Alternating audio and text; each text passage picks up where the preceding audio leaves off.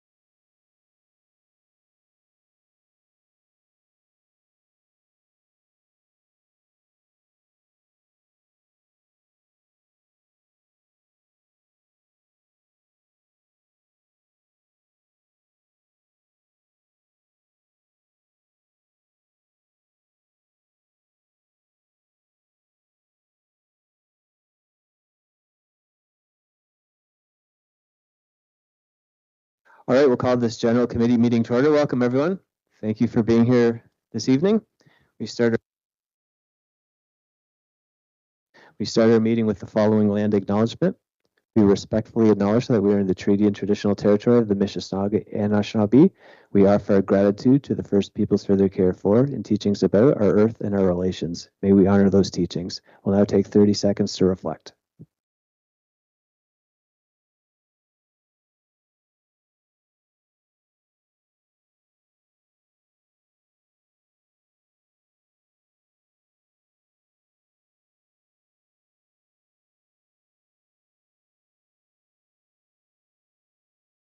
Please stand for the singing of the national anthem.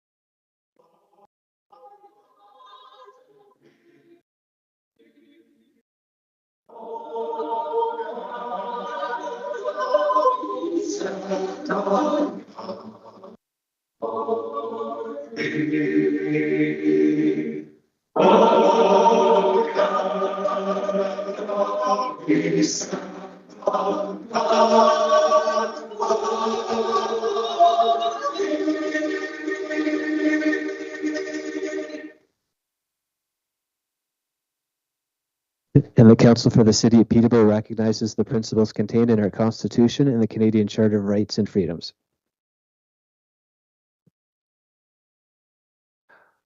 All right, adoption of minutes of May 12th, May 20th, June 2nd, 2025, moved by Councillor Vasiliadis. Any comments or questions, errors or omissions?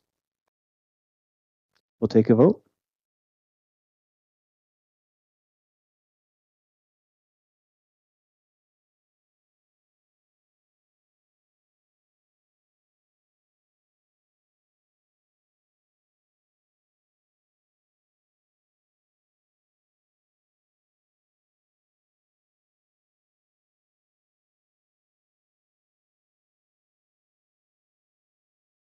And that is carried. Mr. Clerk, any disclosure of pecuniary interest this evening? Thank you, Mr. Chair. I have Councillor Duguay. All right, Councillor Duguay. Thank you, Mr. Chairman. I'll be declaring a conflict with respect to 780 Argyle Street Report IPGPL 25-031. One of the planner associated with the application is part of a business co-owned by a family member. Thank you. Thank you very much. All right, we have 4 items coming out of closed session this evening. The first one, land acquisition. That council approve the recommendation outlined in report LSRS 25-006 dated June 2025 of the Commissioner of Legislative Services as follows. That, respecting a proposed land acquisition, staff be directed to proceed as outlined in closed session report LSRS 25-006 dated June 2025 of the Commissioner Legislative Services. Moved by Mayor Leal. Any comments or questions? We'll take a vote.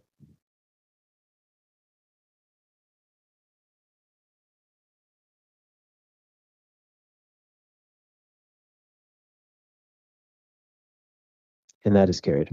Second item, appeal. That council approve the recommendation outlined in report IPGPL 25-003 dated June 23rd, 2025 of the Commissioner Infrastructure, Planning and Growth Management and of the City Solicitor as follows. That, respecting an appeal before the Ontario Land Tribunal filed by Aird and Burles LLP on behalf of the County of Peterborough regarding City Council's notice of intention to designate 470 Water Street under Part 4, Section 29 of the Ontario Heritage Act, staff be directed to proceed as outlined in closed session report IPGPL 25-003.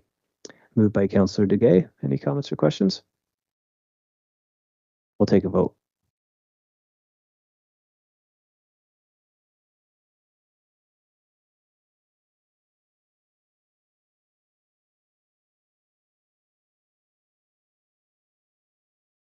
And that is carried.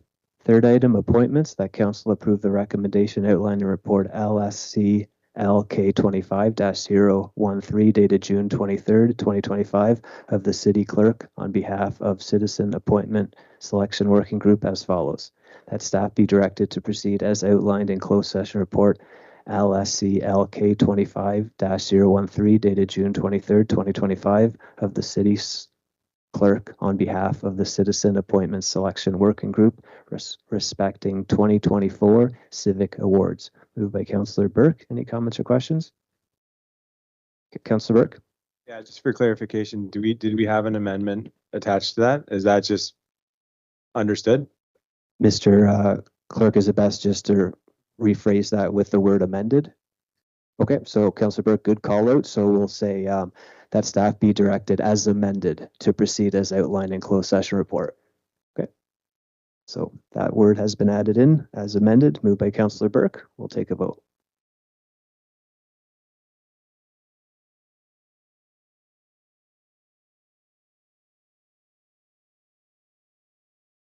And that is carried. And our fourth and final item, in indemnity. That council approve the recommendation outlined in report LS0CS 25-101 dated June 23rd, 2025 of the City Solicitor as follows. That staff be directed to proceed as outlined in closed session report LSOCS 25-010 dated June 23rd, 2025 of the City Solicitor respecting Director's indemnity. Moved by Mayor Leal. Any comments or questions? Take a vote.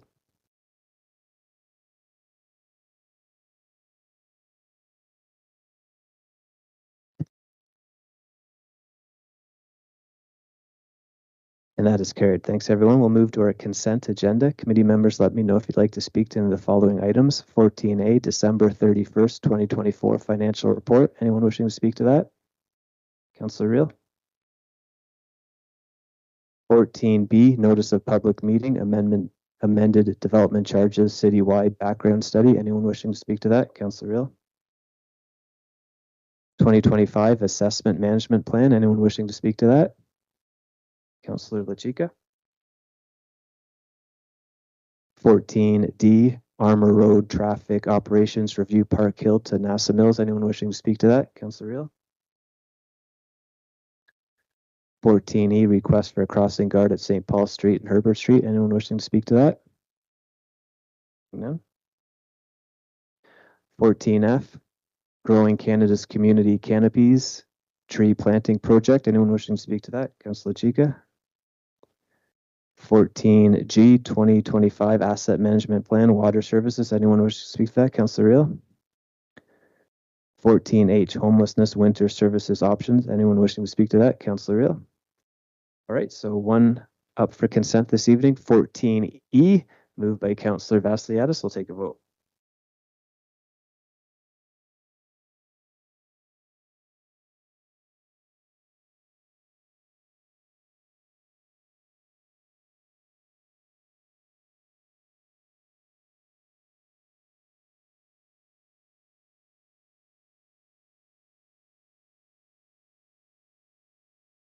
And that is carried. Thanks, everyone. So colleagues, we have 4 Planning Act meetings, but they don't start till 6 o'clock. So we're going to start with our first and only presentation, the Charlotte Street Reconstruction and Streetscape Project. So with that, I'll turn it over to Mr. Boland. Mr. Boland, you can take it from here.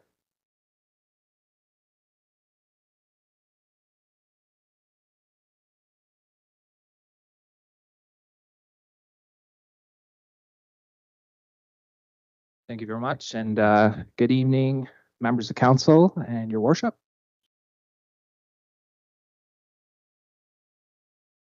Have to move it up for the tall guy.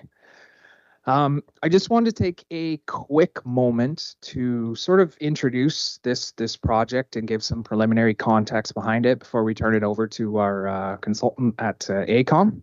So the Charlotte Street Reconstruction Project, it's made possible because of major sewer infrastructure and flood reduction works proposed. It's creating a unique opportunity to address multiple infrastructure needs through a single and coordinated and efficient capital project. So the complete Charlotte Street Reconstruction Project proposed to extend from Park Street North to Water Street. It will also include some flood reduction works on George Street in the block north of Charlotte to Simcoe Street. The previous streetscape concept for the works on Charlotte Street from Almer to Water Street and the one block of George Street was previously approved by council in 2018. So I'm very pleased to introduce the presentation on the proposed conceptual design for Charlotte Street West from Park Street North to Almer Street North. This project, instead of simply restoring the street to its previous condition, the city's consultant AECOM, with feedback from the public and stakeholders, has really guided the project toward a forward-looking concept that supports a multimodal transportation future for our city. The proposed conceptual design balances the needs of all users, whether walking, rolling, cycling, taking transit, or driving, and creates a safe, welcoming, and accessible street for everyone. So with that, I will turn it over to Cower from AECOM, who is here today to walk us through the approach and the design consideration.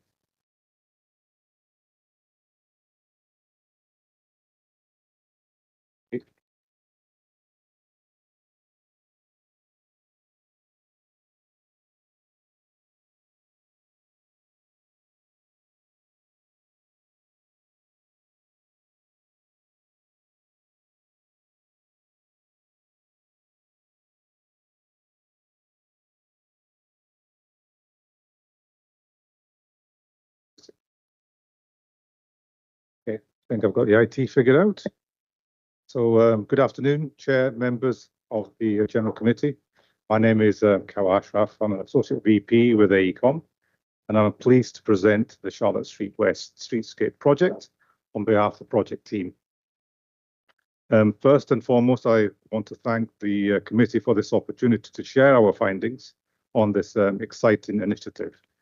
Additionally, I would like to thank the city staff on their ongoing input and their collaboration throughout the project.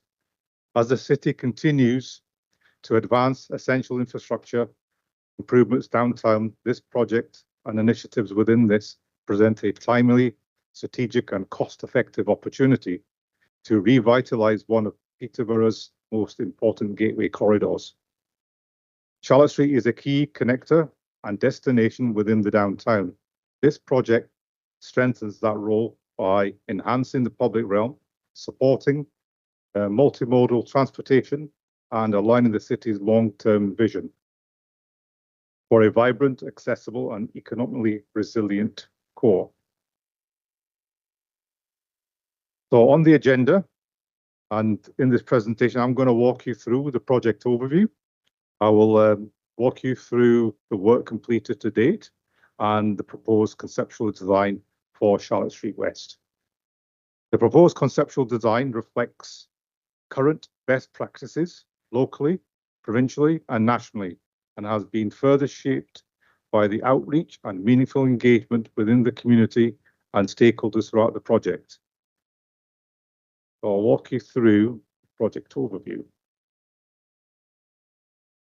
So as I noted earlier, priority upgrades to the underground stormwater infrastructure will, by its very nature, require the reconstruction of Charlotte Street and present a unique, cost-effective opportunity to the city to reimagine this important gateway into downtown Peterborough and implement streetscape improvements concurrently with underground work.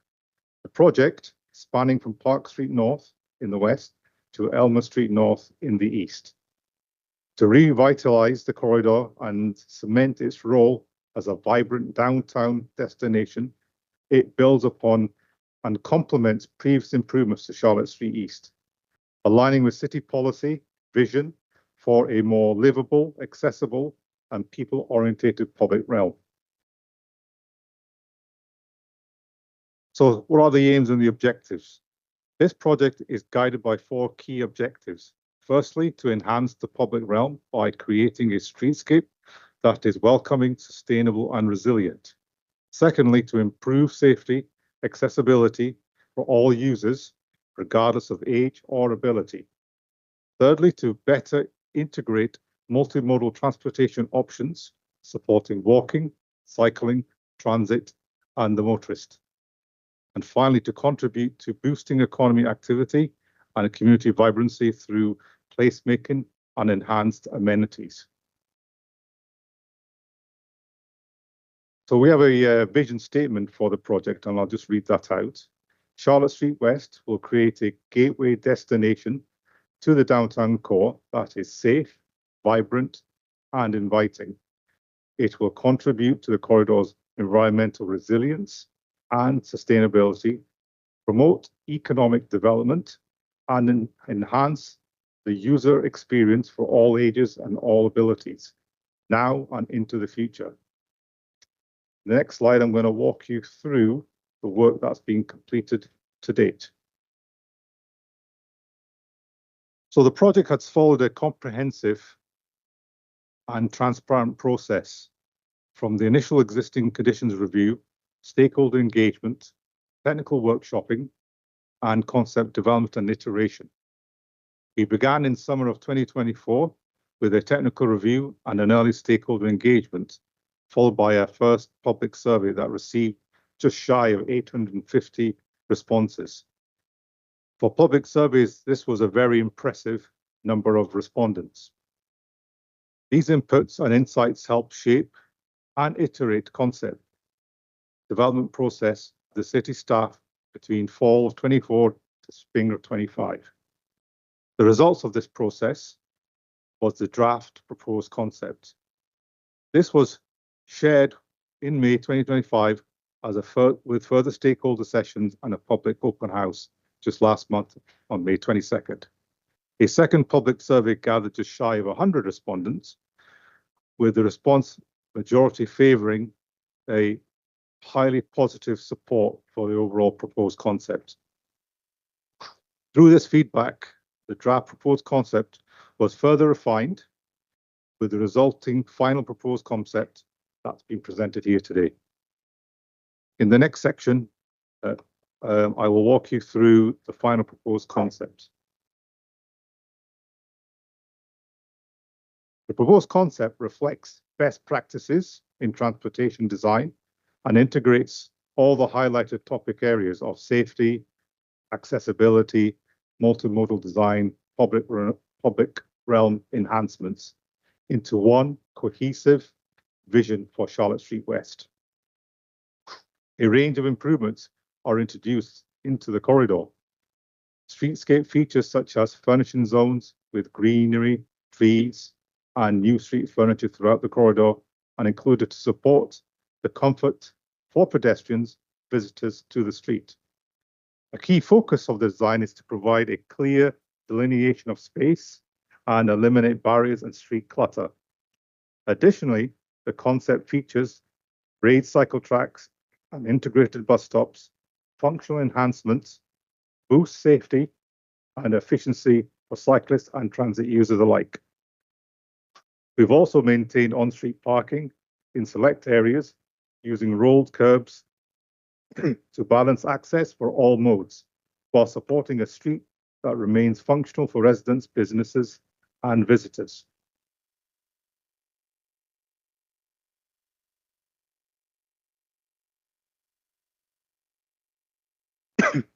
Some of the key features and opportunities this proposal offers. Turning to some of the key features and benefits of the proposed conceptual design. The design incorporates a range of elements that enhance safety, support accessibility, and improve overall functionality of the corridor, while also creating opportunity to strengthen the public realm, support economic vitality. Accessibility is improved through a dedicated pedestrian zone, clear separation yet integration of all modes, and multiple curbs that accommodate all users, including those with mobility devices.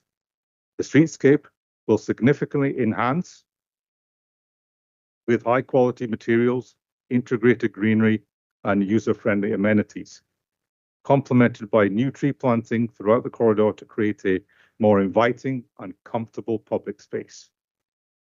Parking is maintained in select areas and presents an opportunity to increase wayfinding signage to promote greater use of existing parking options within the community. Cycling and transit are supported with raised cycle tracks, integrated bus stops, while pedestrian-focused intersections improve safety and connectivity. Existing vehicle turning movements are preserved to support the corridor that remains practical and accessible for all users. Some of the feedback from the community. To kind of conclude this presentation, I would like to share some of the community feedback received on the draft proposed concept. We feel the results speak for themselves. This slide represents a snapshot of what we've heard from the public stakeholders, particularly over the last month, including both supportive and critical comments. To name a few, I love the design. It looks great. Such a good design, this represents an investment versus spending on infrastructure. And then there's some critical ones, a waste of money, looks good, great talking points, but lacks character.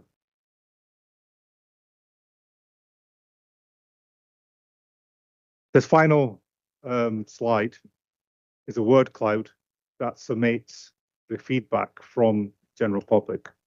And it's evident from the engagement that the majority of the respondents expressed strong support, reinforcing the design's potential to enhance the street's vibrancy, safety, and economic appeal. Others emphasize that this feels like a meaningful investment in the city's future. At the same time, we also heard concerns from those who questioned the project's value. Together, this feedback reflects the diversity of views within the community and reinforces the importance of delivering a balanced and a thoughtful design. We strongly believe the proposed conceptual design for Charlotte Street delivers these goals, and we submit to the chair and the members of the General Committee for their approval. I'd like to thank everybody for the presentation, and I'll open up to questions. Mr. Ashraf, thank you very much for that presentation and all your hard work. Any questions? Councillor Burke has a question. Councillor Burke? Yeah, thanks, Chair Beamer. Through you to Mr. Ashraf, thank you. I appreciated the visual element of the presentation, and some of the examples of the widening of the pedestrian portions of the street. Do we have enough space on Charlotte Street to have it be to have the images you chose in the presentation to be reflected in the final product? Yes, we do. You do? Thanks. And then as part of this project, going to look at replacing the infrastructure like the streetlight posts and things like that? I think it provides the opportunity to replace, renew, and also add energy efficiency to the corridor. So, given some of the state of some of the assets, it would be advised to kind of maybe provide that as part of the project. Thanks. And through the chair, maybe this is better directed for our staff, but one of the things that we have downtown is a sort of Frankenstein approach to that infrastructure downtown. We have a set of fixtures like bins and poster boards and street lights and lights where the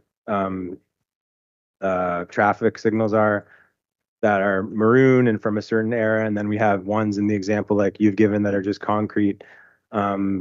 What would be how would we move forward with this project in terms of tying in the character of this to the rest of the city? And I'll give the first kind of response. So we've been very mindful of selection of material, the approach that we've taken to be complementary and respectful of the community, kind of build on the character that exists there today. We've also taken lessons learned from some of the work that the city's undertaken from Bethune Street to ensure that what we're not doing is developing bespoke pieces, that they are maintainable and they are resilient and they reflect the kind of the challenges that corridor is going to face in terms of weather and so forth. Ultimately, the opportunity still remains as this project progresses through the next stage of the design. Those finer details of the looks and finishes can be further refined, but what we've outlined is basically a blueprint that allows the city to kind of implement it now, taking a bit more direction on the types of the final look and the final feel that you would want for the extent of the entire corridor.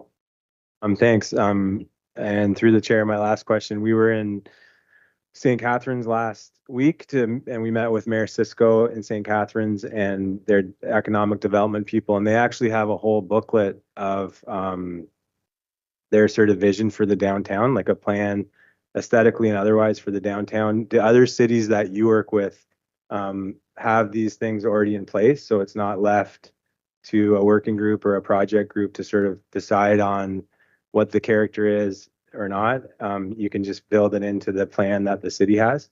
Are you finding that with other cities, they have that established? Yes. So this city has also an urban planning design standard as well. And there are obviously new technologies that are always emerging, and there are opportunities to further boost the public realm by using newer materials that are permeable, that support the trees that we're promoting. So we have a strategy in terms of providing different types of sizes of trees to create a canopy, to create that shading, and then finishing that with certain type of flexible material that is resilient to cold weather that we get. So there are multitude of options, and I think my point of view is to always remain open-minded to what's coming in, because space is always changing. Thank you very much for that, Councillor Burke. Questions of Councillor Duguay, Vasiliadis, Rio, Lachika. Councillor Duguay. Thank you, Chair Beamer. It's Mr. Ashraf. Thank you very much for your presentation. Could you return to your slide? It's number 12. Thank you. Now, this slide, the top photograph shows the raised cycle track, and you speak about accessibility. My visit to the street recently, more than once, we do have some sidewalk, and then associated with some of the buildings, we have steps, stoops. How are we, will this design allow for at grade improved access? We eliminate the stoop or step that's right at the road allowance? Perhaps it's a question better asked to Mr. Boland, or perhaps as your design is perfected, it might be considered. So if I understand your question, are you referring access to the properties or the elevation of the crosswalk area plus the cycle track? Mr. Chairman, to Mr. Ashraf, I'm referring to the, I'll call it the sidewalk, and how it communicates with the main entrance to buildings. For example, in our downtown, we have accessible sidewalks, but most of our stores have a 1 or 2 step entry. So we maintain, in effect, notwithstanding our good design, we've been maintaining a barrier. Is that being addressed, the elimination of that barrier through the design process? Thank you for the clarification. Where possible, we have tried to eliminate those barriers, but in not all cases, because there are in some cases there are multitudes steps which cannot be overcome with the width that with the width that we are working with. And Mr. Chairman, I think that's an important distinction because there are some buildings with 3 or 4 steps. So thank you. I have a supplementary question. Perhaps is it appropriate to ask questions now of Mr. Boland, Mr. Chairman? Should we wait? Maybe we'll just keep it to the presenter, and then in discussion, we can open it up to staff. Secondly, to then a supplementary to Councillor Burke's comment regarding street furnishings and how will the street furnishings, planters, trees communicate with the good work that's been introduced along Bethune Street? Will they be consistent, or we're not looking at another set of furnishing? The short answer is no, there will be consistent. I like that short answer. Thank you. Thank you very much for that, Councillor Duguay. Councillor Vassiliadis. Thank you, Chair. Through you, at the beginning of your presentation, you're saying how this design promotes economic development. Can you go over again how this design promotes economic development? So one of the things that we've heard, and by no means is it representative of all properties, but what we've heard is that the space as it exists today is either varied, like the finish is either rough, needs maintaining, or it requires the leveling to be completed. It's not inviting to some of the property owners, like they would like to spill out onto the sidewalk. So there are some restaurants or cafes that would like to put tables out or an umbrella and so forth. So what we've tried to do is, based on some of those existing, is to accommodate those businesses through flex space and other business that may want to come in. In other cases, we're making the area more attractive for the pedestrians, the cyclists, that the ones that are likely to stop and bruise, go into the shops themselves and have a look around, as opposed to the motorists that may just literally drive through, would have to park before they kind of go into the property. So we believe that some of that change that will be created by this improvement with the streetscape, with some of the street art, with the planting of the trees and the cycle track, that you will have more activity, and it will invite or have existing property owners that have closed shop to maybe to think of other opportunities that they could open up to capitalize on that, and broader speaking, the city has, markets and others that kind of come in, and I think this could be a spillover area ultimately with some of the space that's going to be generated as a result of that. And I think through time, the attraction or the catalyst that this creates will be positive. Thank you. I have another question too, Chair. Now, through all the consultation and surveys, what was the feedback from the business owners in that area along that actual corridor of the design? So I'll give you kind of the two voices that I've heard. Generally speaking, I think they were in support, but their biggest concern was that they would like to be consulted when it comes to implementation. Their concerns are that the work will impact their business, and they're not sure how the city intends to manage that disruption, how they'll look to mitigate some of those disruptions, how their customers will still have access to their business. So they are looking for some involvement in that process to be reassured that the city is working with them, not against them, during that difficult time. And where there's opportunities to expedite that work, you know, they may be part of that solution, and that they're willing to take a bit more of a pain to get it done faster. And just one more question, Chair. And this is more of a functional question, more specific. So when you're talking about loading zones and how they work with this design, will it be more difficult? Will it be easier? I mean, I know that that's important to a business. So how do they function with this design?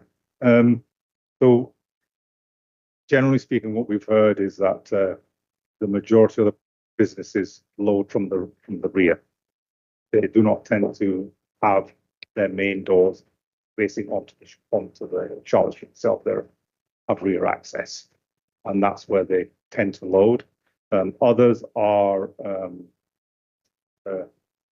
transit businesses, so people come and go, so they don't tend to stay. They're you know, not to paint it all rosy. There would be for some who may choose not to obey because it's more convenient to bump up onto the curb and do their 5-10 minute loading because that's what they've done and that's what they wish to continue to do. And that would require some enforcement to kind of maintain, you know, the longevity of the corridor. It's great. Thank you for those answers. Thank you. Thank you very much, Councillor Vassiliadis. Councillor Real. Questions are for Mr. Boylan. Thank you, Councillor. I'll put you on the list for the discussion. Councillor Lachika, Burke, and Mayor Leal. Councillor Lachika. Thank you very much, Chair Beamer. Through you to Mr. Ashraf, thank you very much for your presentation. You know, as a councillor who is new to the Horseshoe this term, it's exciting to see something that was initiated by a previous council go through all the important steps. And that this term we're able to see this come to fruition. And I really appreciated your introduction, either the three words safe, vibrant, and inviting. Really, those three words really do encapsulate what I have seen in this presentation. As the co-liaison to the Peak Committee, we had the opportunity to look at, analyze, ask questions, you know, just on a transportation mode share climate action level, how important this is.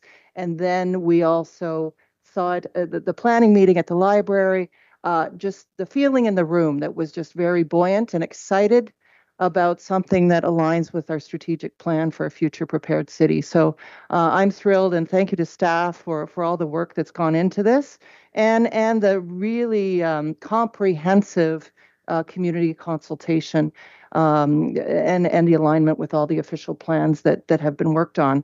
My question is this, and I actually have two. When we go to European cities, when we go to larger urban centers, truly something like this streetscape really appeals to the heart of the city. So, you know, thinking back to the 1800s, you can almost visualize carts and horses streaming down Charlotte Street. And now to see how this can become such a vital corridor for everyone, it's so inclusive. Can you name any other cities that you've been involved in with creating a plan like this? We know that ours is strategic in terms of flood infrastructure phase 2, but in terms of the high design that fosters economic development, any other cities? And could you also speak to the accessibility features, for example, around sight? those two questions. Thank you very much through your chair. Thank you for the question.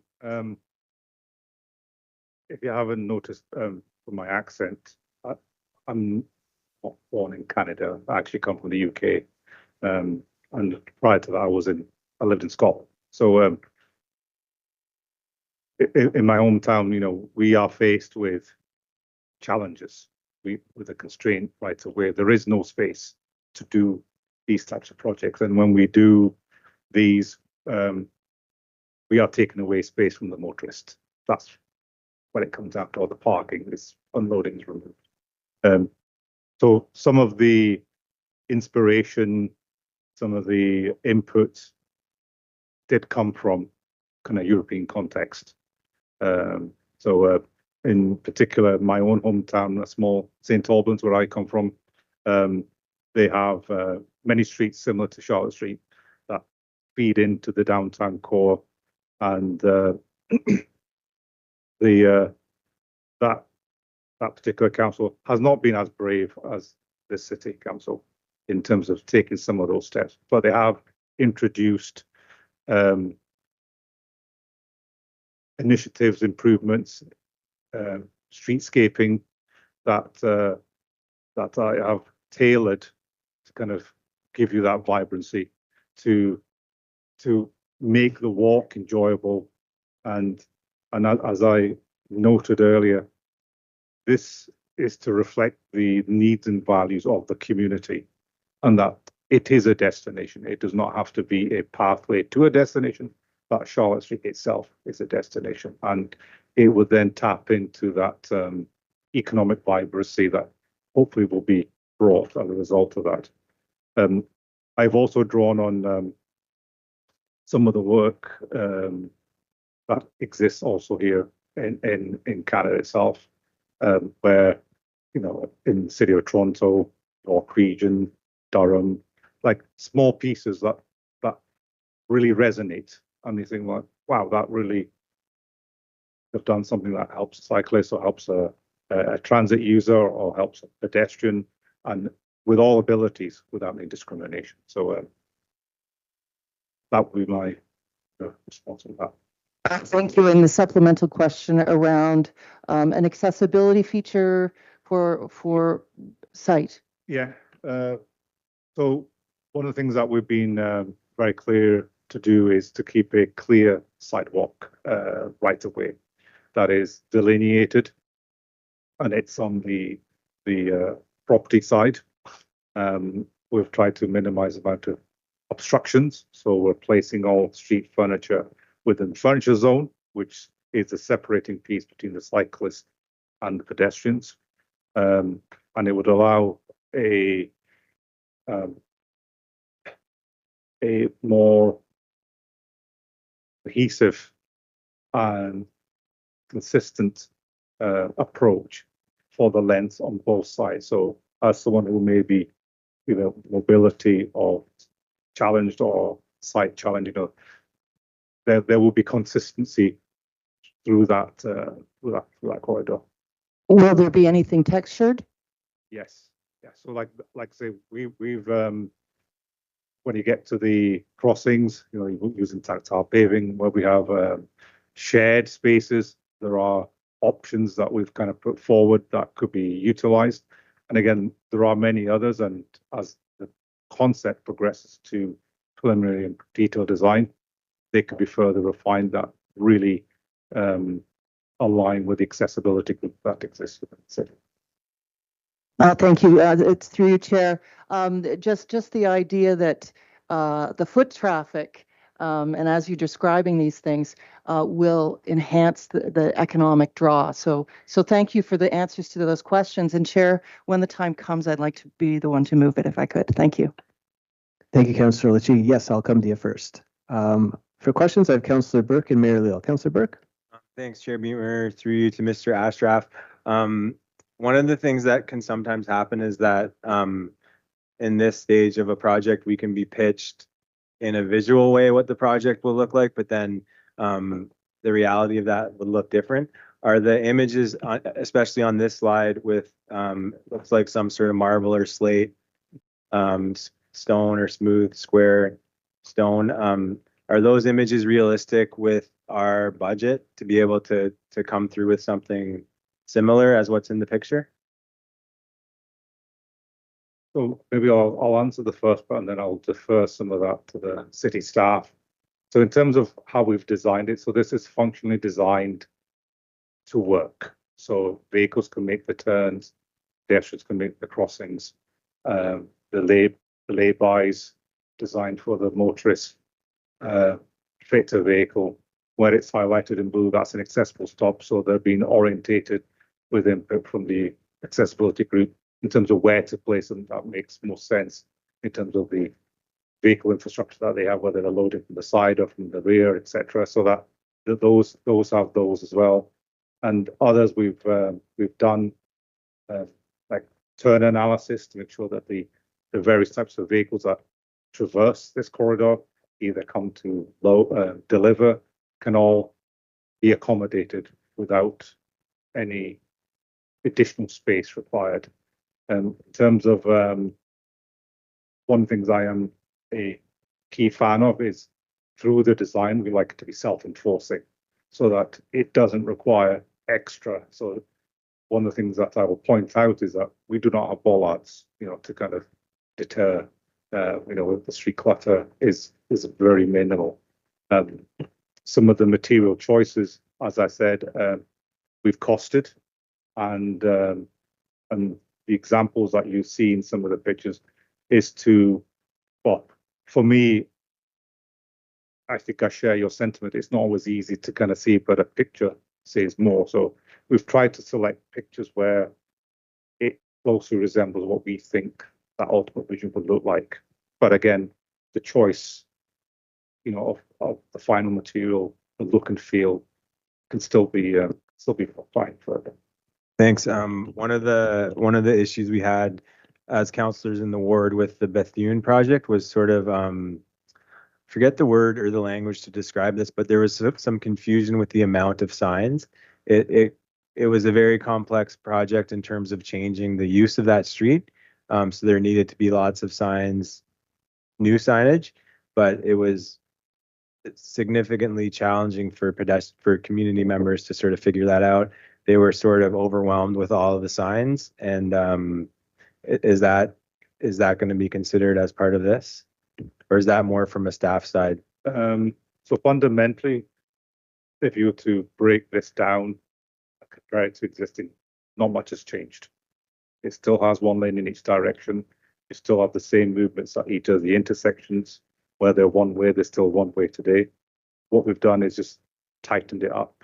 We've taken excess space and given it over to other uses, and we've tried to optimize and capitalize on, planting trees, for example, putting other amenities like cycle racks, litter receptacles, and so forth. So that's what we've done. So I think the mandatory signs to kind of advise cyclists and pedestrians where to be and not to be kind of come part and parcel. But overall, there's not a deep fundamental change. Okay. Thank you. And through the chair, I hope you've been active on the site. I grew up on Gilmore Street, and that was Charlotte Street was the way that we'd walked downtown. And picking up on the comment you made about loading zone access, like most of those businesses have rear situations, whether they be parking lots with rear entrances into the store. There's a huge chunk of businesses that have access through Charlotte Mews. And to me, like, that's the curious side of me is like, well, is there an opportunity here for Charlotte Mews to become part of this project in some way and have those conversations happen with the private owners, because it seems to be very congruent with our plan to also take a look at the Charlotte Mews. A lot of people are parking back there. It used to be this sort of beautiful hub where the river opened up and where people would sit and spend time and access the stores from the back entrance. Have those conversations been had with I guess it's Aon that owns that site?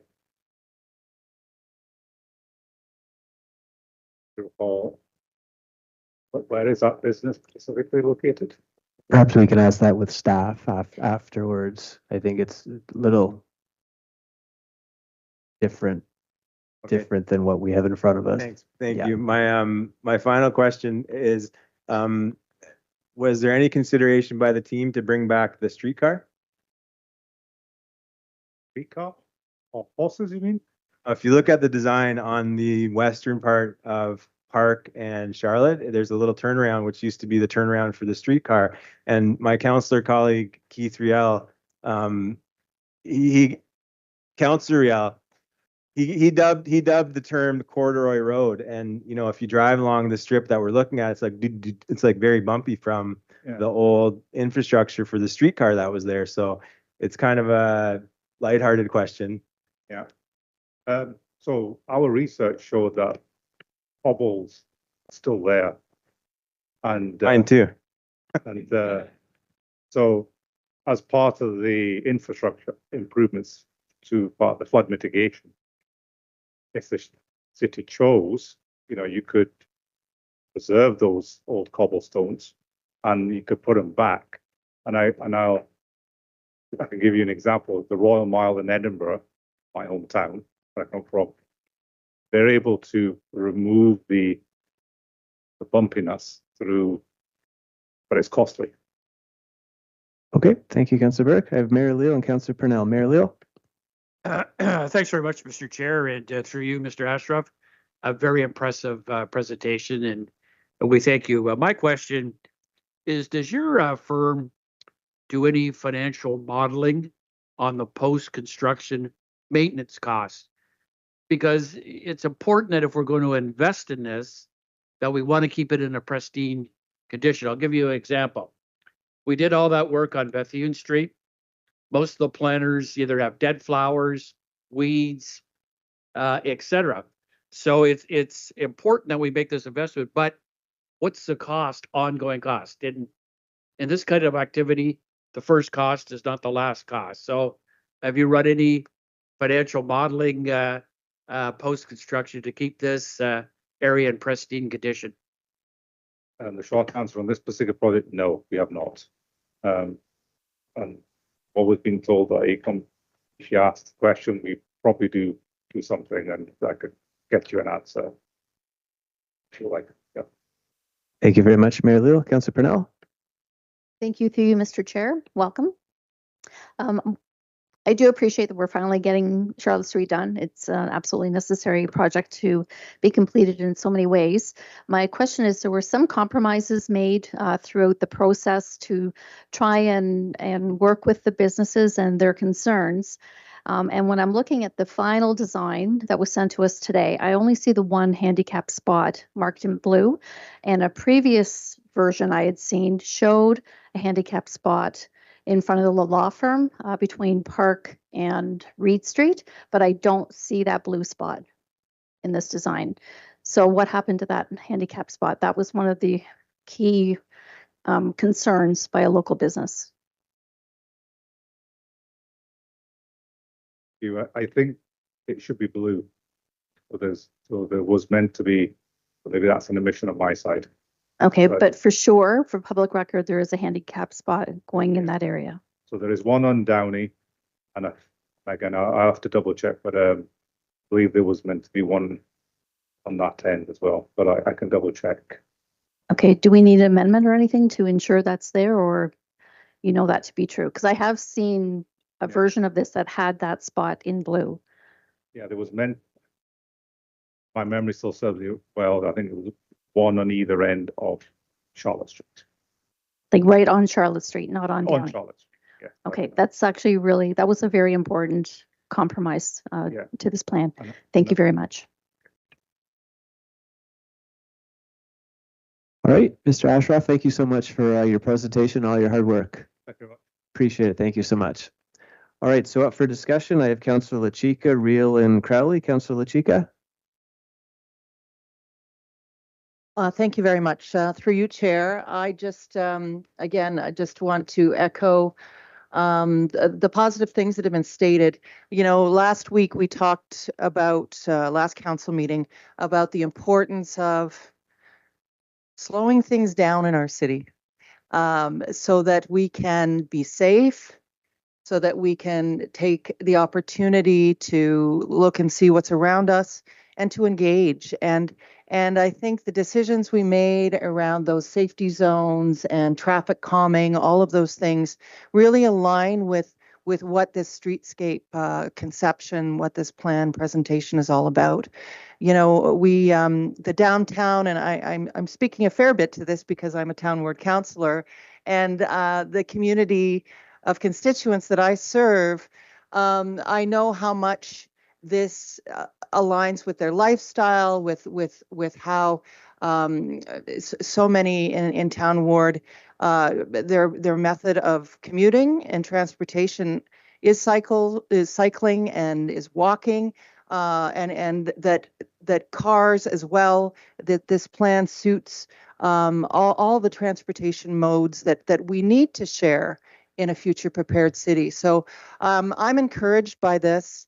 And as extreme weather continues, that we have something in place that is going to meet the phase 2 of our flood mitigation approach, and that in itself is a way of keeping our city safe and healthy. So, you know, it's really serving a hybrid purpose, and I'm just so pleased that some compromises have been made, and we know that there is parking to the rear of the businesses on the one side of Charlotte Street for any concerns around that, and that this indeed is going to be an enhancement to our foot traffic, to people being drawn to the downtown, to engaging in community events and activities, and to spending money. This will be a real economy boost. So thank you so much to staff and to our consultants who have put this together, to the previous council who saw the importance of this initiative, and this council for being supportive. Thank you very much, Mr. Chair. Thank you very much, Councillor Chica. So moved by Councillor Chica. I have Councillor Reel, Crowley, Burke, Fastly, Addison, Duguay. Councillor Reel.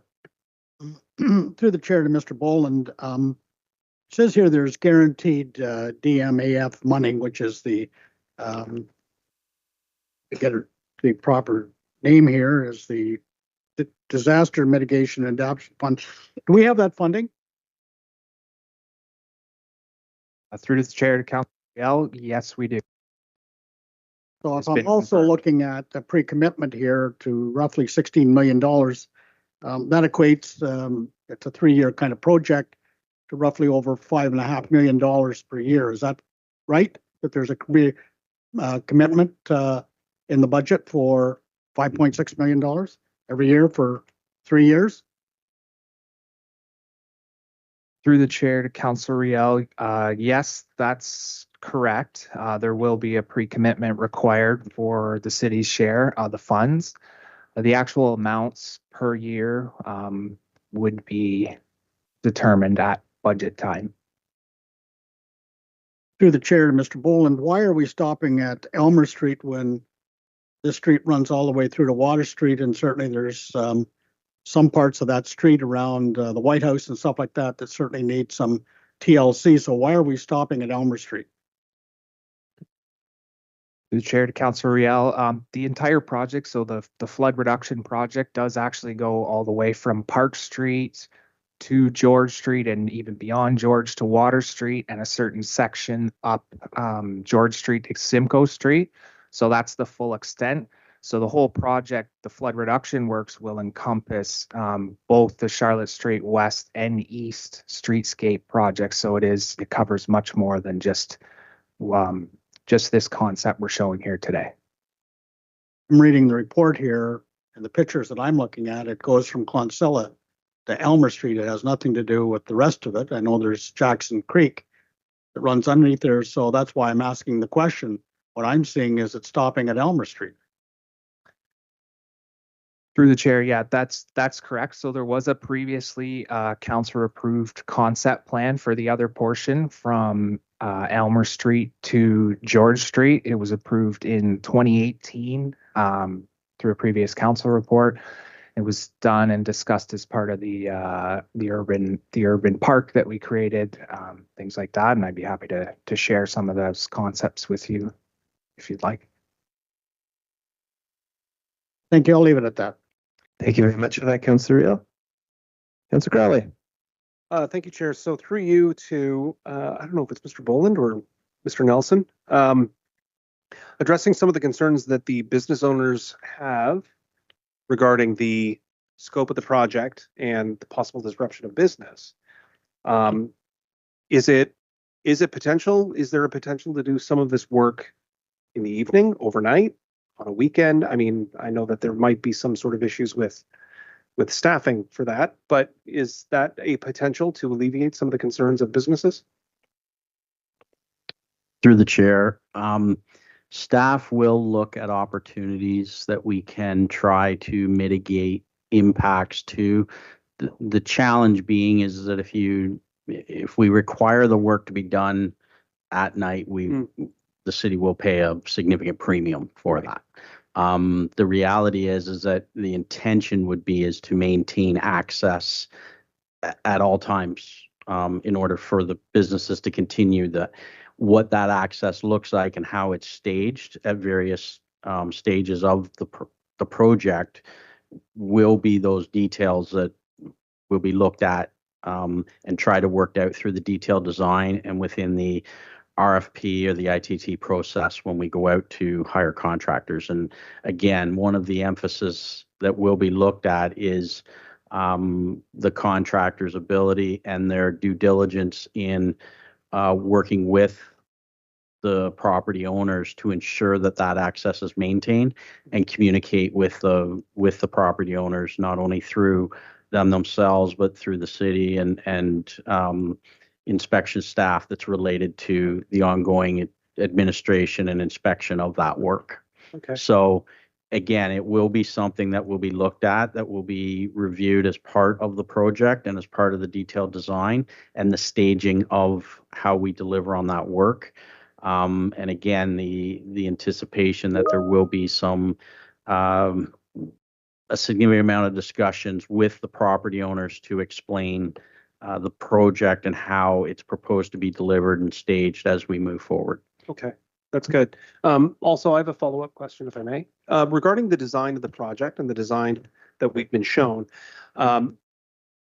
Will we try to maintain that design throughout other projects in the downtown? I know, we've heard that it won't be a sort of individual bespoke design. It's going to, as we move down towards Charlotte, as we move up George, will the design have sort of a common feel to it so that it doesn't look like there's one design for this part of the street and then now it looks a little bit different? Does that make sense? Through the chair, the intent is through the detailed design to look at and consult with our urban design staff to try and come up with themes and abilities to have placemaking and tie it in with the various areas. The challenge to some degree is coming up with, I guess, themes that are maintainable, sustainable, and less costly, and looking at that from that perspective to see what's readily available, what's going to continue to be readily available, and try and build that into the design as we move forward, but then also be aesthetically pleasing at the same time. So unfortunately, it's not an easy exercise, but it's an exercise that will be looked at and will go through as part of the detailed design. And again, take into consideration aspects of what are we already using, what has been used, trying to land on some of those common themes like Councillor Burke indicated earlier in terms of standardization on some of those components. I know we have in the past tried to do that, but then we got challenged at times that ended up becoming a situation in which it limited too many things and people wanted to see something different as opposed to, a couple standardized streetlight poles and various things of that nature. So then, and basically new standards, new mechanisms of developing and manufacturing components are coming out all the time, which make them even improves on the longevity of them and their sustainability. So those types of things all factor into it. And again, we live in a constantly changing world in which we have to take into account those new updates and upgrades. So unfortunately, what we may believe 10 years ago was the optimal and ideal approach, not necessarily are those the optimal and ideal approach anymore. So those will be taken into account, yes. Thank you, Chair. Thank you very much, Councillor Crowley. I have Councillor Burke, Fasliadis, Duguay, Mayor Leal. Councillor Burke. Yeah, thanks, Chair Beamer, and through you to staff. Just want to say thank you so much. This is a really positive and beautiful thing that we're doing, and appreciate Commissioner Nelson's communication with me with some questions that I had leading to this meeting. I think as a councillor, I just want to say to my colleagues, I get messages 24/7 all the time on things. I have people send me 5 photographs from their phone of like a milk carton that was missed from a recycle pickup, right? And so if there's an issue, we hear about it. And I think that there were some people that were contacting me in earlier stages of this that had certain worries about the project that the consultant addressed and that staff have addressed. But I'll say that those phone calls and emails have stopped since the public and the businesses had the opportunity to come to those sessions that were done by the consultants. So thank you for doing that. I think it really eased a lot of uncertainty, and I think it answered a lot of questions that businesses had about how this project was going to impact them. I'm glad to hear that. The issue of minimizing the disruption has been addressed. I hope that we have some concrete steps in place that we can put in practice. Or if we need to consult people like the DBIA, we can figure out what those concrete steps are to mitigate the impact to those businesses during the construction phase. I think that's important. One of the things I want to flag as a recurring concern of mine is that while these budgets for these projects and the way that they're like, the budget is all inclusive, and these projects are presented to us in a way with imagery and with best practice, and it doesn't always come out in the wash in the same way that it's presented to us. Often design elements like streetscape enhancements, accessibility upgrades, active transportation features can get quietly scaled back if we have these cost overrides. We saw this in the Miskin Arena, where the plan for the Miskin that was presented to us had beautiful rounded architectural features to it, and because of the cost to that project, that was one of the features that had to be changed. There was also a concessions plan for that project that had to be changed due to cost.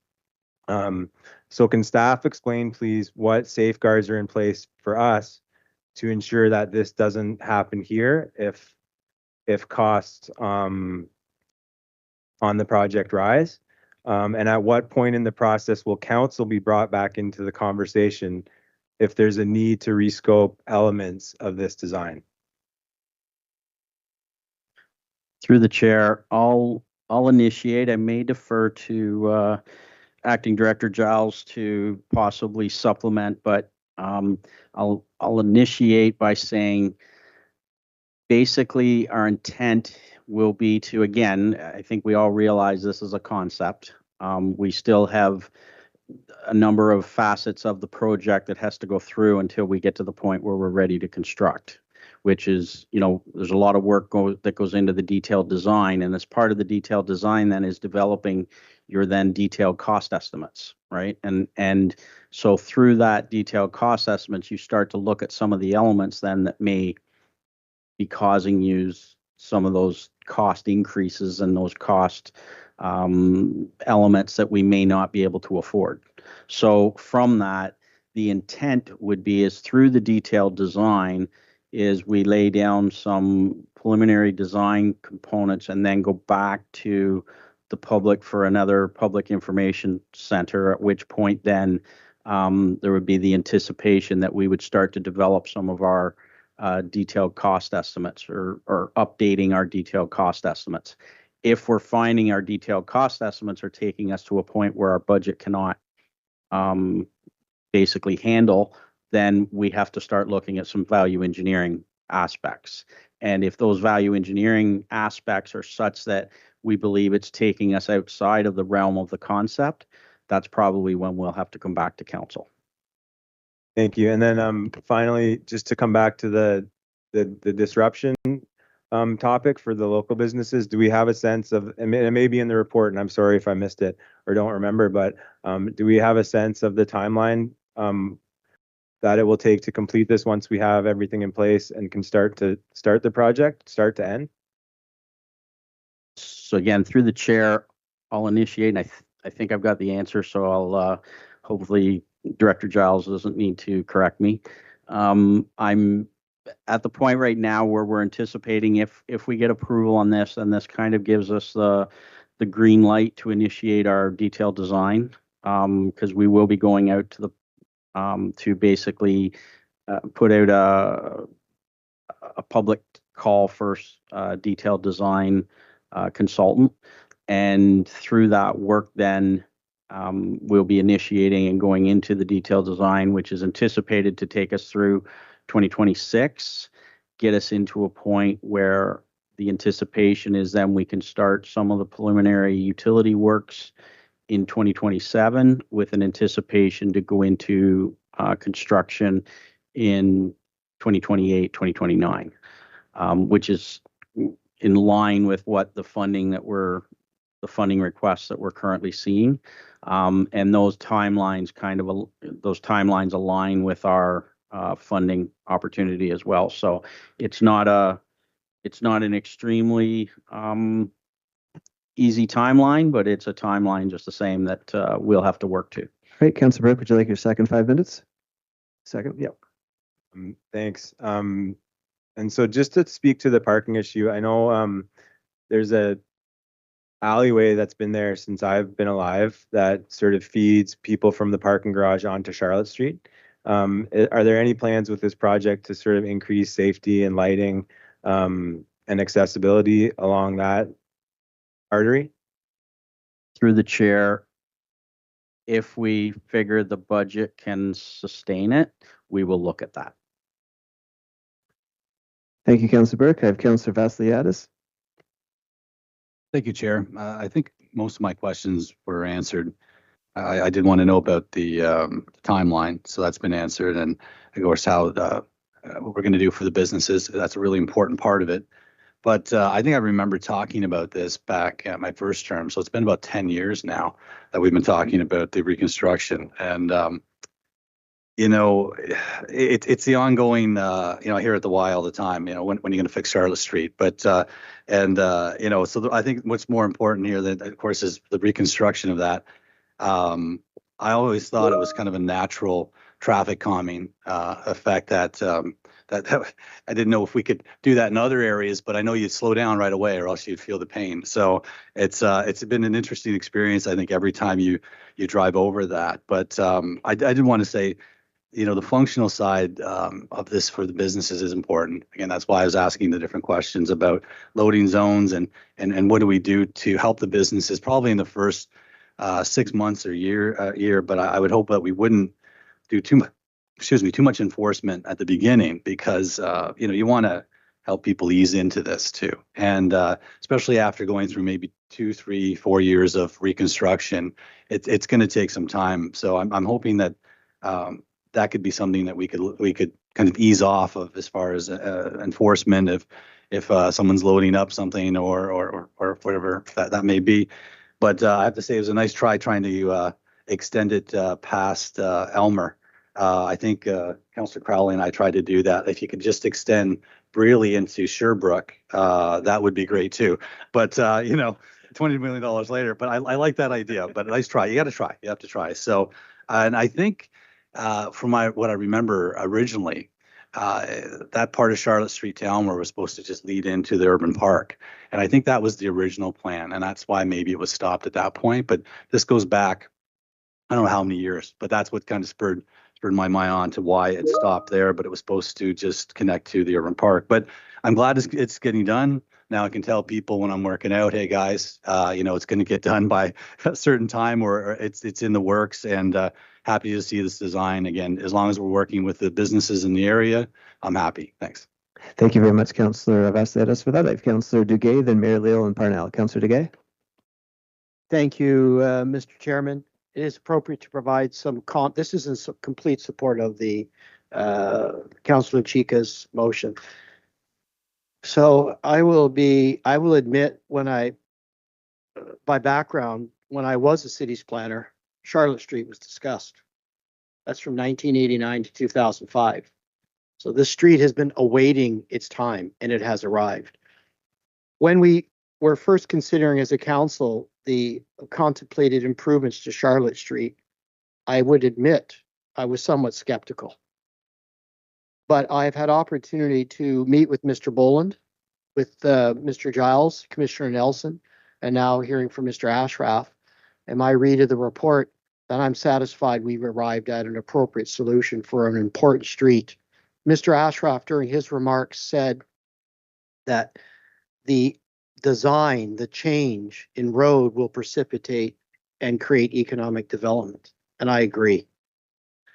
What I see in the proposal is, firstly, that we have secured half funding. Half funding is important, as Councillor Chica and others have noted, from a flood mitigation measures perspective. It's more than just fixing a street. There's other things happening that we won't see that will be subsurface. I appreciate the connectivity that will occur with Quaker Square, the first leg of this project. That's important. I also do support the opportunity. This is a gateway to our community. It's more than just a drive to downtown that, like Councillor Chica has said, many stop. I had occasion to live in that area for, prior to my Romaine Street dwelling, and I would regularly walk there. But even the sidewalks weren't necessarily that even. So, in summary, Mr. Chairman, I see this as a complete street. I see that we are also connecting to and communicating with Quaker Square and our downtown. I see that what I have heard is some standardization and consistency in our street furnishings and fixtures, which is hugely important from a maintenance perspective. And that this is a project, while I started off somewhat skeptical, I'm prepared to fully endorse. To that extent, I would particularly like to thank Mr. Boland, because he and I have had some challenging discussions on this subject, and he's answered each and every one of my questions and allowed me to arrive at my position of support. Thank you. Thank you very much for that, Councillor Duguay. Mayor Leal. Thanks very much, Mr. Chair. And indeed, this is an important project. Charlotte Street is a gateway. It is a high-capacity arterial. But I do hope when we get into the design and the component pieces, we look at those component pieces that have low maintenance. Because in many ways, your first cost is not the last cost. And as you get down the road in 10, 15 years, we want it to continue to be a gateway. So low maintenance cost fixtures, landscaping, racetracks, et cetera, are going to be very important because we keep adding operational costs to our budget here at the City of Peterborough. And this will add to our operational costs to the City of Peterborough. And we all know how stretched Public Works is now in terms of maintaining everything else with the City of Peterborough. So if we could take those components into consideration, I think it would be extremely helpful. I think there's some very good lessons from Bethune Street of what we may want to avoid when we incorporate the streetscapes design for Charlotte Street, Mr. Chair. Thank you very much for that, Mayor Leal. Councillor Parnell. Thank you, and through you, Mr. Chair, to Commissioner Nelson. I did mention when the presenter was at the microphone about the lack of the handicap spot on this last version of the design, and I was wondering if the updated version can be sent to us before council, or do I need an amendment to the motion tonight to ensure that a handicap spot does go in front of 351 Charlotte Street as was negotiated? Through the chair, yes, we can send that update prior to next week's council meeting. Okay, thank you. Then I won't need an amendment. We'll just look for that updated. Thank you. Thank you very much, Councillor Purnell. Any further comments or questions? All right, moved by Councillor Chica. We'll take a vote.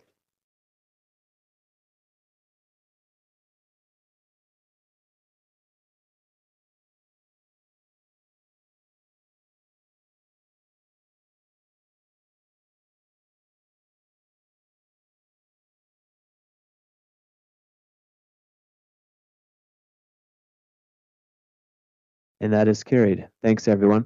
All right, we will take a break and we will reconvene at 6 o'clock for the public planning portion of the evening. So we'll be back at 6 o'clock.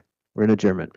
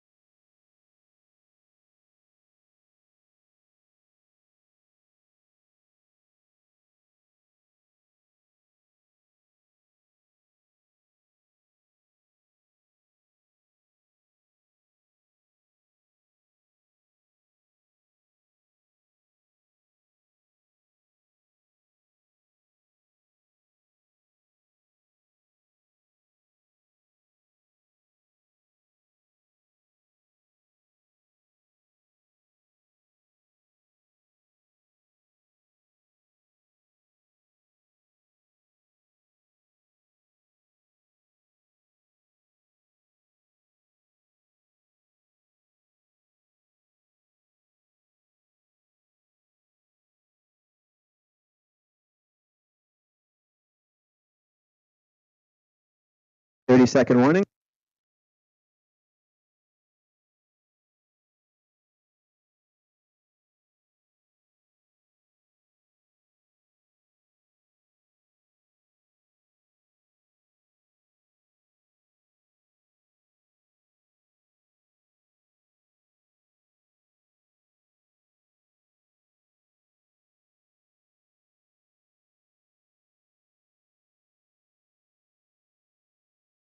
All right, we'll reconvene this general committee meeting. Again, thank you everyone for being here this evening. So we do have several applications under the Planning Act. So I'll pass it over to the Chair of Planning, Councillor Purnell. Councillor Purnell.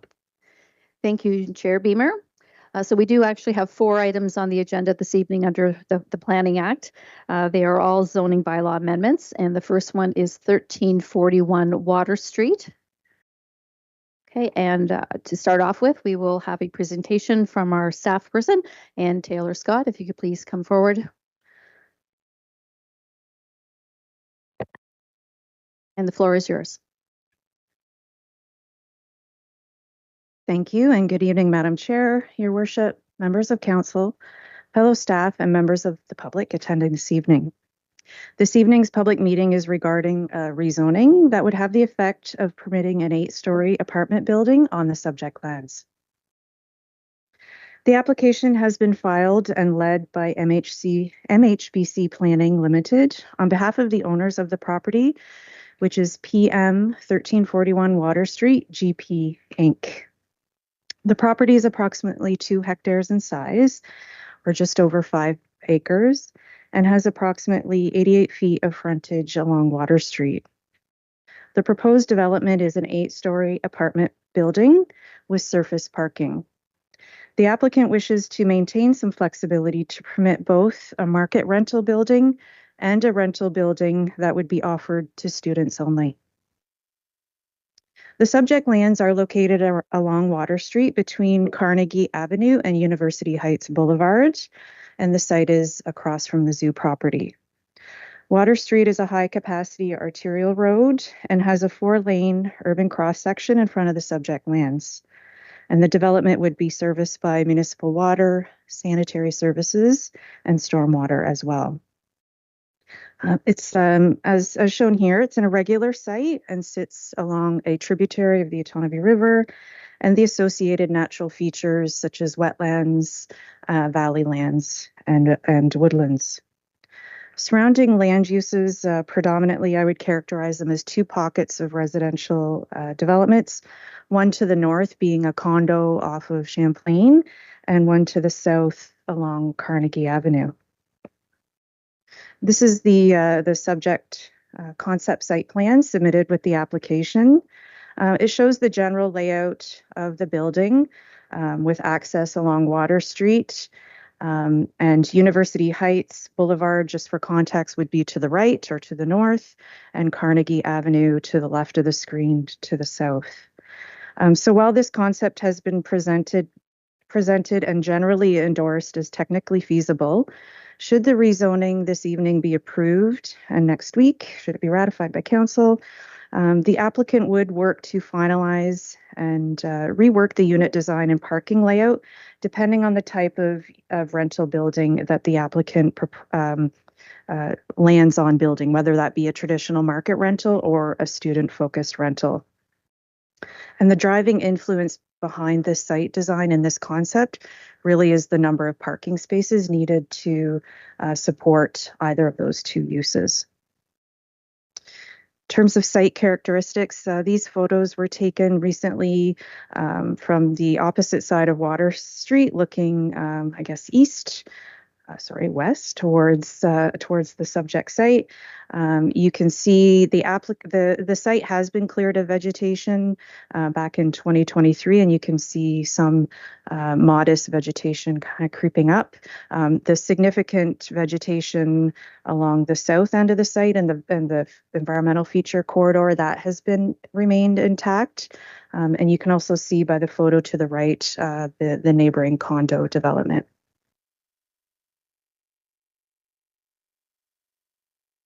And just for further context on that previous slide, the site was cleared in 2023, and that was as a result of the site plan application prior to this development proposal, and the site was cleared under the context of the existing site plan agreement registered on file. These are views from the condo to the north from Champlain Crescent, and you'll see just in between the two buildings more clearly on the photo to the right is the silt fencing, which divides the condo property to the development site. Similarly, now turning to the condo on the south side of the subject property, these are views from the condo at 227 Carnegie Ave, and this is looking more north across the valley and to the development site that would be just to the north of the valley system. These are conceptual perspective views produced in a 3D modeling software that would show on the left the view to the north heading towards Trent along Water Street, and then in the opposite direction the view heading towards downtown with that building modeled in. So the current zoning, as you may be aware, a number of years ago, back in 2018, there was a site-specific zoning bylaw amendment approved for three 5-story apartment buildings that would have a unit yield at the time of 96 units. And the parking rate at the time was 1.7 spaces per unit. Fast forward to the 2025 application. The requested zoning bylaw amendment is really in 3 parts. It's to go back and revisit and amend the R5 324 zone in a number of ways to define and add a student-focused rental as a permitted use in addition to a traditional apartment building. It would allow a reduced parking rate of 0.25 spaces per student. And this rate is consistent with the current zone regulations for residence buildings on Trent-owned lands specifically. And so the request is to apply that rate to this parcel as well, should it proceed by way of a student rental. It would also include a number of technical zone provisions, such as setback and design-related provisions, to permit the building envelope generally as shown on their concept plan. The second part would be a map change, and that would be to add additional lands along that natural corridor and to place those buffer lands in a protected OS1 zone, and that would preclude any building or development in the OS1 zone, with the caveat of features such as grading to flood proof and wetland compensation. Those are the only 2 exceptions to that. The third part of the zoning change would be to implement a holding symbol, and that would preclude any development from proceeding until certain conditions are met. There are 3 conditions. Generally, it would, just to refer to them briefly, would be the installation of a northbound left turn lane from Water Street to access the site. Matters relating to wetland and tree compensation would need to be addressed prior to removal of the H, and to acknowledge in a future development agreement that any conversion must demonstrate compliance with the zoning bylaw. And what this means, if the applicant and the proponent does decide to build that student market rental at a reduced rate, to flag the matter of zoning compliance in the future should the applicant wish to convert to a market rental down the road, because the parking regime is quite different based on the unit type. So staff found that the application is consistent with the provincial planning statement and aligns with the objectives of encouraging growth within strategic growth areas, making use of existing infrastructure, services, and transit, while at the same time addressing policies related to the natural environment. At the city's official plan level, the development proposal coming in at 8 stories conforms closely to the city's major mixed-use corridor designation that lays out the framework for increasing densities and uses appropriate for those strategic growth areas within the city. The proposal also aligns closely with the city's strategic plan and the growth and economic development pillar, And this is an example of where a high density development is making efficient use of land and services that would provide a number of market rentals on the housing continuum. The development would also contribute to the city's housing pledge to reach 4,700 units by 2031. In terms of public engagement, a neighborhood meeting was held over a year ago now, back on March 20, 2024, and it was well attended by over 60 residents. And a complete summary of those comments raised and how the applicant proposes to address those comments and concerns are included in the staff report on pages 10 and 11. Notice of the application was circulated in accordance with the requirements of the Planning Act on May 26, and all landowners within 120 meters received a mailed notice. Since that time, the slide says 4 individuals have contacted staff, but since the time of preparing the presentation today, finishing that up, we've actually been contacted by 6 individuals. Just to summarize and characterize where those submissions are coming from, we received 2 from the condo to the north, 2 from 227 Carnegie, and then 2 comment letters received from 301 Carnegie, just a little bit further west. One resident of those 6, one was looking for more info and to be added to the contact list for the decision. One resident came in to chat with staff, generally an objection to the proposal, but also had site-specific grading concerns. So what we did was ask the owner's consultant to go out and meet on site with the owner to talk those through, and I understand those meetings are underway. The other 4 written submissions received since the end of May, I can generally characterize them as being in opposition to the development on the basis of matters relating to height, traffic, environmental impacts, privacy, market demand, and for student housing, just to name a few. However, in light of all the public comments received to date, and as recently as today, planning staff are of the opinion that the public interest has been considered and is reflected in staff's recommendation as presented. So in summary, and as provided in the staff report, staff respectfully recommend that the application be approved and that the R5 324 zone be amended as presented to add those lands to the OS1 zone as shown here on the zoning schedule, and to apply the holding symbol to be removed once those conditions are fulfilled. So that summarizes my planning presentation, and I'd be happy to answer any questions. Thank you, Ms. Taylor-Scott. I do have Councillor Burke with a question for you. Thank you, Chair, to Ms. Taylor-Scott. Thanks for the presentation. My first question that I had was from someone who had witnessed driving and seeing the massive way that site had been cleared. It felt like there had been a lot of clearing of trees and stuff, so I was sort of shocked to read in the report that the compensation for that tree clearing was still something that had to be sorted out. Now, your answer that I heard just now was that clearing was done from a previous permit or exemption from another site plan.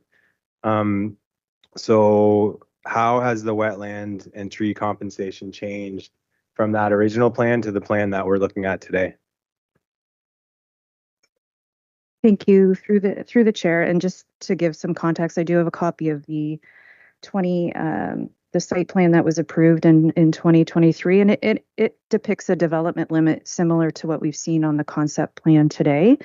Should the rezoning be approved, and the next step would be site plan approval. So at the time of site plan approval, there would be a closer look at what the development, like what clearing took place since 2023. And they did have authorization to establish a development limit, put up silt fencing, and remove vegetation up to that approved development limit. But once we get into the site plan application for this 8-story proposal, we would revisit and ground truth all of those matters again and ensure that whatever tree compensation needs to take place will occur under the tree cutting bylaw and the site plan process, and also those wetland pockets. We know that there are wetland pockets in that development area, and that was approved with the prior concept from 2023 and continues to be on the table for this proposal. So long answer to say that through the site plan process, we'll be revisiting and ground truthing what site alteration has taken place and what measures have to be taken to allow the development to proceed. Thanks. And through the chair, so there would have been a compensation plan in place for the prior clearing on that prior plan. There would have been a compensation element before that clearing was allowed, correct? Through the chair, that is correct. The second question I have, please, is about Alderville First Nations involvement. What specific concerns or requests did the First Nation raise during this process regarding the wetland compensation? Have those concerns been documented or responded to in writing? Thank you. Through the chair, yes, we've heard back from Alderville First Nation and that they want to continue to be involved in the next steps and at site plan for any discussions in and around wetland compensation, as that is a key interest of theirs. Thank you. Thanks. Did they mention that in conversation and consultation with them to this point? Were there concerns that they had raised?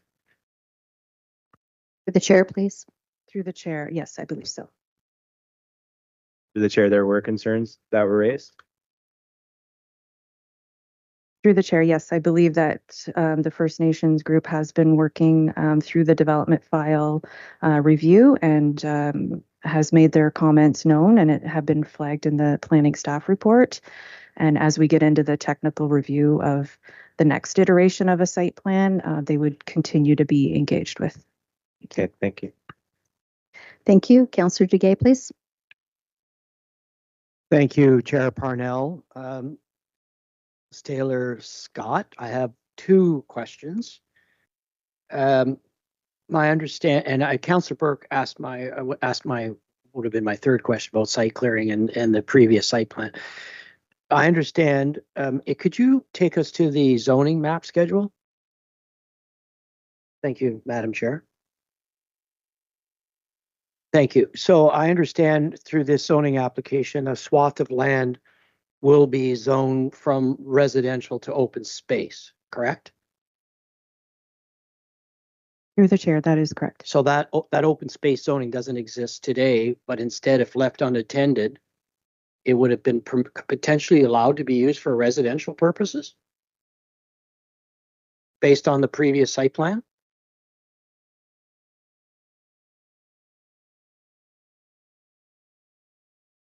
From a zoning perspective, it would appear that that strip of land was zoned R5 with an exception 324. So there was no open space zone specifically on the subject property. However, when I look back to the site plan approved in 2023, it is following it is respecting that buffer. So I believe it would be a matter because of the new official plan policies where buffers and kind of a wider swath of land in and around features should be provided that additional protection that enabled staff through review of this application to identify additional lands that would now conform to the OP and the natural heritage designation and to place those lands in the OS1 for additional protection. However, that limit was being honored as part of the site plan application that was approved in 2023. But to clarify, if I might, Madam Chair, to clarify, the recommended zoning essentially confirms what was intended to be a buffer. It's now confirmed and reiterated through zoning and would be implemented through site plan, correct? Through the chair, that is correct. I have a second question, if I might, Madam Chair. The proposal contemplates, my glasses, 219 dwelling units intended potentially for, if originally for student accommodation. The concept plan, I believe, shows 117 parking spaces. But if I understand the staff rationale, if the same building having 219 units was used for market rental and I believe the parking ratio is 1 space per unit, you would need 219 spaces, correct? Through the chair, yes, I've crunched those numbers as I anticipated that would be a question. So right now, the proposed concept illustrates an 8-story building with 219 apartment units or 587 bedrooms, presumably accommodating 587 students, but with 117 parking spaces. So right now, the concept proposes a parking rate of actually 0.2 spaces per student resident. The applicant has acknowledged that they would agree to revisit the concept and strive to and comply with the standard rate that is applied on the Trent properties of 0.25 spaces per unit. So they would actually need 147 spaces to revisit and comply with the 0.25 spaces per unit. Now, if it was, sorry, I didn't mean to cut you off, sorry.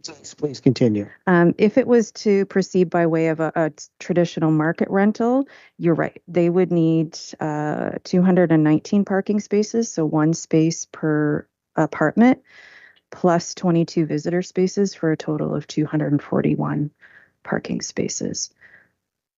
Madam Chair, if I might continue, if we can, Ms. Taylor Scott, can you please return to the concept plan image?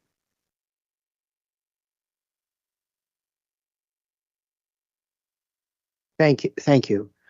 Now, I have visited the property in the area and I've considered the concept plan, and I'm trying to understand how 241 parking spaces could be accommodated on the development lands unless there's a substantive reduction in the number of market rental units.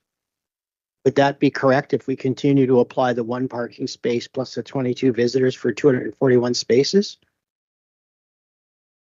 It appears there's not enough land to accommodate 241 parking spaces. Through the chair, absolutely. Should the applicant and the proponent of the development wish to proceed with a traditional market rental building, there would have to be a significant reduction in units, in my mind, and or height to develop a concept that would comply with that, the parking rate of 1 space per apartment unit, because they would be, as of now, almost 100 spaces short to proceed by way of a market rental. Madam Chair, I appreciate the opportunity to ask Ms. Taylor Scott these questions, because I think this is really important, because there is a fundamental difference. If it's student rental, 219, excuse me, but if we were to apply the proposed staff recommended parking rate, something needs to change to the property, in that case, development yield. And I appreciate your clarification. Thank you. Thank you. Councillor Crawley, please. Councillor Duguay pretty much asked my question, but are you able to, through you, Chair, would this come back to council for the holding symbol removal, or is that sort of what we're doing here tonight, all in one fell swoop? Through the chair, the current process for removing the holding symbol, while the approval is a delegated staff function, the approval or the consideration of removing those or satisfying those conditions, it remains to be a bylaw to be passed in open session. That matter is not delegated to staff, so there wouldn't necessarily be a staff report at this time to the general committee, but the bylaw would be passed in open. Thank you. Thank you. And can you, through you, Chair, can you explain a little bit about, because I'm a little bit confused in terms of how the ability for the developer to change it from a student housing to market housing, and what is, because it seems to me like what we're asking, or what we're being asked, is to approve a student or market housing development. And if they go with market housing, they're going to have to build more parking spots, but they're going to be using it for student housing currently. So what's the trigger? Do they have to come back to the city and say, oh, by the way, we're now moving to market housing, and then they have to start some process again? Or can they just flip a switch and then start renting them out for market housing. I'm just confused by the process. It's my naivete as a first-term councillor. Thank you. Thank you. Through the chair. Yeah, I like to think of this as a zoning in principle, a zoning application approval recommendation in principle. But at some point, the applicant will have to decide which path they wish to go down, whether that's a market rental or a student rental, because for one, the concept has to be revised. They have to apply for site plan and then ultimately a building permit application and construct the building. It would be difficult in my mind to go down the path of a student market rental and to build on the premise of reduced parking and then at some juncture to switch gears and to establish a market rental. They look and feel the same. However, the parking needs, as we've demonstrated and their traffic consultant has demonstrated, are quite different. So, and that's one of the conditions of removing the holding symbol, as we foresee that as being something to resolve and to entrench into the development agreement if they choose to develop the student rental option. So, if I may, through you, Chair. So it sounds like before anything happens and that holding symbol gets removed, they're going to figure out whether or not they want student housing or market housing. And if they want market housing and there's not enough parking spots, then that creates a little bit of an issue. Like if there's not enough space to put additional parking to accommodate market housing, correct? Is that? Through the chair, correct. The concept you see here is a concept for the purposes of informing the zoning bylaw amendment application, and we would concur that should the application move forward and should the development proceed, this design is just that. It's a concept. I like to think of this as an 8-story building, parking provisions to be refined and the concept layout to be refined, unit types, height might have to come down. And this is locking in a building envelope without endorsing this concept per se. It would get further refined through the site plan application. May I? One more? So it seems a little bit, and by no means am I blaming anybody for this, but it just seems like if this is sort of a concept, shouldn't we be seeing something that's more akin to the final design, like what the developer is going to do and what they're planning on doing before we sort of give our approval, just in case something? No, I didn't. No. I'm not casting aspersions at staff by any means. I'm just, again, in my naivete as a first-term councillor, it just seems like if we're approving something, it should be, this is what it's going to look like, this is what they've said they're going to do, et cetera, et cetera. I'm literally just asking the question. Thank you. Okay, you'll be into your second 5 minutes here, but if you want to answer. Through the chair, I would say in my experience as a planner, the answer is sometimes. Sometimes we see a concept at the zoning stage and it's, this is what we plan to build. Other times at the zoning stage, it can be a concept to inform a zone change. And I would say in either instance, it also could change. Even it could change as the time proceeds and as the development proceeds through site plan iterations. So it's not always what you see at the zoning stage is what ends up being built at the end of the day. Okay, thank you. I appreciate that. Thank you. Okay, thank you. And I'll just take a moment to pause. Many of you, it's perhaps your first time in council chambers. So we really do discourage cheering and applause and that sort of thing. If you do not like what you hear, just give us a thumbs down. We can see you. And if you're happy, wave at us. Okay, that would be appreciated. We like to keep the decorum in chambers. Thank you very much. And next I'll have Councillor Baldwin, Councillor Burke for a second time, then Councillor Riel. Councillor Baldwin, the floor is yours. Thanks, Madam Chair, and to the presenter. Thanks for the presentation. You referenced 6 objections to the project this evening. Did your planning staff receive any positives about the the initiative? Through the chair, since the provision of the public notice at the end of May, I would say no. The one was characterized as just wanting more information, but the other 5, I would characterize them as being objections, not in support. And a supplementary through you, Madam Chair, to Ms. Taylor Scott. If people generally are in favor of a project, is it your experience that they just say nothing, and those that object contact staff? Is that how it works? Or it's been very, very seldom in my 11 years here where we've got half the audience for a project and the other half against. I haven't seen that, but in your experience, has that occurred in your planning experience? Ms. Taylor Scott, please. Through the chair, I would tend to agree. Thank you very much. Thank you, Councillor Baldwin. Councillor Burke for a second time, please.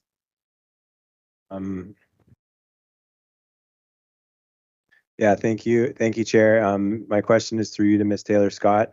Yeah,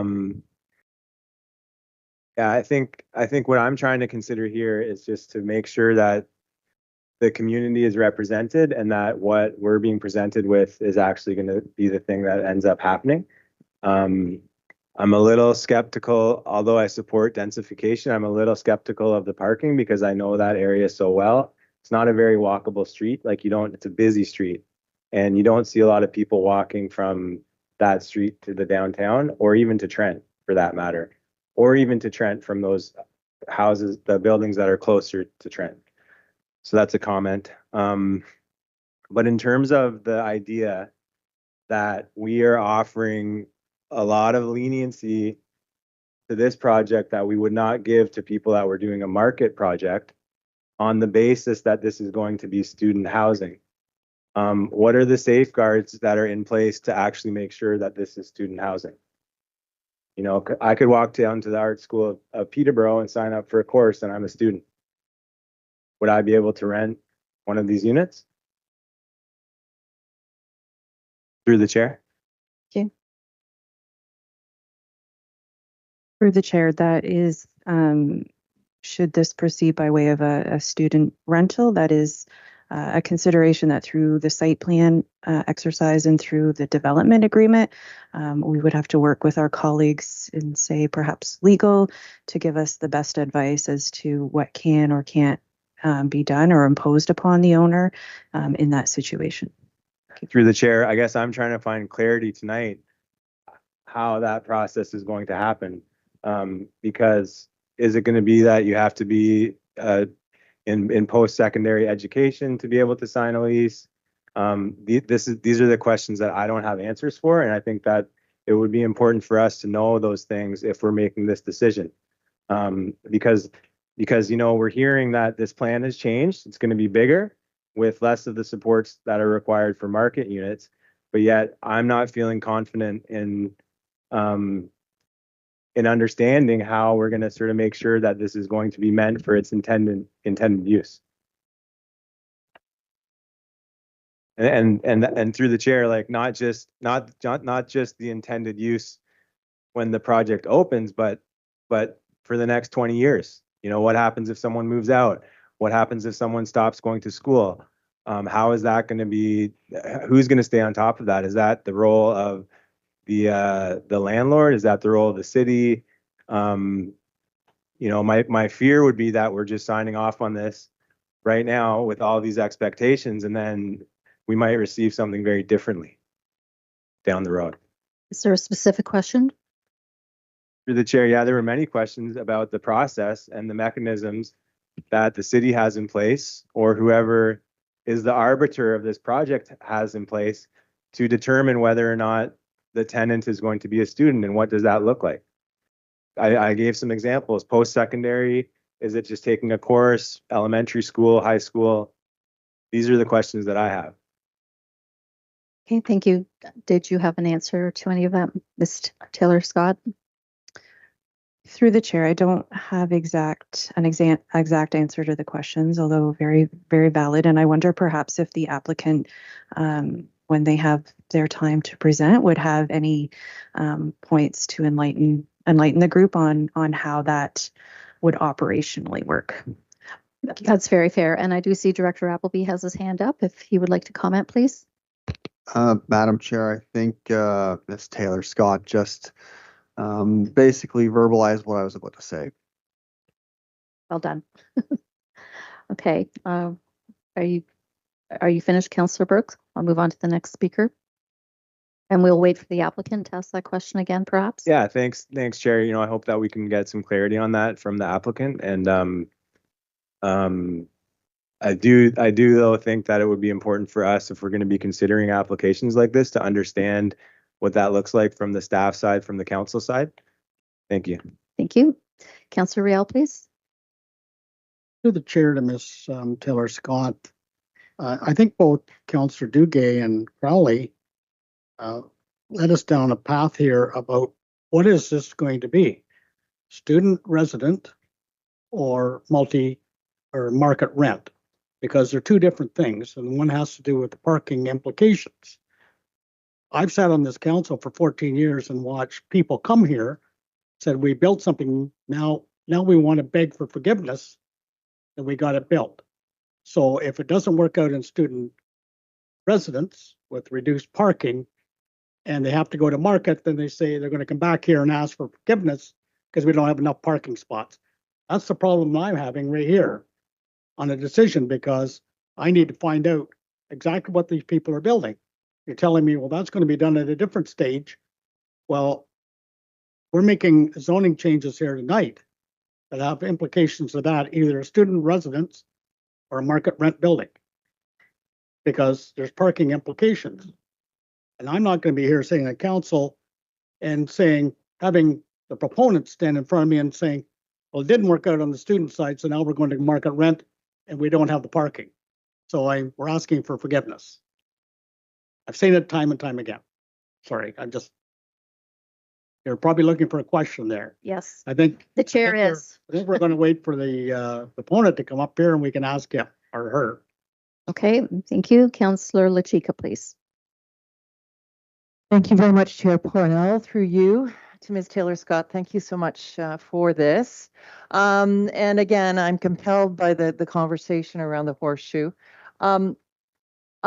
They've given a definitive number of parking spots. It's 100 spots short of what you could use to define a market rental. So can we not just say we can approve a zoning bylaw amendment for a student rental with what they've proposed? Because otherwise I feel like there's an inconsistency, and that's what's making this so difficult for council. If we were to encounter this frequently, I think it would really create a conundrum.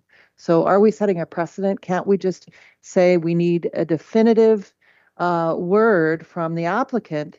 If you're stating a certain number of spots, it doesn't qualify as a market property. There is not enough land for more parking spots. So I think that if we decided this now, it would make it a whole lot easier going forward. Can we do that? Thank you.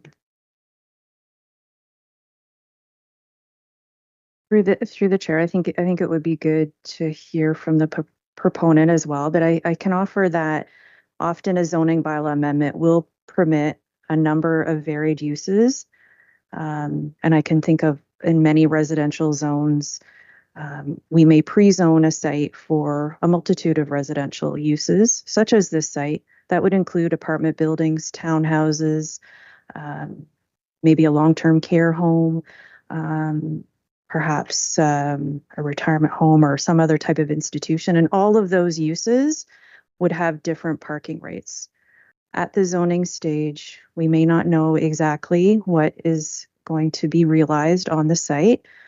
At the zoning stage, in my opinion, it is sufficient to have a concept such as this to establish generally what the building envelope is, generally where the parking is going to be. Is the site technically feasible? In this case, I think by staff's recommendation, it's appropriate to offer this flexibility, to have the developer go away, prepare for their site plan application with a pre-zoned site. If the site cannot be redesigned in a way using I think it could be redesigned in a way to keep the exact footprint, keep the parking generally where it is. But if they need more parking, they could reduce the number of stories. So really what you see here is almost like the extreme example of what the zoning bylaw amendment is intended to permit, but offer enough flexibility that the applicant can have some assurances on the zoning side and then go away and figure out the mechanics of final site design for site plan application, and then answer those, what we have as well, those operational questions, like what happens if you go down the road of a market rental and then want to switch gears. So I think at this stage, it is appropriate to have a concept like this, but just recognize what is built, to not get too I say married to this site plan, because it is going to change. Thank you. Thanks for that clarification. Okay. Thank you, Councillor. I have Councillor Crowley and then Beamer. Councillor Crowley, please. Thank you, Chair. Maybe this is if I may, can I ask Director Appleby a question, Chair?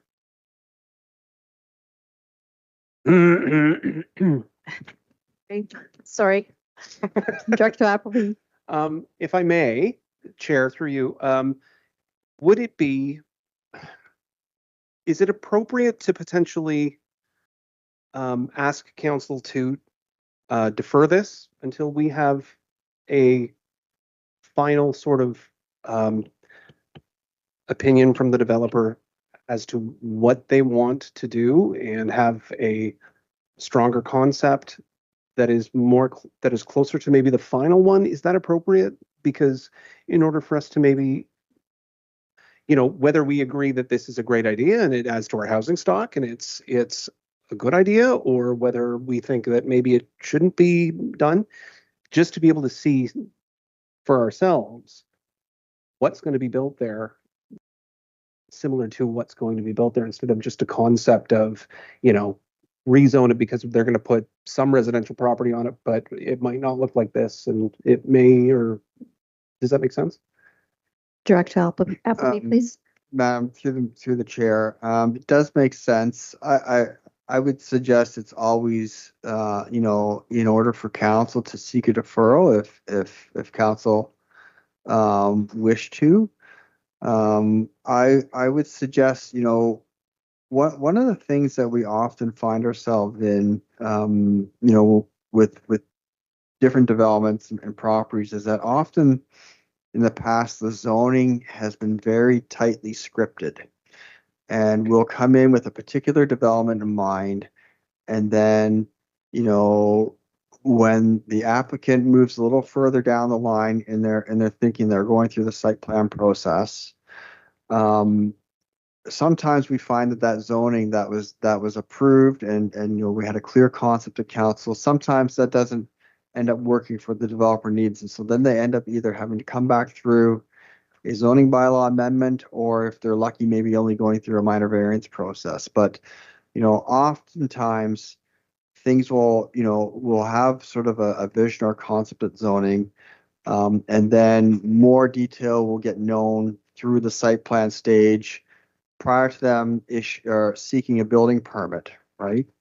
And so, in what we have before us tonight, I think that's what the applicant is suggesting, and I'm sure they'll speak to it a bit when they have a chance to. But they want to try and give themselves a little bit more wiggle room to see how the market will, kind of play out for them and their development, before deciding. At some point, they're going to have to make a call. By the time they go for a building permit, it'll have to be nailed down. And it's going to be, kind of one or the other, or within that flexibility that the zoning allows for. Certainly, council can defer if council wishes. Again, what I would caution against is kind of tightly scripting the zoning in such a way that might force someone to have to come back through another approval process down the road, if their concept changes, beyond kind of the parameters that were set in the bylaw. All right. Thank you. I appreciate that. Thanks, Chair. Thank you. Thank you. Councillor Beamer, please. Thank you, Madam Chair, through you. At the and maybe this is best for the applicant, but I wanted to hear your thoughts at the library meeting on March 20th, 2024.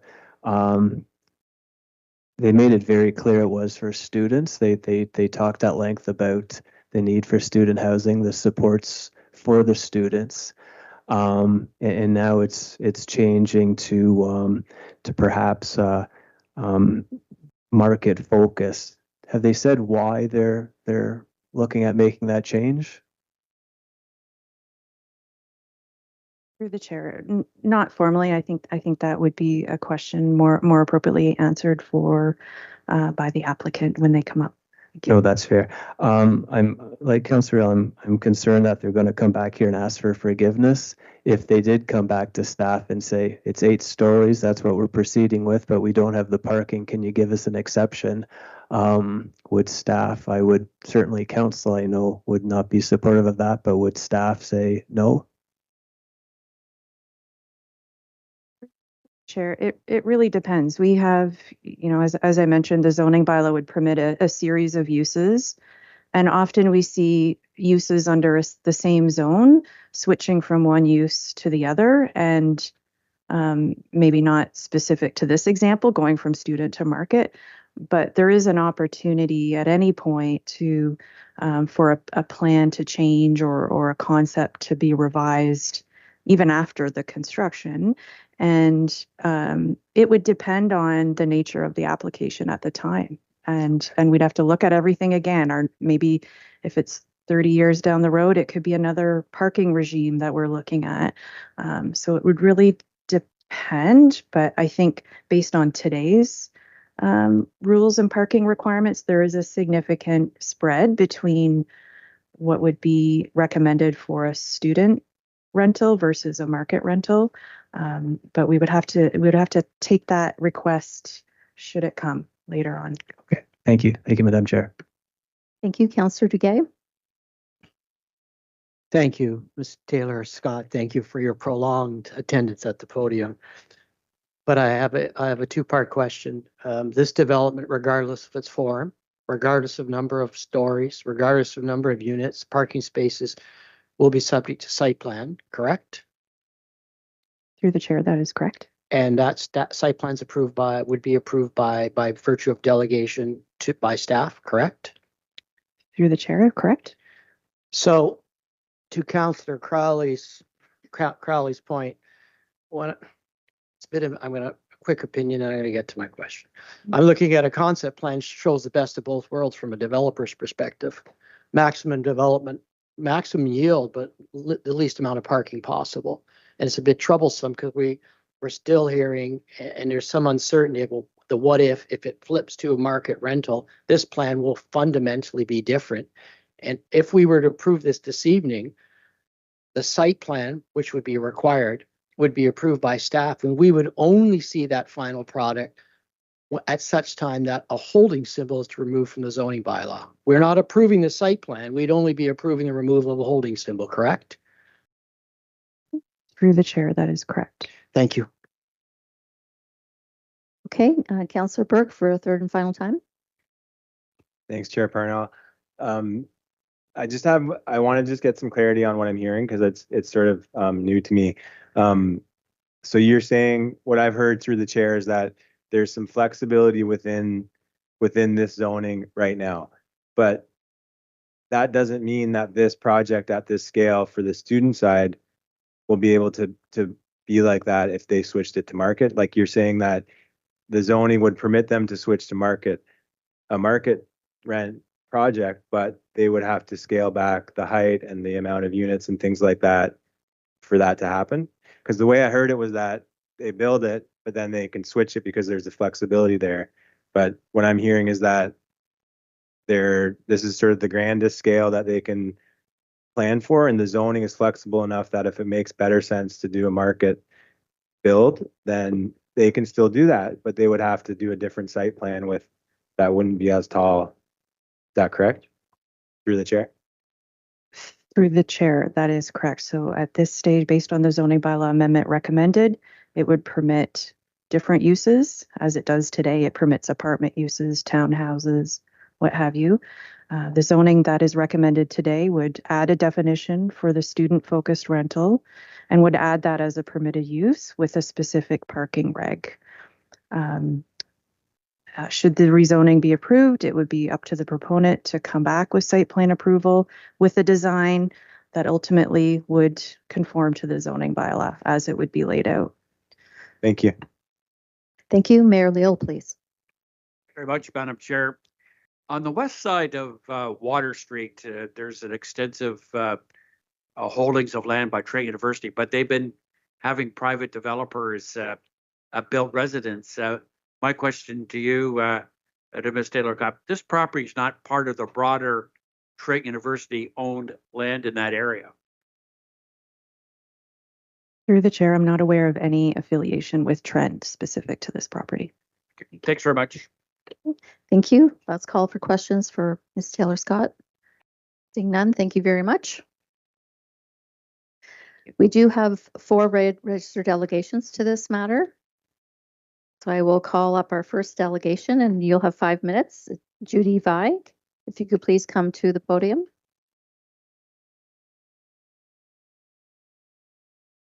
Is Judy here? Okay.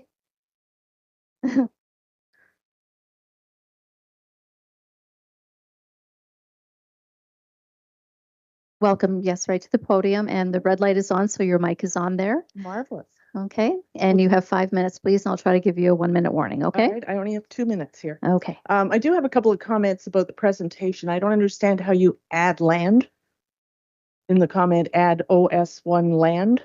I don't understand that. There is a creek there, and my concern is that they're going to bury the creek or put in a culvert and starve deer animals that come around there. But in any case, when I moved here, I was told that was conservation land. Within about 2 years, I learned that it had been rezoned to residential. And then a few years ago, we were here trying to stop the rezoning plan to go to 5 stories designated for senior rentals. We failed, but I was told later after that meeting that the developer in the city had already kind of planned that all out and it was already ready to go. So I assume the Toronto developer has been here, but maybe not from what I'm hearing.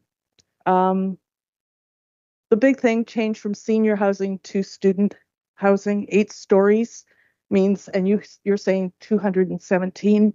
The number I heard was 600 students in those 217 pods, not endorsed by Trent University. The university has already broken ground on residences to accommodate over 1,600 students on their own property, close to the classrooms, not affecting the city bus lines, not affecting the traffic that we already deal with, and not affecting parking. Parking meaning in the area. Imagine 600 students trying to get to school. And it's at least anything from 30 to 60 or more minutes to walk. They're not getting on the city buses, they're already full. The building, according to the drawings I looked at, the building sits on existing wetlands and will have a negative impact on the stream that goes through. I don't know in the drawings where the stream is, but it passes by and it flows into the Otonabee. It's currently being protected as our drinking water source, the Otonabee is. What's going to flow into that creek with all that parking and all the stuff that's going to flow off the building, who knows? They've already caused erosion problems along the property line where I live. And they cut down mature trees, they removed topsoil, they scraped the topsoil away, created a lower level, and now our land from our property is sliding into their land. About 2 feet last week during the rain.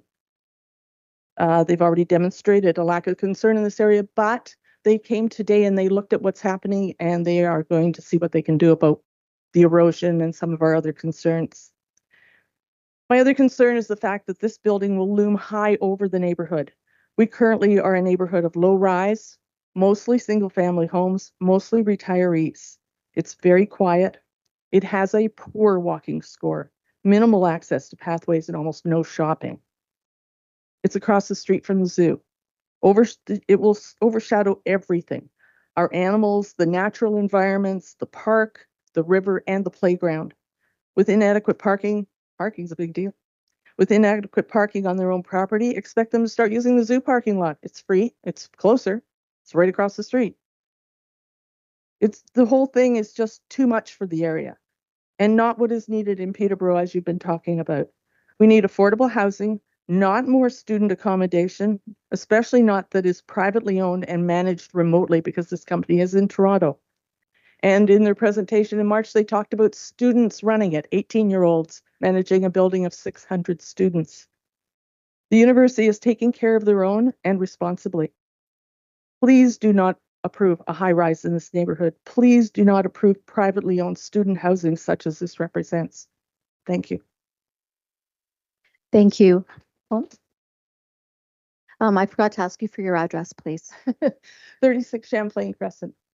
Did you get that? We are the, I don't know what direction it is there, the western boundary with their northern boundary of 1341 Water Street. Okay. They're right beside us. Great. Thank you very much. Any questions for the speaker? Seeing none, thank you very much for joining us this Thank evening. you for your time. Okay, our second delegation is Blair Johnston. If you would please come forward. And when you get to the podium, if you could give us your address, please, sir, and you'll have 5 minutes.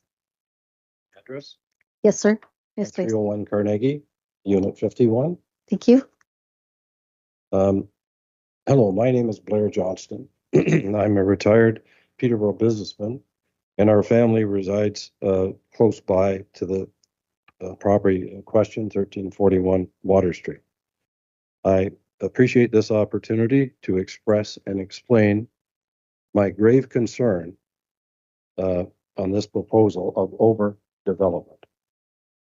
The information provided to me for 1341 Water Street, and it's been said earlier, shows originally student dwellings, 5-story. Now the request is both for traditional and student. Originally 5 stories, now the request for an 8-story, a 60% increase in height. It is my understanding that a building of this type, 7 stories and above, is considered high rise. The 181 suites originally now comprise of 49 studio 1-bedroom, 71 2-bedroom, 99 4-bedroom, for a total of 587 people. So we'll round it off, 600 people in that congested area and that location. Obviously concern regarding traffic flow, bike lanes, sidewalk width, and just overall congestion. And what was mentioned earlier, let's not forget, this is around Parkland, the zoo, a floodplain area, and a residential neighborhood. The residential neighborhood, excuse me, being 2-story dwellings, and the proposal is for 8 stories. That's a 300% increase in height right away. Therefore, it will dominate the surrounding area. Extreme height, not only visual pollution, but altering daylight, sunsets, and openness that was there. It will add, obviously, noise pollution because of the influx and density of people at this location. I go back to the 600 people. Is it necessary? Based on this information, it is quite clear that if this proposal was approved, it would certainly have a very, very negative effect on our community and the city of Peterborough. It is not fair to all concerned. Why then, do I ask? Thank you. Thank you very much, sir. And thank you to the audience for respecting decorum. I have a question from Councillor Duguay. Thank you, Madam Chair. Blair, you indicated you reside at, did I hear correctly, 301 Carnegie? Right. Okay, thank you, sir. You're welcome. Councillor Burke has a question for you, sir. Through the chair to Mr. Johnson, thank you so much for coming. I'm always so empathetic to the concerns of the community when they show up. But I wonder if you could comment to us, because I really do take to heart your concerns. I'll speak for myself, not for my colleagues, but I'm under an incredible amount of pressure from the community to create more housing. We're in a housing crisis. Right. And if I was on the fence of a decision like this, it would be the reason to support it would be because of that need. Can you comment on that?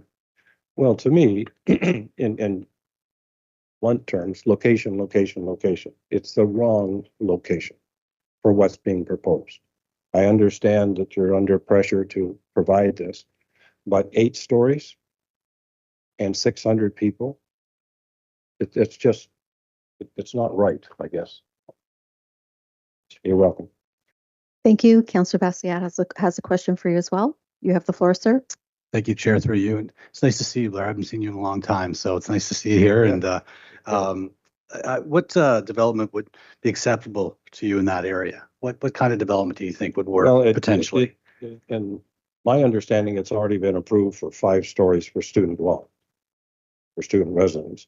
And if that's the case, and it was laid out the number of parking spots for bikes and cars and so on, and I assume if it's fair to all concerned here, then that should be okay. But when you pop from a 5-story to an 8-story, and then we've bounced around about the parking, and the lot isn't that big in size, and it's on a floodplain, like it's just poor location for that. Thank you. You're welcome. Thank you. Any further questions? Seeing none, thank you very much, sir. You're welcome. Thank you. Our next delegation is Donald Dubecki. If you could please come forward, sir.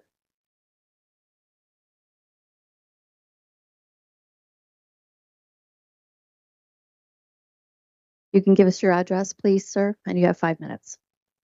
Thank you, Madam Chairman, councillors. My address is 42 Champlain Crescent and adjacent to the property in question here. Thank you, sir. Welcome. I understand that my understanding was that we had the existing zoning was appropriate for five-story seniors residence. And it was a year ago that we were asked to attend a meeting with the developer who was requesting an 8-story student housing. And there was tremendous opposition to the proposal at that time, primarily related to height and density and traffic impacts. But I'll go through some of the other items as well. One thing that was raised at that meeting was whether a privately owned rental property would be allowed to refuse rental to anyone that is not a student. And that question was not answered at that meeting. It should have been answered before now. We should know that answer. The developer, and if the developer gets his way, and he's from Toronto, so he expects to, there is nothing, my understanding anyway, there is nothing to stop him from renting to other parties, even though he's said it's a student. Now, he assured us last year that this would be strictly for students. He was not willing to enter into a contract with the city to assure that that would continue, which gave us the first clue that he was not being entirely honest with us. Anyway, to the issues that were raised last year, traffic impacts.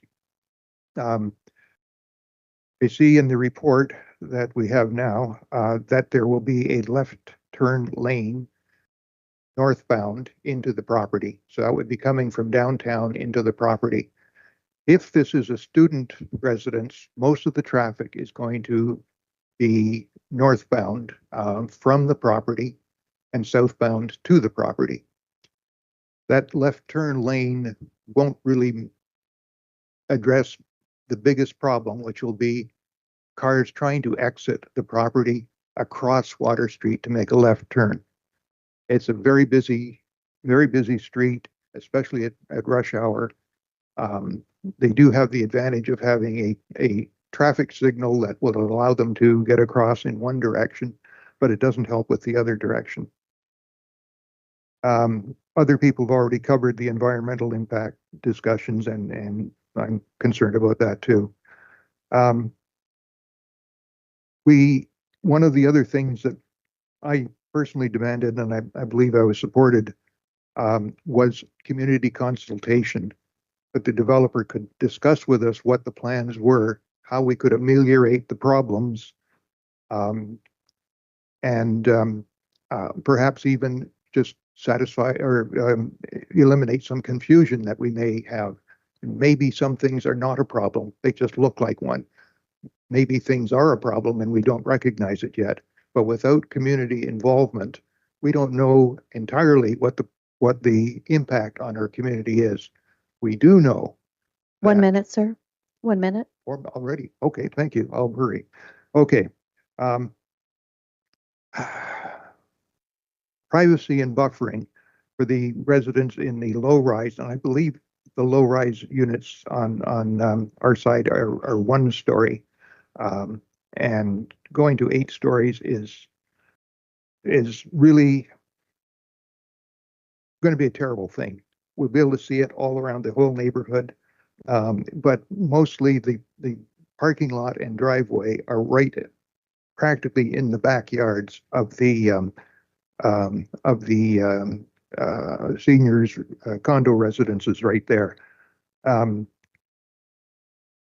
To be tremendous impact not only during construction but also post later on with the traffic moving in and out. I urge you to reject this proposal. If you could wrap it up, please, sir. Okay. Sorry. There's too many unknowns, too many unspecified things. Please reject this. Thank you. Okay. Thank you very much. There may be questions. Any questions from council? Councillor Burke, please. Thank you, Chair. Through you to Mr. DeBecke. Yes. Did I get that right? Yes. Thank you. We're just kind of trying to scramble here to look at the plans from the 2018 approval. Can you please, through the chair, describe to us what that version looked like and how it's changed from today besides the height? I moved in 2021, so I was informed verbally by neighbors. Sorry, through the chair. Not used to this. Informed about what that was. So the first thing I saw was the proposal for the 8-story student residences a year ago. Okay. Thank you very much. Okay, thank you. Seeing no further questions, thank you very much, sir. And we'll move to our 4th delegation, Mr. Eldon Theodore from MHBC Planning Limited. You could join us at the podium, sir. I'm assuming you're the agent for the applicant. Okay, and if you could just share your address with us, please, sir, and then you may proceed. Thank you. Eldon Theodore, partner, registered professional planner at MHBC, 7050 Weston Road, Suite 230, Woodbridge, Ontario.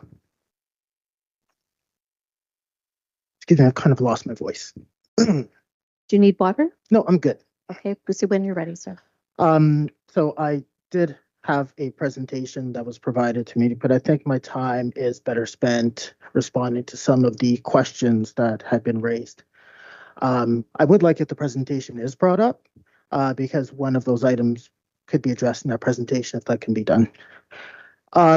So the question on why we have added the market option, it was actually a discussion with your staff about how do we maintain flexibility, and it pivoted after November 2024 when the changes to international students occurred.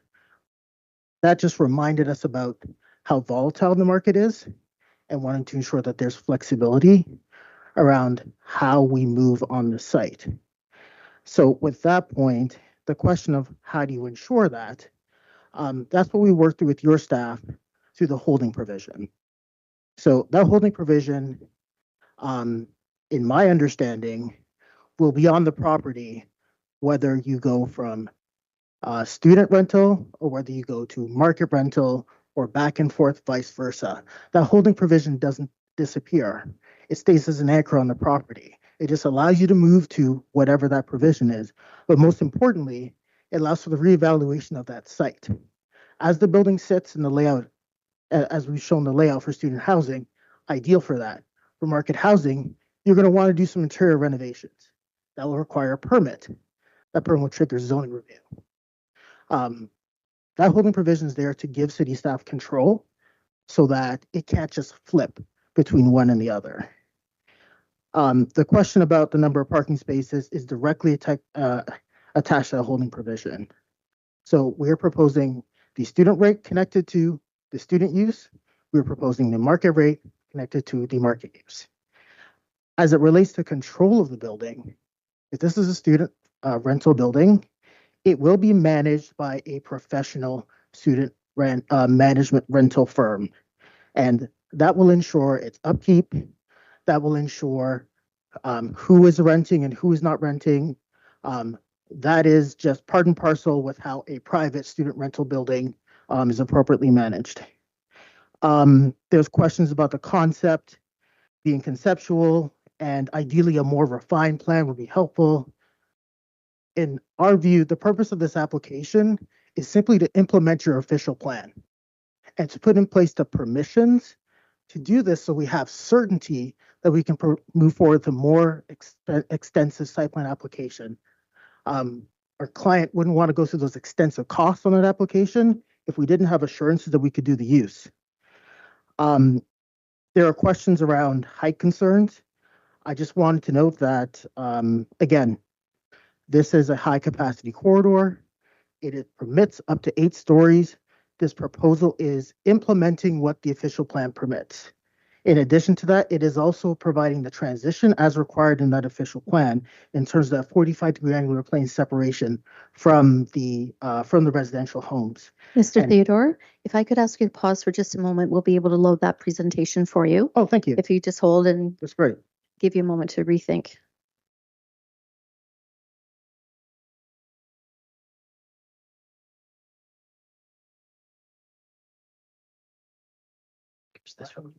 Yeah. This is great time. So this is a diagram just showing how that 8 stories transitions from the residential homes to the 45-degree angular plane. That is a universal design principle to protect for privacy, overlook, and shadow impact. And this proposal will adhere to it based on the height provisions as proposed in this implementing zoning bylaw. There was questions about, I guess, overall traffic. I can assure you through this review process with your transportation staff, which was quite extensive and resulting in the recommendation of that left turn lane, that transportation has been thoroughly assessed and determined to be appropriate relative to either use that we're proposing. And the holding provision provides language should we switch to the market rental for further consideration as it relates to transportation. In terms of questions around consultation, we did have the open house in March of 2024, where many of the concerns that were raised at that meeting. And I reviewed your staff's report, and they reflect the responses that we had to a lot of those concerns, and we're in support of staff's recommendations. My client has also expressed they are open to meeting with anyone throughout the process, including through the site plan process, to work through matters, including the sidewalk we had with neighbors today, and in finding solutions of any concerns as it relates to grading, as it relates to landscaping, and we're already in motions to assist in that regard. So I don't believe I've hit all the questions, but I'm happy to answer any specific questions this committee may have. Okay, thank you very much, sir. We do have 2 councillors with questions for you so far. Councillor Beamer, you have the floor. Mr. Theodore, thanks for being here. Appreciate it. Mr. Theodore, one of my questions is what's changed from March 20th, 2024. During that library presentation, it was very clear it was going to be students. You did indicate declining foreign students as one reason. Are you or the applicant aware that Trent University is currently building 1,300 new residential units themselves? Yes, we are. Okay, is that being taken into consideration whether you decide to go student rental or market rental? It's not part of the reason why we made that decision. We made that decision before being aware of that construction activity. We made that decision based on the information related to student housing. And through the discussions with your staff, it was suggested that allows that flexibility, similar to any other zone that allows for a mix and range of uses, to ensure that we're not coming back to this committee for something that's shrink wrapped on this site. All right, through you, Madam Chair. Mr. Theodore, if you decide to go market rent, there will be implications, increased traffic, increased parking need. How will you go about doing that? Will you look at reduced height? It's pretty obvious that if we went to, first of all, let me just take a step back. This zoning, as one of your counselors has said, is providing the optimal situation. If this went to a rental market world, there would have to be a reduction somewhere, or there would have to be an increase in parking. So if we were to go with the plan as is, we'd have to reduce the number of stories, or we may have to remove a wing. But at the end of the day, it still makes sense for my client in terms of making this project work. Those are decisions that we would have to make. The zoning provides the envelope. We just have to work within it. Through you, Madam Chair, would one of the options your client would look at is coming back to staff and council and looking for an exception, keeping it 8 stories and just asking for reduced parking units?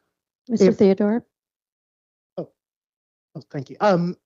If we had to do that for that level of reduction, I'm pretty sure that's not a committee of adjustment application. That's probably a zoning bylaw amendment. So it would have to come back to the staff. I can't predetermine what the future is. I can tell you that the Planning Act allows you to do that, but that's not the intent here today. Through you, Madam Chair. Mr. Theodore, just privacy concerns, whether it's 5 stories or 8 stories, I honestly couldn't tell. Will there be balconies at the rear of the building overlooking some of the triple tree condos? So will there be balconies at the rear of the building? There's actually no balconies proposed in this building. Okay, fantastic. And then the last one, Madam Chair, through you, you mentioned it, but I just wanted to reiterate, as we proceed, you're okay to continue meeting with the residents, having feedback, listening to their concerns, and trying to work that into the site plan? 100%. All right. Thank you, Madam Chair. Thank you, Mr. Theodore. Thank you, Councillor Beamer. Councillor Riel, you have the floor. Through the chair to Mr. Theodore, just some clarification on a point that you made.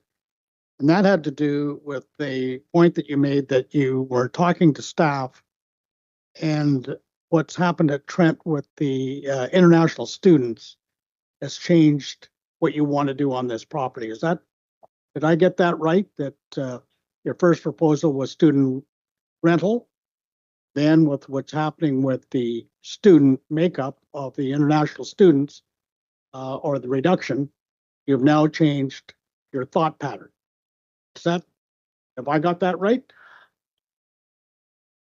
Partly, yes.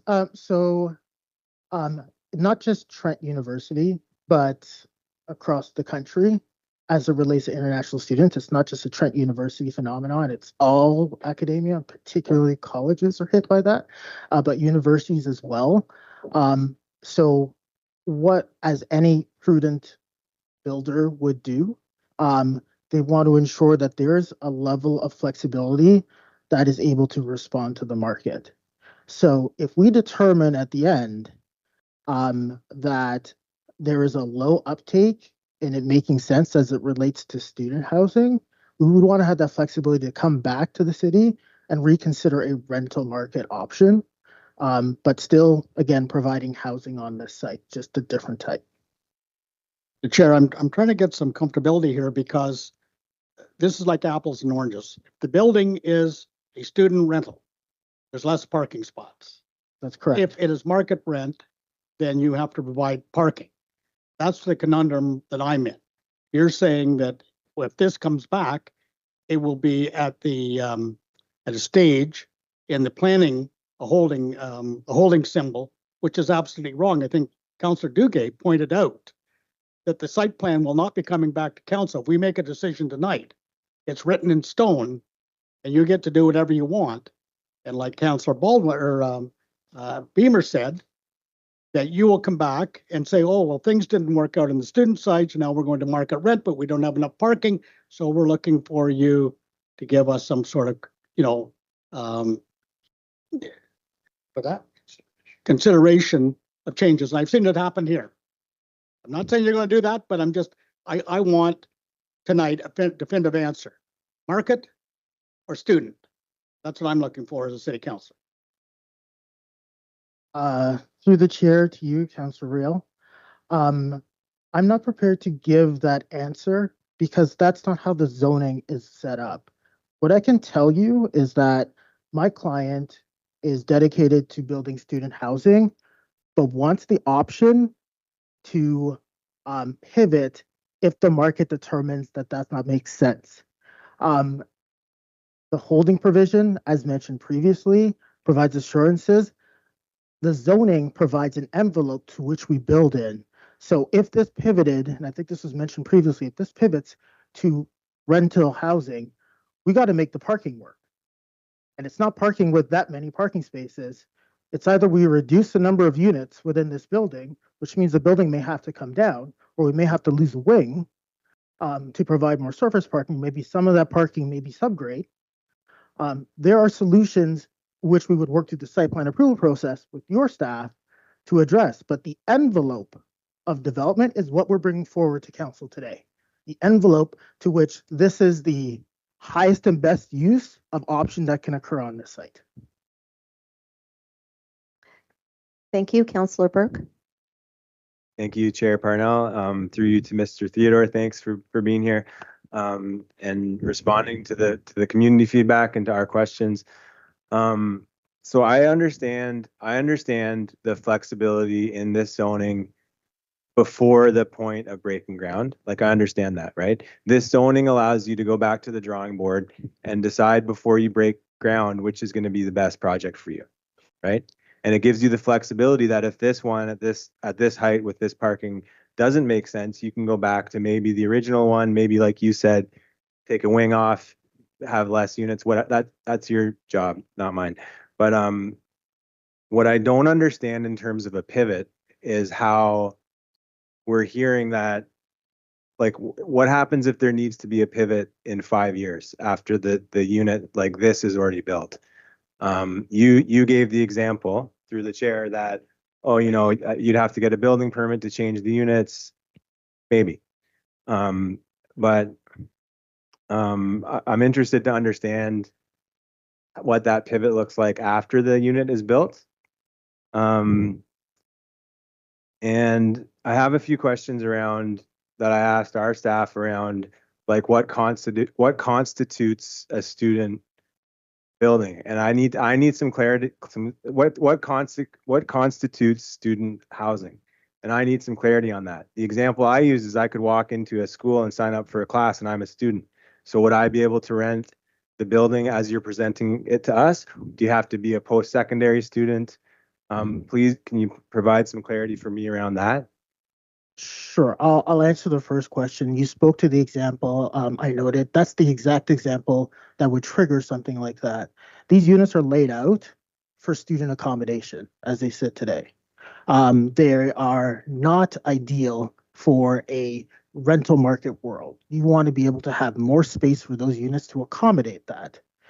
So if this building were to want to pivot, it would require some investment internally in order to make it more attractive for the rental market. That would trigger internal works, that would trigger confirming compliance in terms of zoning, that would require us to work with city staff to confirm that we can make this parking work on this site. It would definitely bring us back into a site plan world if we were to try and accommodate this with the same massing. The second point, you asked 2 points. Yeah, I mean, through the chair, I understand what you're saying, but I'm talking about a scenario where you have a unit built that's meant for students. Yes. And you have some vacant units in that building, and you can't rent them to students. So if you decide to open that up to the market, who's stopping you from just allowing anyone to rent? I haven't heard anything from anybody tonight as to what the process is from the managerial side of a student housing complex. Like who's the arbiter of who gets in and who doesn't? I think that was your second question. So, as I mentioned previously in the presentation, the building would be managed by a student rental manager who has experience in this world. And so, the vetting of who is rented within the building. And as you said, if you happen to be a student that is going to Trent University and you have student registration, then you're permitted within the building through the management of that building. You can be 18 or 80. But as long as you're a student, that's your qualification. Again, it's managed. It's in the interest of the manager of that building to ensure that the residents are students because they are cohabiting within a closed space. Most of these units are 4 per unit. So there's a cohabitation reality that doesn't translate well to rental market. That reality has to be altered if you want to attract it to that rental market world. Thanks. Through the chair, what happens to student rental buildings during the summertime? Student rental buildings, sometimes they will accommodate rental summer students. Sometimes they'll accommodate, I know because I've been in those spaces, people who are doing summer courses for a short period of time or lectures or whatnot, but they're there for a short period of time. They're not typically within that environment. So it really depends on what the academia is doing at that time.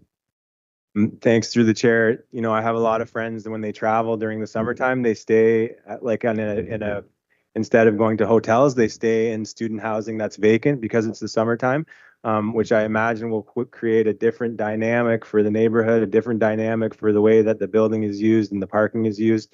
How is your company or the management company that you're going to use address that concern?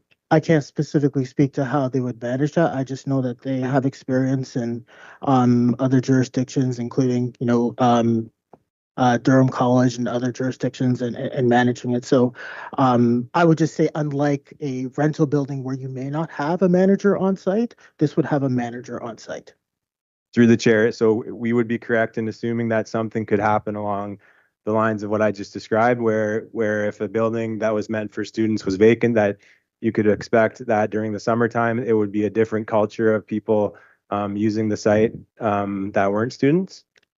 If this were a concern of council, provisions and language around that management could be built into where it says in the holding provision, wording in the agreement. So whatever wording that is necessary to give council comfort as it relates to the management of the building during the summer, that is an option to council. You are into your second 5. I know. Yeah, I'm good. Okay, thank you, Councillor. Councillor Crowley, please. Councillor Crowley. Thank you, Chair. Mr. Theodore, thank you so much for being here. And I know it feels like you're on the hot seat. I am. It's all because of a question I asked because I was a little bit confused about something. So I'm very sorry. So question surrounding this rezoning application. Can you tell me what would happen, what your next steps would be if this were denied by council tonight? Just give me just a little bit of clarity. I just want to, devil's advocate. What would happen if council went, yeah, I don't think so. Mr. Theodore? That's very speculative. I'm representing my client. I'm not my client. My client has options, though I think council is aware of what those options are. Could you outline? Sure. Sorry, I apologize. I don't mean to cut you off. Could you outline what some of the options would be moving forward if this were denied tonight? So one of those options would be appeal the application to the Ontario Land Tribunal based on council's refusal of the application. That would, entail a lengthy, costly tribunal process. The second would be to try again. I think that would be probably unlikely, given the cost and effort that's been put in the application to date. I think those are really the two options. Or or do nothing and sit on the property and wait. So thank you for that. I appreciate that through you, Chair. So yeah, I think I'm going to leave it there because I think I have a pretty good understanding of what would happen if this were denied, but I just wanted to sort of hear you articulate it. So thank you very much, and I appreciate you for being here. And I'm sorry if we caused you any consternation up there. That is my So it's already hot enough in here. We don't need to make it hotter for you. Thank you so much. Thank you. Seeing no further questions, I actually have a couple, if I may. Just to explain, we do have a similar type student housing on Braley Drive, and it's 4 bedrooms and they share a living room and a kitchen. Is that the type of unit you're thinking of for your student dynamic? That is correct. Okay. One of the other things about this is that they're rented for the whole year. The lease is for the whole year because the person who built these doesn't want rent for only 8 or 9 months. They want rent for the whole year. Do you know if that's what you would do with your building? That's likely if I was managing the building, I would do as well. And having been a student back in the day, yes, that was what I was subject to as well. So in the summer, you kind of absorb it, or it's harder to sublet the building that's rented, that's managed by a rental, because they have to give okay to the sublets. Okay. And obviously, you would have to make this decision whether to go with student route or market route before you put all that money and work into a site plan and therefore tried to get a building permit. Is that correct? That is correct. It would be uneconomical to go down one route and switch midway, or switch right after it's open. It's a big investment to construct it one way or the other. Okay. And you have been told that this meets provincial policy as well as our official plan. That's correct. And your company is okay with the H holding symbol that is being imposed upon this application? Yes, we're supportive of the holding provisions. Okay. Thank you very much for being with us this evening, Mr. Theodore. Thank you. Okay. So we will move to debate. Councillor Duguay. Thank you, Chair Parnell. This is going to be a first for me in my time as a member of this council. I have in the past recommended approval of all development applications. This is not an application that warrants denial, but the difficulty that I have, and I appreciate the effort staff has gone into processing the application, but the difficulty I have, as somebody who is conversant in the art of planning, land use planning, what I'm troubled with is that we're considering 2 different development proposals at the same time. We have to add student housing to the R5 zone. Typically, R5 doesn't permit student housing, and it's in itself is its own unique housing, and we quite often consider that separate and distinct from separate housing. I also am aware that this evening we have 3 other items, land use planning. Each item, if we look at our agendas, they have very distinct contemplated definitive plans. We're not going to have to guess what might happen. We have some good direction. I'm also aware of that some of our previous multiple unit housing projects throughout the city had definitive concepts. We knew what was going to be contemplated. We knew it would be 8 stories. We knew the intended market. We knew the volume of parking. In this case, we do not. It might be an either or. Having said that, Madam Chair, while this application would appear to meet the provisions of the 2024 provincial planning statement, our official plan, which does allow for an 8-story building. That may not be comforting news to folks along in this neighborhood, but an 8-story building is permitted. It's my recommendation, and I'm prepared to move the application be deferred to allow the developer to continue to work with staff so that we can have a definitive response. It's either student housing or it's not. It's either an 8-story building or it's a 5-story building. I might say for the record, though, this is a first because I seldom recommend deferrals. Development's bound to happen on this property. It's already approved, but I'm really struggling with what we would end up with. And to Councillor Ailes' point, where he acknowledged, I think, what Councillor Crawley and I were saying, we might approve something with a holding symbol, but we won't know what the site plan is, and we wouldn't be able to speak to the site plan, but only the removal of the holding symbol. with that in mind, Madam Chair, I'm prepared to recommend, it's a first for me, a deferral of the application to allow further dialogue with the staff, but more particularly a more definitive and refined development proposal be appropriately advanced for consideration by Planning Committee. Thank you. Thank you. Although I need a mover of the recommendations first.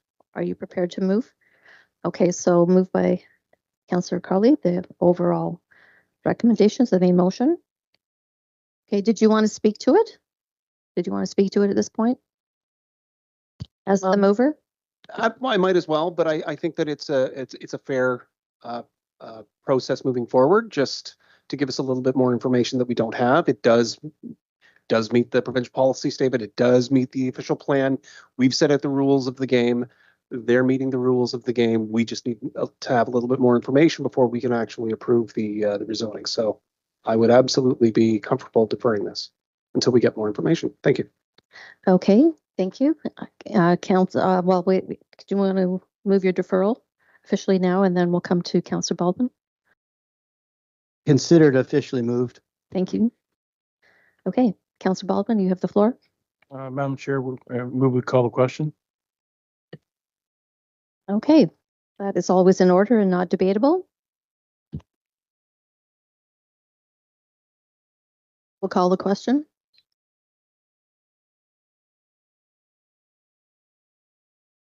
You read it.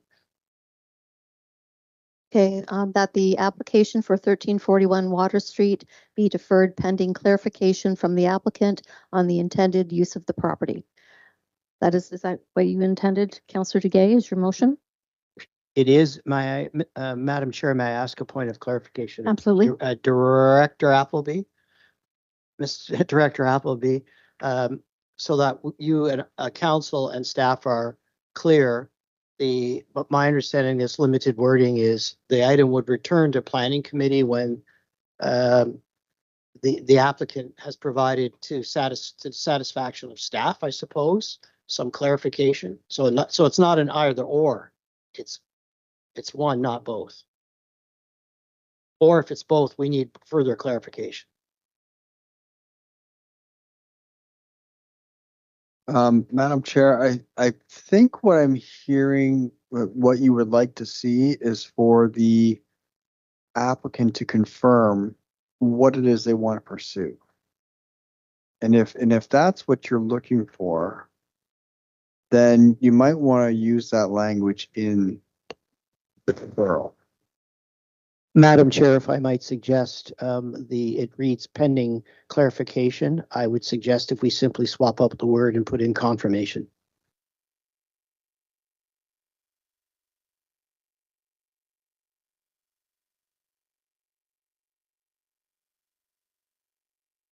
Chair, if I might, it would read that the application for 1341 Water Street be deferred pending confirmation from the applicant regarding the intended use of the property.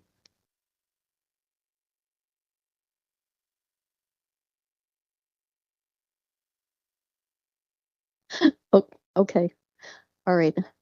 So that is the motion, and the question has been called.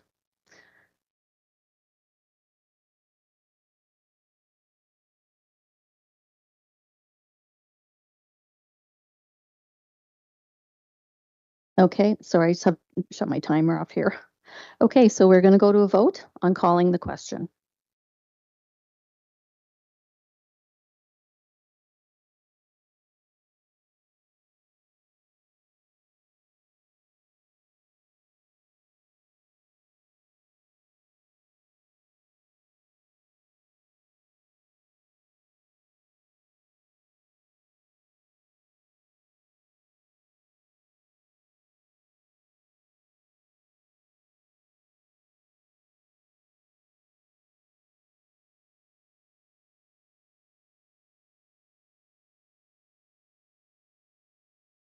And that is carried. So we'll go to a vote on the deferral.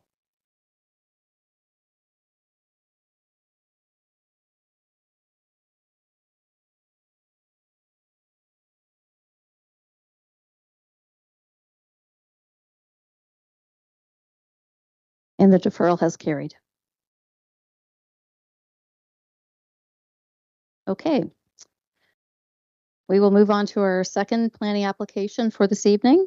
It is also a rezoning bylaw amendment to do with 1545 Monaghan Road. And our staff presentation will be by Sarah Dillamarter. Welcome, Sarah.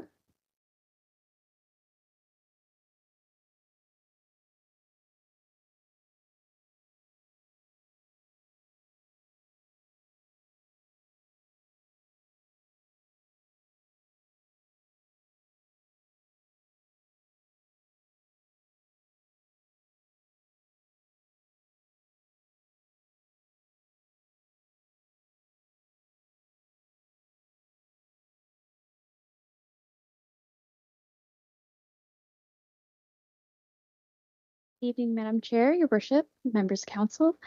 The application before you this evening is a technical zoning bylaw amendment for the lands known as the Mount Community Centre. It's located on the northwestern corner of Monaghan Road and Woodland Street. I prepared tonight's council report and will guide you through the application and provide you with an overview of staff's recommendations. The application was submitted by Brian Bouchard of Land Design on behalf of the owner of the property, which is the Mount Community Centre. The property is approximately 10 acres in size and currently supports a mixed-use building in the repurposed former convent building of the Sisters of St. Joseph's, Peterborough, with associated landscaping and parking facilities. The existing zoning was introduced by amendment in 2009 and further modified in 2014. The 2009 amendment recognized the residential component of the site, whilst the 2014 amendment introduced additional uses, including a clinic, office, place of assembly, school, adult training center, and day nursery within the existing building. The lands are subject to a site plan agreement, which is expected to be updated through a future application. The applicants underwent a pre-consultation in December of 2024 to review a proposed development concept prior to the submission of their site plan application. The property is quite large at 10 acres, and as seen in the photos above, from both roads the property fronts upon, there is ample vegetation, making it difficult to provide a full-scale road view image of the property. Here's an oblique view of the property looking towards the west, which provides a view of the vacant space fronting upon Monaghan Road.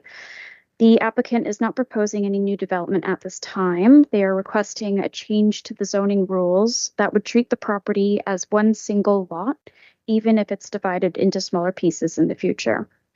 This change is being requested to allow for greater flexibility in financing and ownership arrangements on the site, particularly for portions of the property where separate legal descriptions may be required for funding, sponsorship, or leasing purposes. This approach supports the long-term viability and stewardship of the site without creating zoning conflicts due to internal lot boundaries. While the applicants have submitted a conceptual site plan as part of their rezoning application that includes a potential future building, referred to as Building C, as shown in the slide here to the right.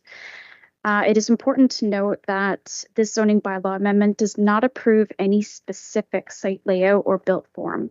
Any proposed development, including Building C, would be subject to a separate site plan approval process, which would assess the detailed design elements such as access, grading, landscaping, parking, and servicing. Additional Planning Act applications, such as minor variance approvals, may also be required at a later stage for technical matters such as height and setbacks.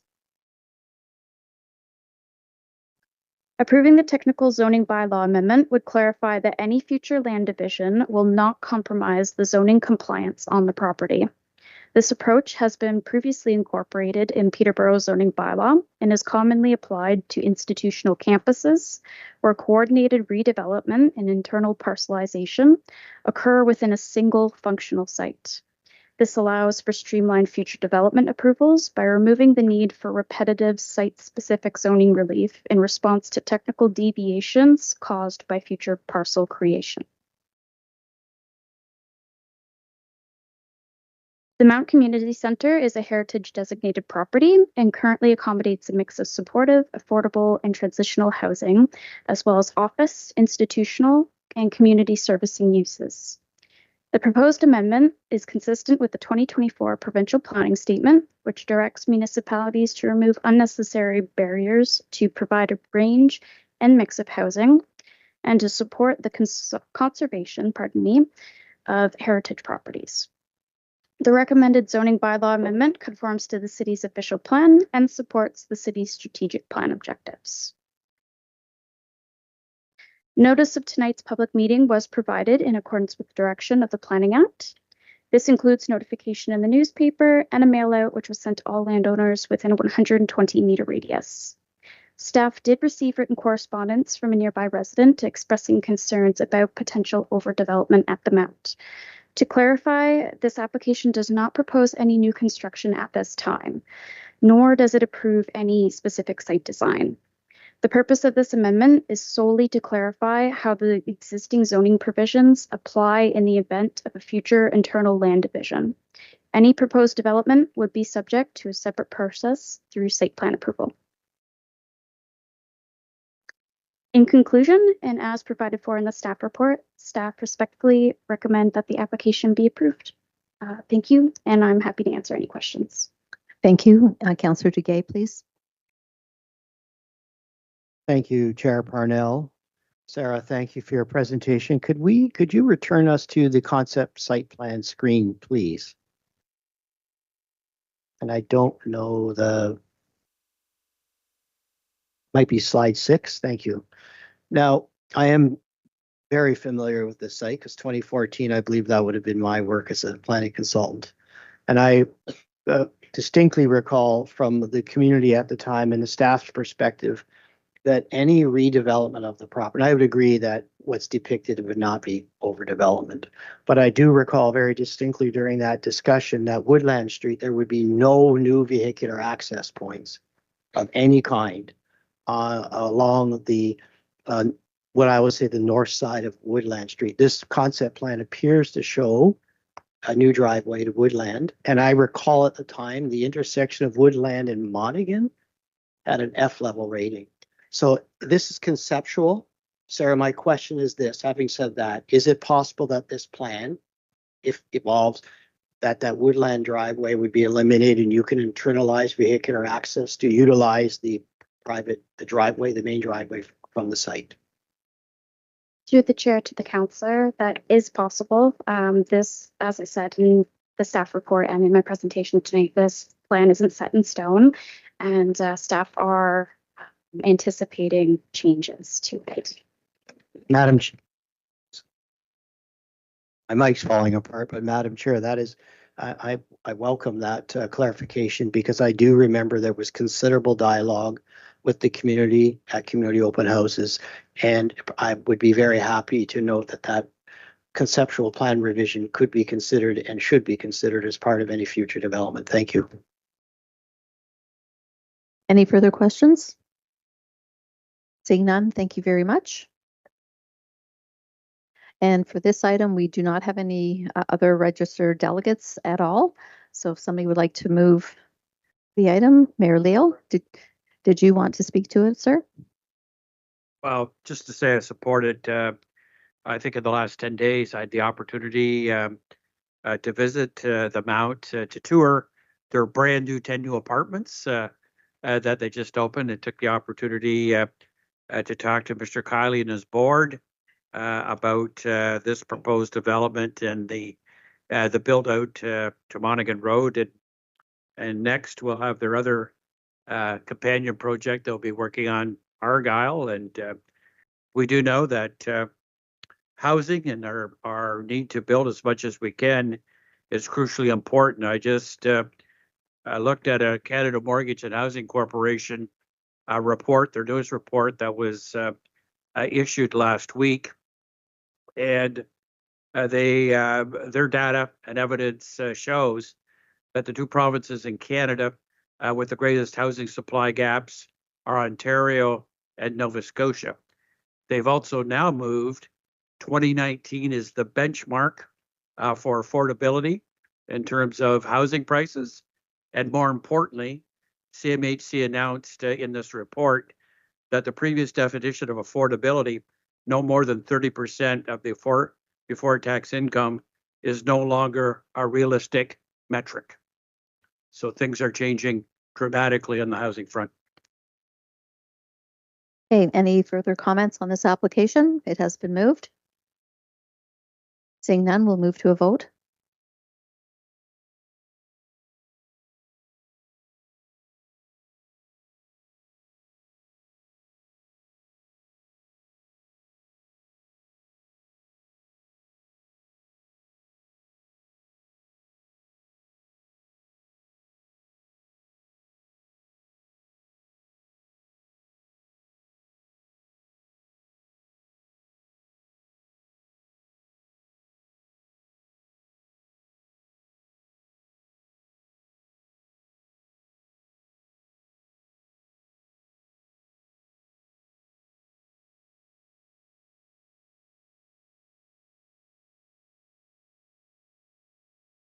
Sorry, I accidentally logged out. Going through screens here. Has the vote come up? Okay, so and that has passed. Sorry, it didn't pop up on my screen, but that is approved. Thank you very much. We will move on to our third planning matter for the evening, which is 780 Argyle Street. It's another zoning bylaw amendment. Councillor Duguay has declared on this one, so will not participate in the discussion or vote. And our staff presentation this evening is Mr. Nolan Drum. Welcome to the podium, sir. Thank you, Madam Chair, the Mayor, members of Council. Thanks for sticking around for me this evening. Our pleasure. Application I'm introducing right now is Z2509. It's a zoning bylaw amendment application for 780 Argyle Street. The owner is 780 Argyle Investment Company. The applicant is the Mount Community Center, which is interested in purchasing the property. Agent is Laura Stone from Mount Community Planning.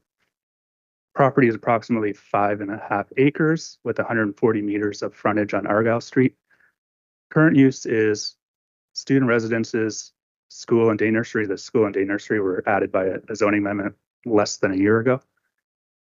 Student residences are associated with Trent University through the Master Seminary. The proposed use is to introduce residential uses, dwelling units, multi-suite residences, non-residential uses, so neighborhood supportive uses, and community facility uses, which would be like the school, the day nursery, a place of worship. Like in essence, it's allowing the built form and the function that is allowed on the property today, except that it doesn't need to be associated with a university or college. So it's really affecting the user of the property because it was always a Trent-owned property. It was in this UC zone. With the Mount looking to purchase it, they're not associated with Trent or Fleming, so it's really allowing it to be used by anyone. Here's the property in the north end, close to the Activity Haven, the Rotary Trail length, and Pioneer Memorial Park. It's also close to George and Water Street transit routes. Here's an oblique view showing the location of the building on the property and the associated parking areas. There's no new building floor area contemplated with this application. They'll be utilizing the existing building. So the proposal is to rezone the property from UC and UC 366 to a new special district. And I just want to clarify, it's UC and UC 366 because when we did the zoning bylaw amendment last year, we missed a piece. So we're really capturing the whole thing. The new special district would permit dwelling units, multi-suite residences, community facilities, and neighborhood supported residential uses. The development standards that currently exist within the UC district would carry forward. So the proposed bylaw in the report looks like a lot, but it's really carrying all of those development standards forward in this new zoning district and just creating new regulations around those non-residential uses.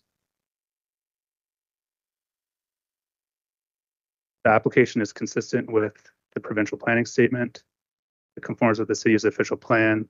It meets the strategic plan objectives of planning for mixed-use neighborhoods and encouraging neighborhoods to be safe, diverse, accessible, and affordable across all ages, which is something the Mount has demonstrated that they're capable, highly capable of doing at their Monaghan Road property. It also allows the city to move towards achieving its housing targets by allowing this building to be reused. This application was circulated in accordance with the Planning Act, so that's in the Examiner on the website, everyone within 120 meters. No public comments have been received as of the preparation of that presentation this afternoon. So the recommendation is to rezone the property from UC to UC 366 to SP 372, which will be a residential district. The amendment will facilitate the property to be used for residential, neighborhood supportive, non-residential uses, and community facility uses, really that are just not associated with the university or college. And if there are any questions of clarification, I will take them from you. Thank you, Mr. Drum. Councillor Riel. Through the chair to Mr. Drum, who is asking for the rezoning, the owner or the purchaser? Through you, Madam Chair, to the councillor, the application was brought forward by the Mount. That's correct. Okay, thank you. Any further questions? Seeing none, thank you very much, Mr. Drum. And we do have the agent for the applicant, Laura Stone from One Community Planning. If you could please approach the podium and welcome Laura.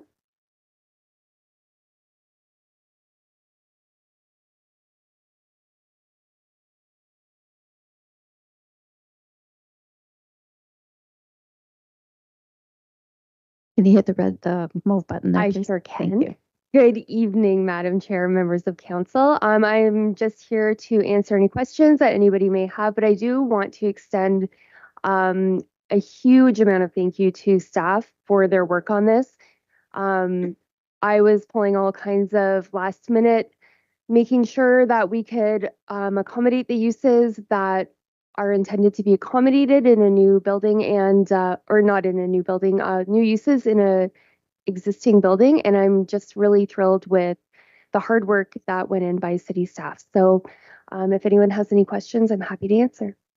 Thank you. Any questions for Ms. Stone? Seeing none, thank you very much. Thank you very much. Sorry for keeping you so long. Okay, I need a mover. Moved by Mayor Leal. Any comments by any member of committee?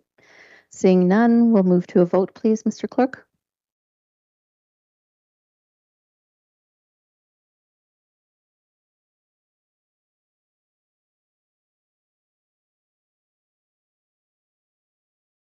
And that carries unanimously. Thank you very much. Okay, and our final planning matter for the evening is a rezoning bylaw amendment for 250 to 258 Reed Street and 324 Sherbrooke Street. And our staff presenter is Mr. Nolan Drum. Welcome. Back for more. It's because you're so good at it. I appreciate that. Thank you, Madam Chair, Mayor, and members of council. This next application I'm introducing for you is file number Z2506, which is a zoning bylaw amendment for 250 to 258 Reed Street and 324 Sherbrooke Street. The owner of the property is the Professional Dental Corporation and KDC Health Services that separately own individual parcels within this complex. The applicant is Aditya Srinivas of EcoView Consulting Services, Inc. For lot area and frontage, I did a consolidated area, 0.62 acres, with 165 feet of frontage on Sherbrooke Street and about 200 feet of frontage on Reed Street. The current use is the dental clinic, Kawartha Dental Clinic, a single detached dwelling on Sherbrooke Street, 324 Sherbrooke Street, duplex at 254 Reed Street, and a triplex. No, duplex is at 258 Reed Street, and the triplex is at 254 Reed Street. Proposed use is dental clinic, a 2-unit dwelling with an office, and another 2-unit dwelling. So on the whole, 2 dwelling units are being converted into non-residential uses associated with the clinic. Here's the location of the property on the northeast corner of Sherbrooke and Reed Street. That picture on the top left shows looking north, 250 Reed Street is on the left, 324 Sherbrooke Street is on the right. That central corridor is where the connection will be, so that gap will be filled in and the 2 buildings will be combined. The drive aisle onto Sherbrooke Street will then consist of the driveway for 324 Sherbrooke Street, which is where the car is parked right now.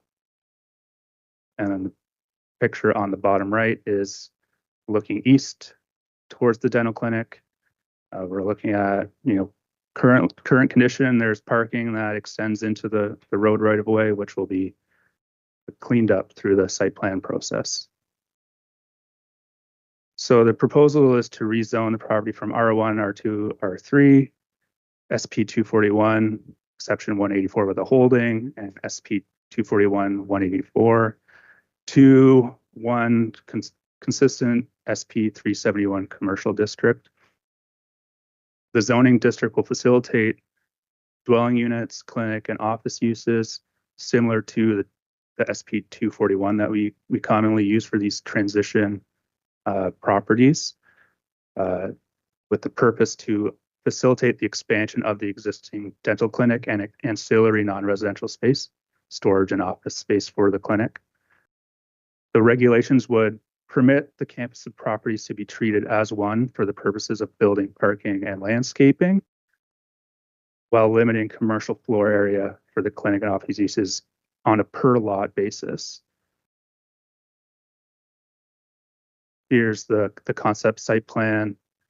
It's a little hard to see, but really all that's changing on the property is that that link building in between the 2 buildings on the bottom of the drawing there, and then about 9 parking spaces extending north. The application is consistent with the provincial planning statement, conforms with the city's official plan, and meets the strategic plan pillar of planning for mixed-use neighborhoods. I left the housing pledge on there because there will be 2 units being converted from residential to non-residential. The applicant did a mail-out notice in the winter to solicit preliminary feedback, and we did receive comments from the tenants at 258 Reed Street, primarily concerned with the parking lot encroaching into what is currently their backyard, their outdoor amenity space. In order to try and meet some of the concerns of the neighbors, they were able to reduce the parking area on the north through some changes to the rest of the property. So it did increase the landscape open space on the site from the site on whole from 22% to 33%. Obviously, it's not the same as it is now, but they did best efforts to mitigate that impact. Notice that the application was circulated to all landowners within 120 meters and those who requested notice. It was advertised in the Examiner and on the website. And we did get a similar letter from that same person during the open house period with the same comments. So staff's recommendation is to rezone the properties from R1, R2, R3, SP 241 184H, and SP 241 184 commercial district to an SP 371 commercial district.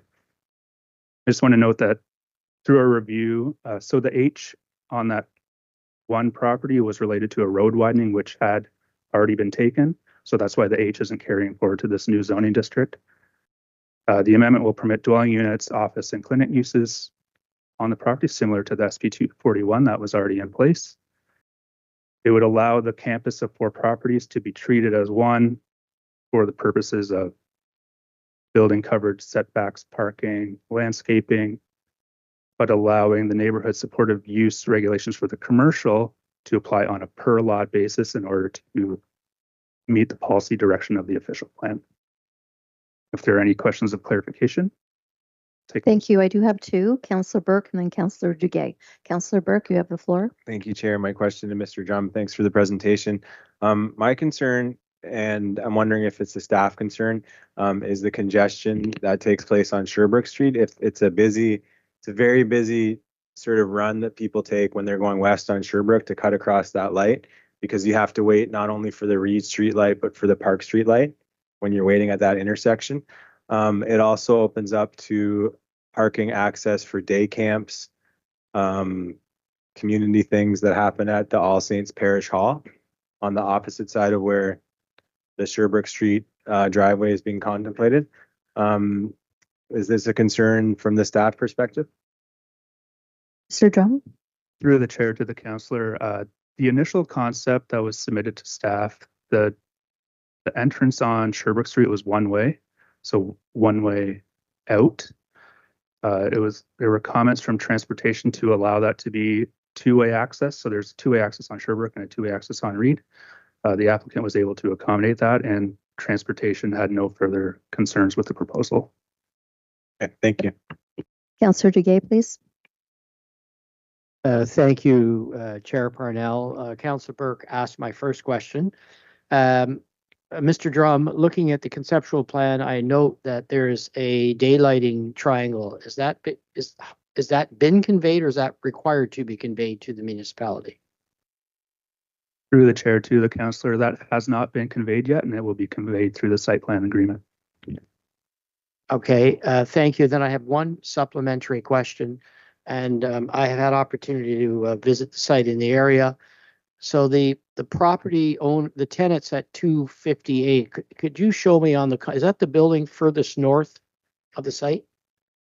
Through the chair, yeah, that's correct. And the concept plan, as I see it, shows a hammerhead parking spaces 2019, and what appears to be some fairly generous rear yard space, correct? Through the chair to the councillor, it is certainly an improvement on the initial concept plan. Okay. My question is, if in the event either building D or building C was converted to commercial, which the zoning would permit, would it trigger some additional site parking requirements?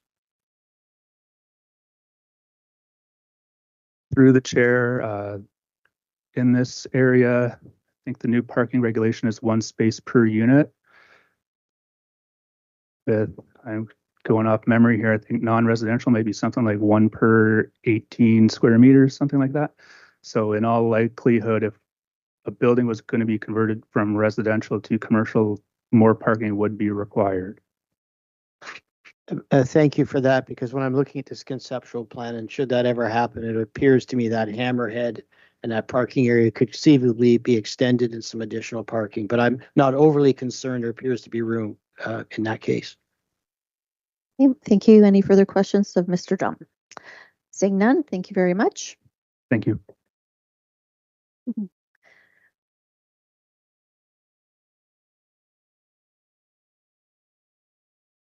We actually do have a registered delegate. If you would like to come forward, please, sir, from EcoView Consulting Services.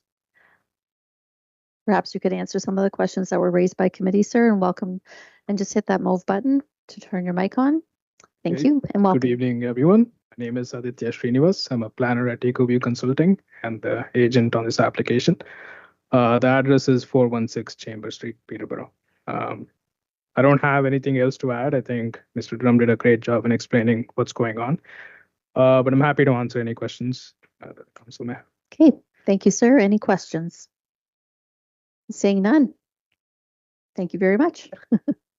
All right, we will we'll move to Councillor Duguay to move the motion. I would be pleased to move the staff recommendation. Thank you, Madam Chair. Okay, did you want to speak to it at all? Madam Chair, no, I think the report's self-explanatory. It's an appropriate reworking of the site and introduces some additional parking and accommodates, I think, a long-awaited expansion of this dental clinic space. Thank you. Thank you. Any further comments from committee? Seeing none, thank you. We will move to the vote, Mr. Clerk and Madam Clerk.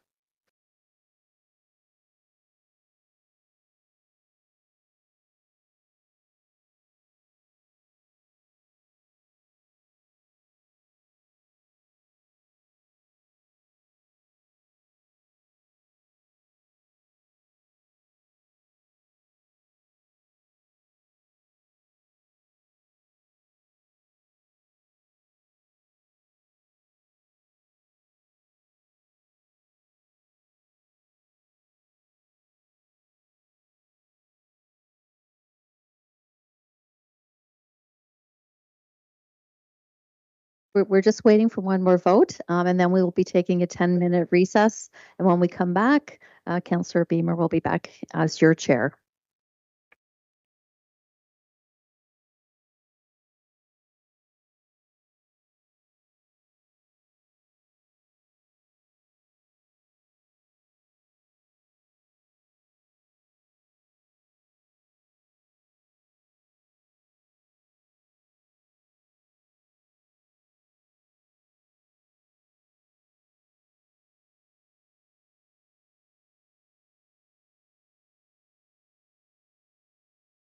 Here he is. Welcome back, sir.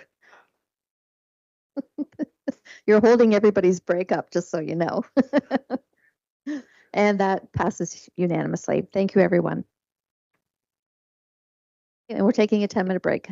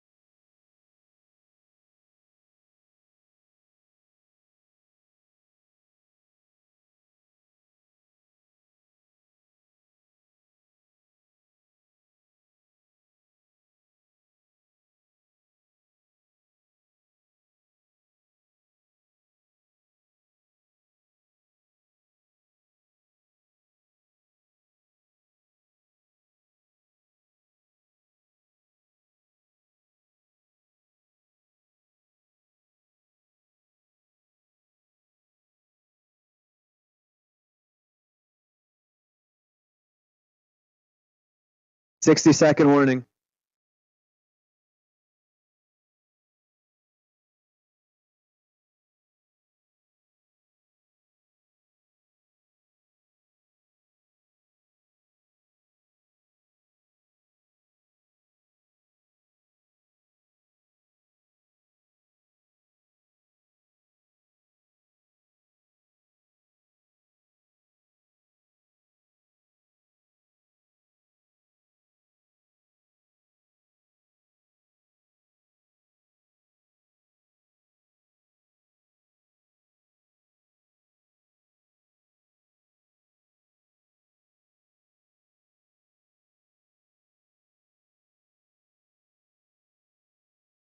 Thirty seconds.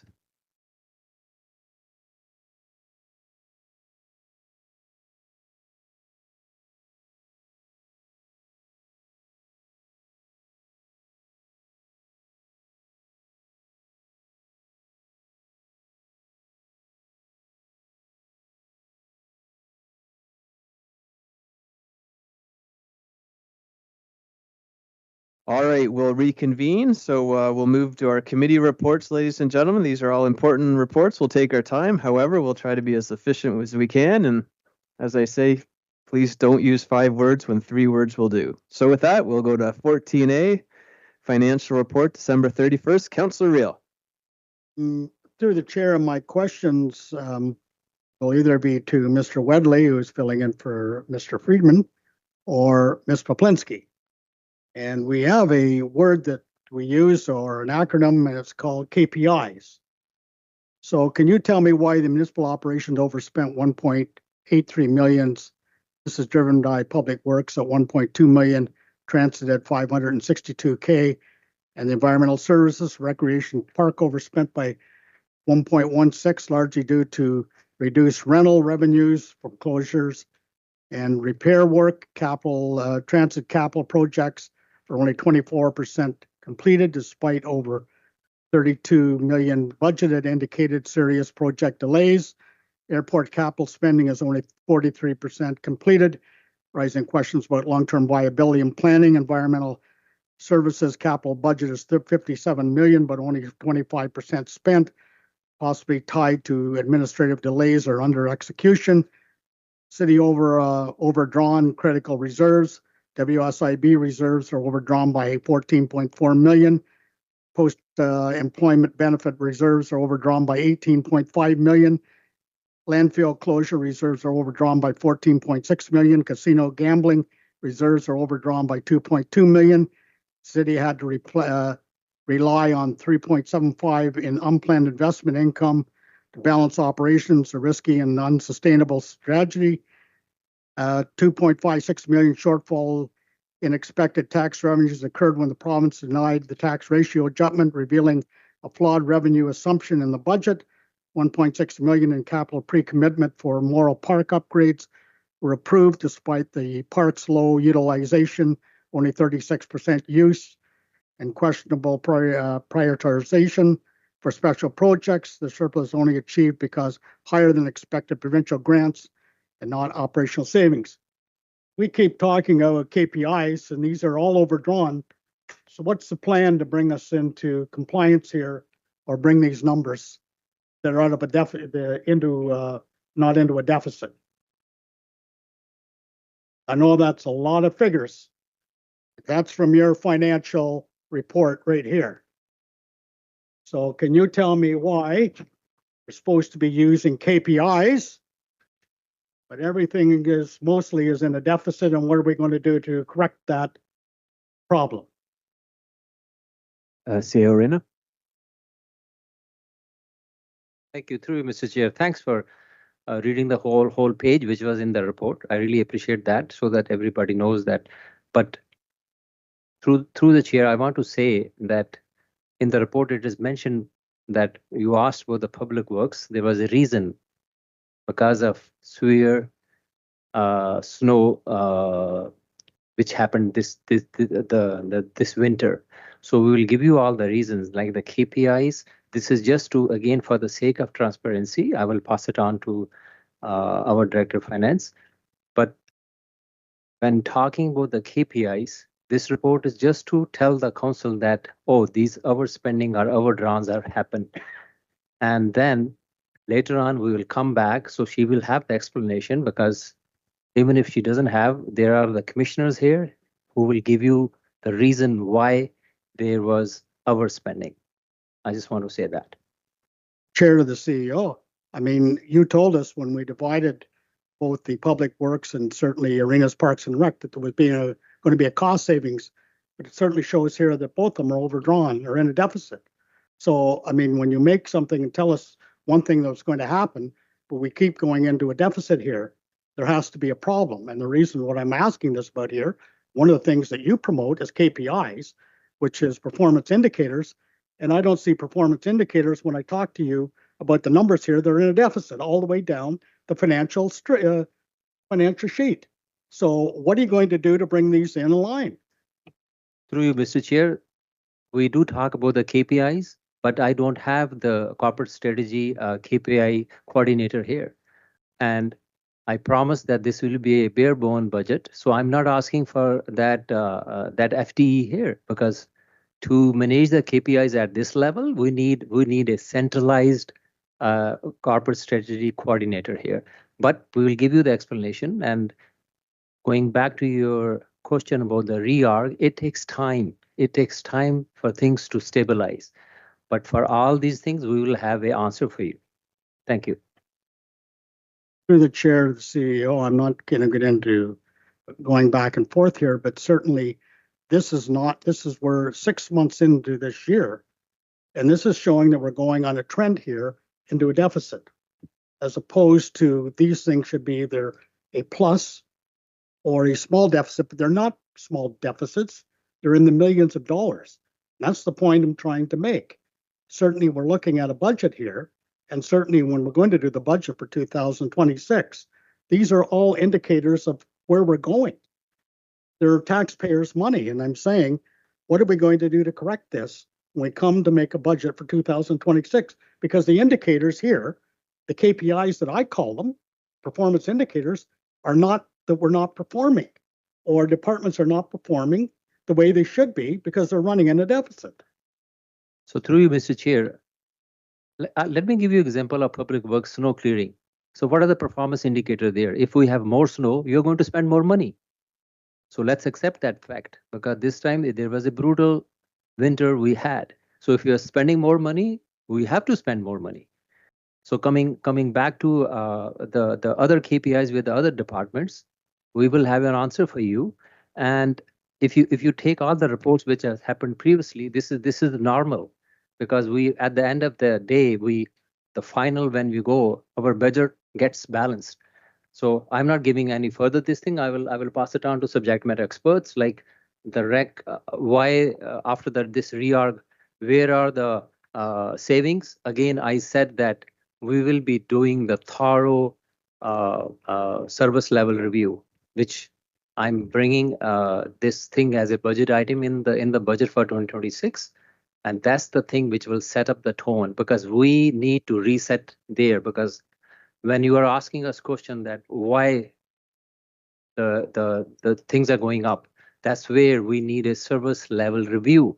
A third party comes, tells us that this is the efficiencies, these are the effectiveness you're looking for. Because what happened, like if I go and say, and I ask individual commissioners, it will again come back to you that, oh, something has been missed. So that's why we are proposing, which I mentioned in the orientation session too, that's the reason we need a detailed ground root level service level review.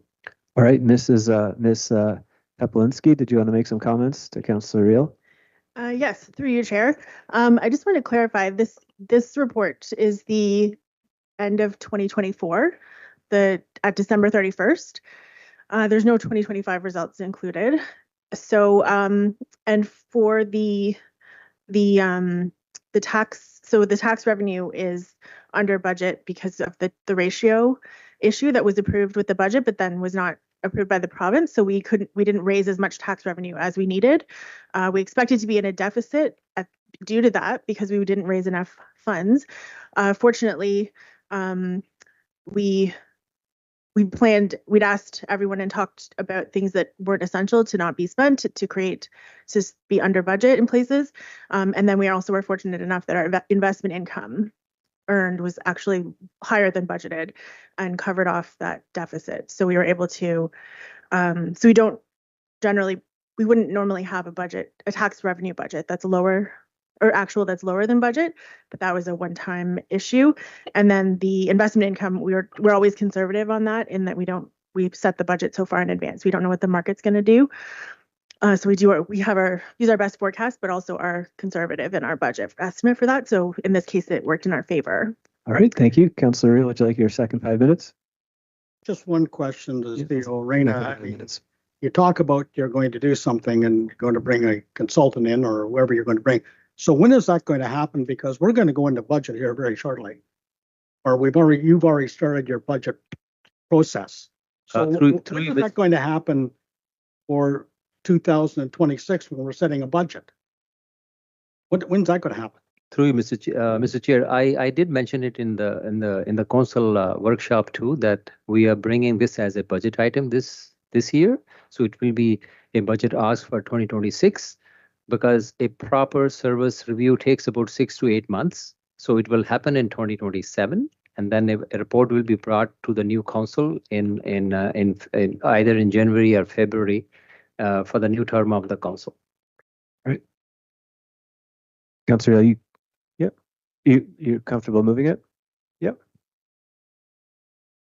Nope. Thanks, Councillor Reel. So moved by Councillor Reel, Councillor Burke, and Duguay. Councillor Burke. Thank you, Chair Beamer. I had the same concerns reading the report about the two significant overspends in Public Works and in Parks and Rec. And I know that in 2025 we had a lot of snow. Am I hearing correctly that the Public Works overspend was due to the snow removal?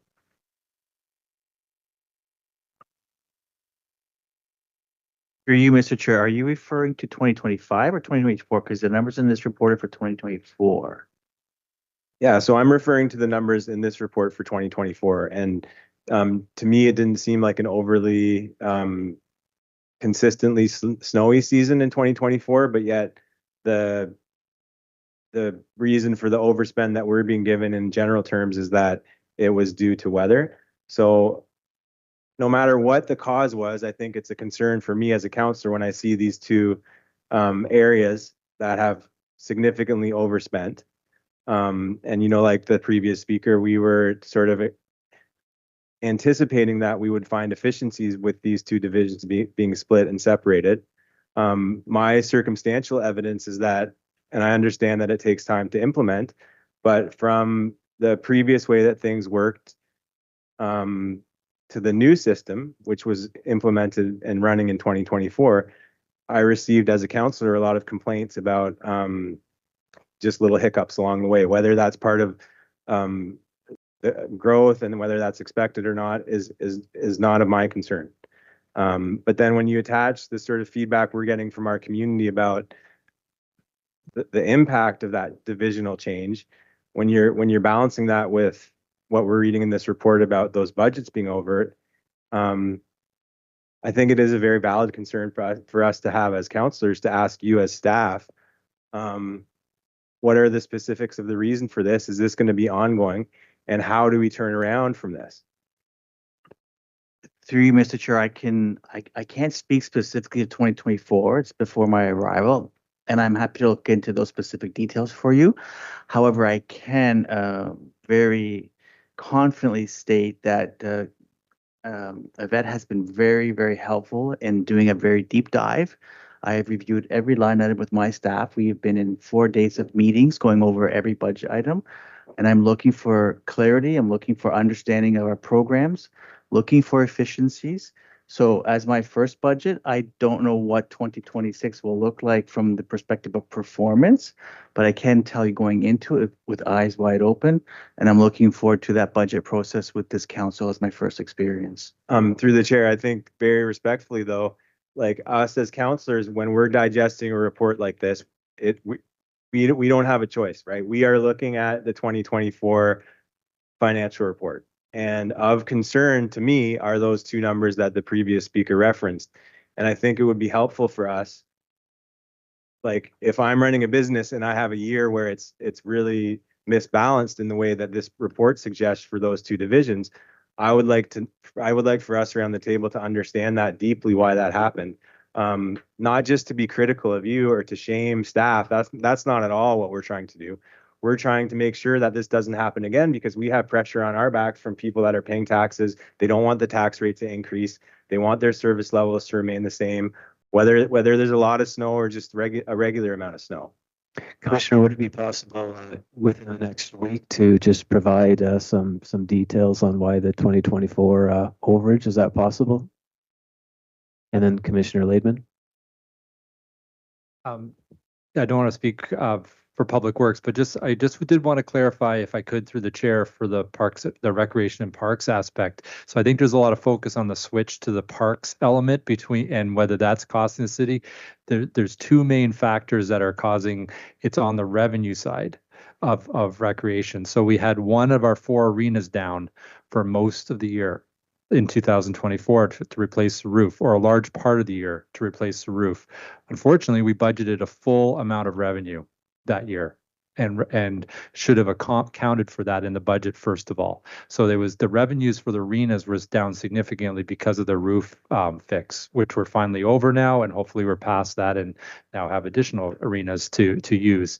At the second item was Peterborough Memorial Center costs, and we've been taking a significant dive into those operating costs, and there'll be a report to council in September time period to give council a fuller understanding, now that we understand those costs a little bit better, about the full cost of the municipal Memorial Center. So I just wanted to clarify that for Councillor Burke. All right, thank you, Councillor Burke. Do you want your second 5 minutes? I'm done already. Yeah. Second. No. You get second? You sure? Okay, so I have Councillor Duguay and Councillor Burke. Councillor Duguay and Mayor Lil. Thank you, Chair Beamer. I'll be very quick, cognizant of the time. Perhaps to Yvette. Thank you, Yvette. On page 112, and I appreciate we're speaking about 2014 items. 2024, thank you. 1904. Schedule 1, it reads about net operating revenues, and it said that our tax levy was down. I'm referring to page 12, Schedule 1. And it says that, but our holdings, COFI dividends were up, and our investment income was up. Those two items alone are about $5 million.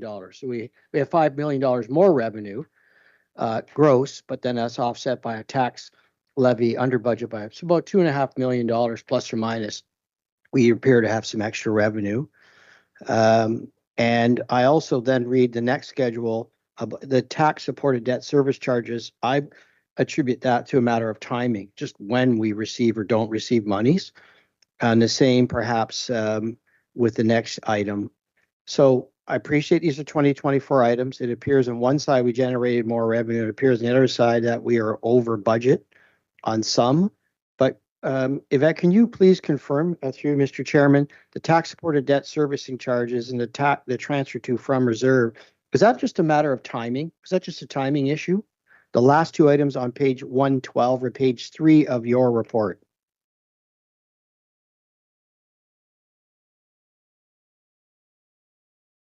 Through you, Chair. Yes, it is the timing difference with the tax supported debt charges.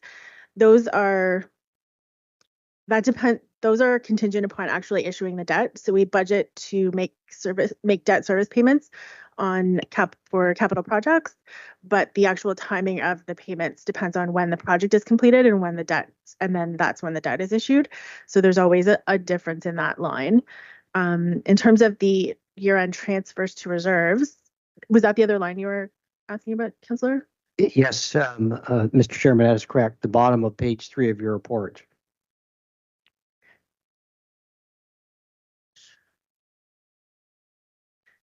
Yes. So that difference is just that we earned more revenue on the more investment income on the legacy fund principal. So we transferred more to reserve because that was it. All of that income is earned. All of the investment income that earned in the legacy fund principal is transferred to reserve. And so that transfer was just higher because we had more investment income. Thank you, Mr. Chairman. That was my understanding with the last item. I just needed clarification on the second last. Thank you for the opportunity to inquire. Thank you, Councillor Duguay. I got Councillor Burke for a second time. Thank you, Chair Beamer, through you to Commissioner Simonovsky and Commissioner Laidman. Appreciate the answers for the 2024 side of the budget. Again, I have those two numbers highlighted, the over budget numbers, which to me stand out. And what I'm hearing, though, is that this is just an anomaly. Is that correct? Through you, Mr. Chair, I'm happy to investigate what the actual cause of these overages is for the public works side of things and bring back some information for council.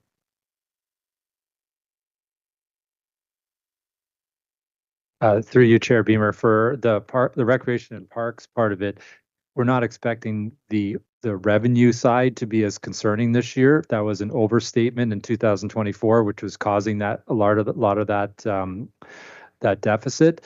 However, I did highlight the challenges at the Peterborough Memorial Center, which we'll have an additional report on, which continue. Thank you. And Chair Beamer, through you to Ms. Ploplinski, on page 8 of the agenda, of the report, page 117 of the agenda, there's a couple of paragraphs about delegated authority in certain instances. Paragraph 15 points to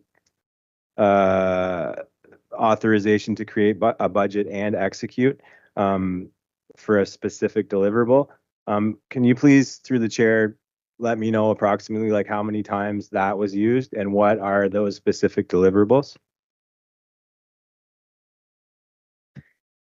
Through you, Chair, every instance of those delegated authorities being used are reported to council through this report. So they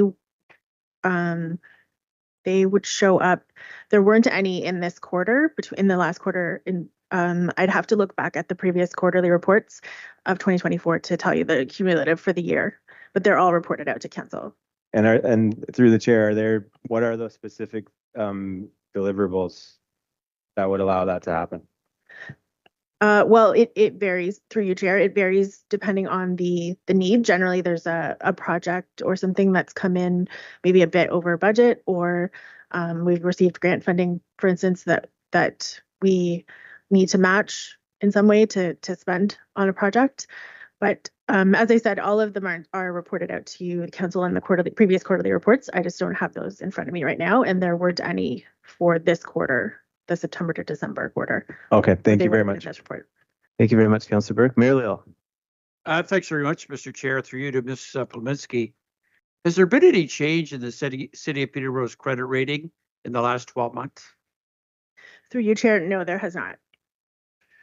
Mr. Chair, just a question on winter maintenance. Unless something has changed dramatically, it used to be the financial practice here at the city of Peterborough that on a yearly basis, we would establish a winter maintenance budget.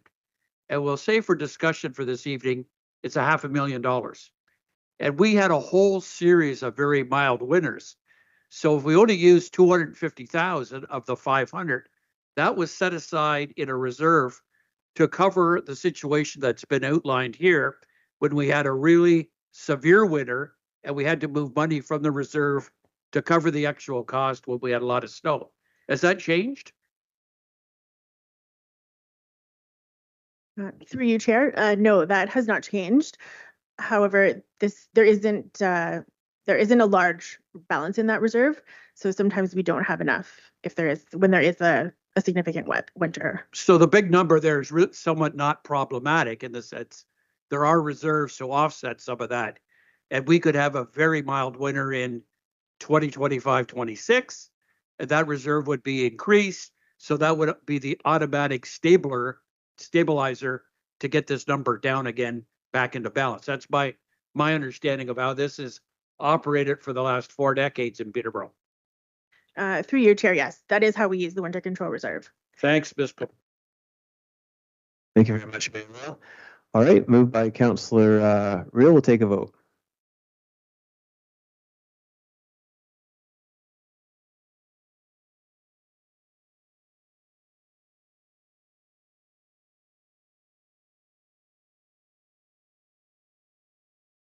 And that is carried. 14B, notice of a public meeting, amendment development charges citywide background study. Councillor Real. Through the chair, I don't know if I can move this because I'm asking for a deferral, so assume somebody else has to move it and then I can speak why I want to defer it. Okay, moved by Councillor DeGay. Councillor Real, deferral is always in order, so speaking to the deferral. Well, it's very interesting on page 134 of the whole report here. It says that you're tonight and next week we're going to ratify this here at council. But it says to advise council that a public meeting will be held on August the 5th at 4:45 in the council chambers to present the amended citywide development charge background study and to hear public delegations. Well, that doesn't give the public a whole bunch of time to do anything except listen to what has already transpired. So tonight, if we pass these amended development charges, next week we ratify it, then it's a done deal. But no, we'll wait until August the 5th and show up, and then we'll have a public delegation from Hempstead to tell the people why they have amended development charges. I'm sorry, this is the cart before the horse. This is not in the public's best interest. That's why I think this should be deferred. We need to give the public a chance to weigh in on this. And this is a huge package here to read on the development charges.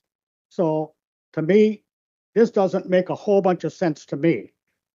It's leaving one of the key factors out, and that's the general public weighing in on what they think about development charges. Thank you. That's why I'm asking for a deferral. Yeah, thank you, Councillor Real. So deferral is always in order. So Councillor Real's moving to defer till the August cycle. I have some speakers, but Ms. Pepolinski, you had a few comments or a comment? Yes, through you, Chair. The report tonight is not asking for approval of the DC charges, the amended charges. It's simply a notice to council of a public meeting that's going to be held on August 5th when Hempstead will attend and the amended rates will be presented for council consideration then, with approval later in August. Okay. Tonight is just the notice of the public meeting, and we're providing the additional information so that everyone's aware of what the public meeting will discuss. And council will actually vote on this after the public meeting, likely the second cycle in August? Yes. Okay, so Councillor, did you still want to defer this? No, I missed that part of it in the 1,100 pages that I had to read. It's clear as mud now. Thank you very much. I just wanted to make sure that the public gets to weigh in on this here because this is an important document for not only us as council and how we do business, but the public. Yeah. And that's the taxpayer, that's the people who pay my wages. Thank you very much. Thank you, Councillor. So the deferral has been withdrawn. I did have some speakers, so I'll just go to you quickly. Councillor Purnell, Duguay, and Crowley. Councillor Purnell, are you comfortable moving this? I will move it, yes. Okay, did you want to speak to it? Very quickly, I wasn't going to support a deferral because it is just to be received and give notice of the August 5th meeting. But also there's some good news in here if anybody's had a read. We're actually, because some good things that have happened, we're actually proposing reductions in our development charges. This is very good news, and thank you very much. So now we will have until August to go through this report. It's a big report. It helps to go through them 2 or 3 times. So just hang on to your package so the clerk doesn't have to send it out to us again. Anyway, I'm happy to move it, and I'll be voting in favor. Thank you. Okay, and again, it's just for a public meeting. I have Councillor Burke and Mayor Leal. Councillor Burke? Thanks, Chair Beamer. My first question to staff, why are we proposing reduced DC rates when our own cost of growth analysis shows a $1.3 billion shortfall that will fall on the taxpayers? Through you, Chair, the amended rates are being proposed because the costs for the sanitary sewer and wastewater costs have been amended, and because we're within 1 year of the DC study being approved, we can adjust our rates to better reflect that. Thanks. And this is a question maybe for CAO Reyna, Chair Beamer, or Commissioner Laidman. But one of the things that stood out to me in the report when it sort of looked at our growth forecast, it's one of the charts on page 63 showed that employment has stayed roughly the same since 2010, our employment rates. It said that our employment to population rate has fallen to below 50%. So only 50% of our residents are employed. And so while we're looking at increasing development and increasing people in the city, do we have a plan to boost, whether that's writing the province for support? Do we have a plan to boost our social services? Because what I see in this report is a lot of growth being forecast onto a system that is not able to meet the needs of the current population. And the data in the chart show that we have a low rate of people that are working, and that employment rate has stayed the same since 2010. What is that, 25 years, 15 years? Commissioner Laidman? Rocio Reyna?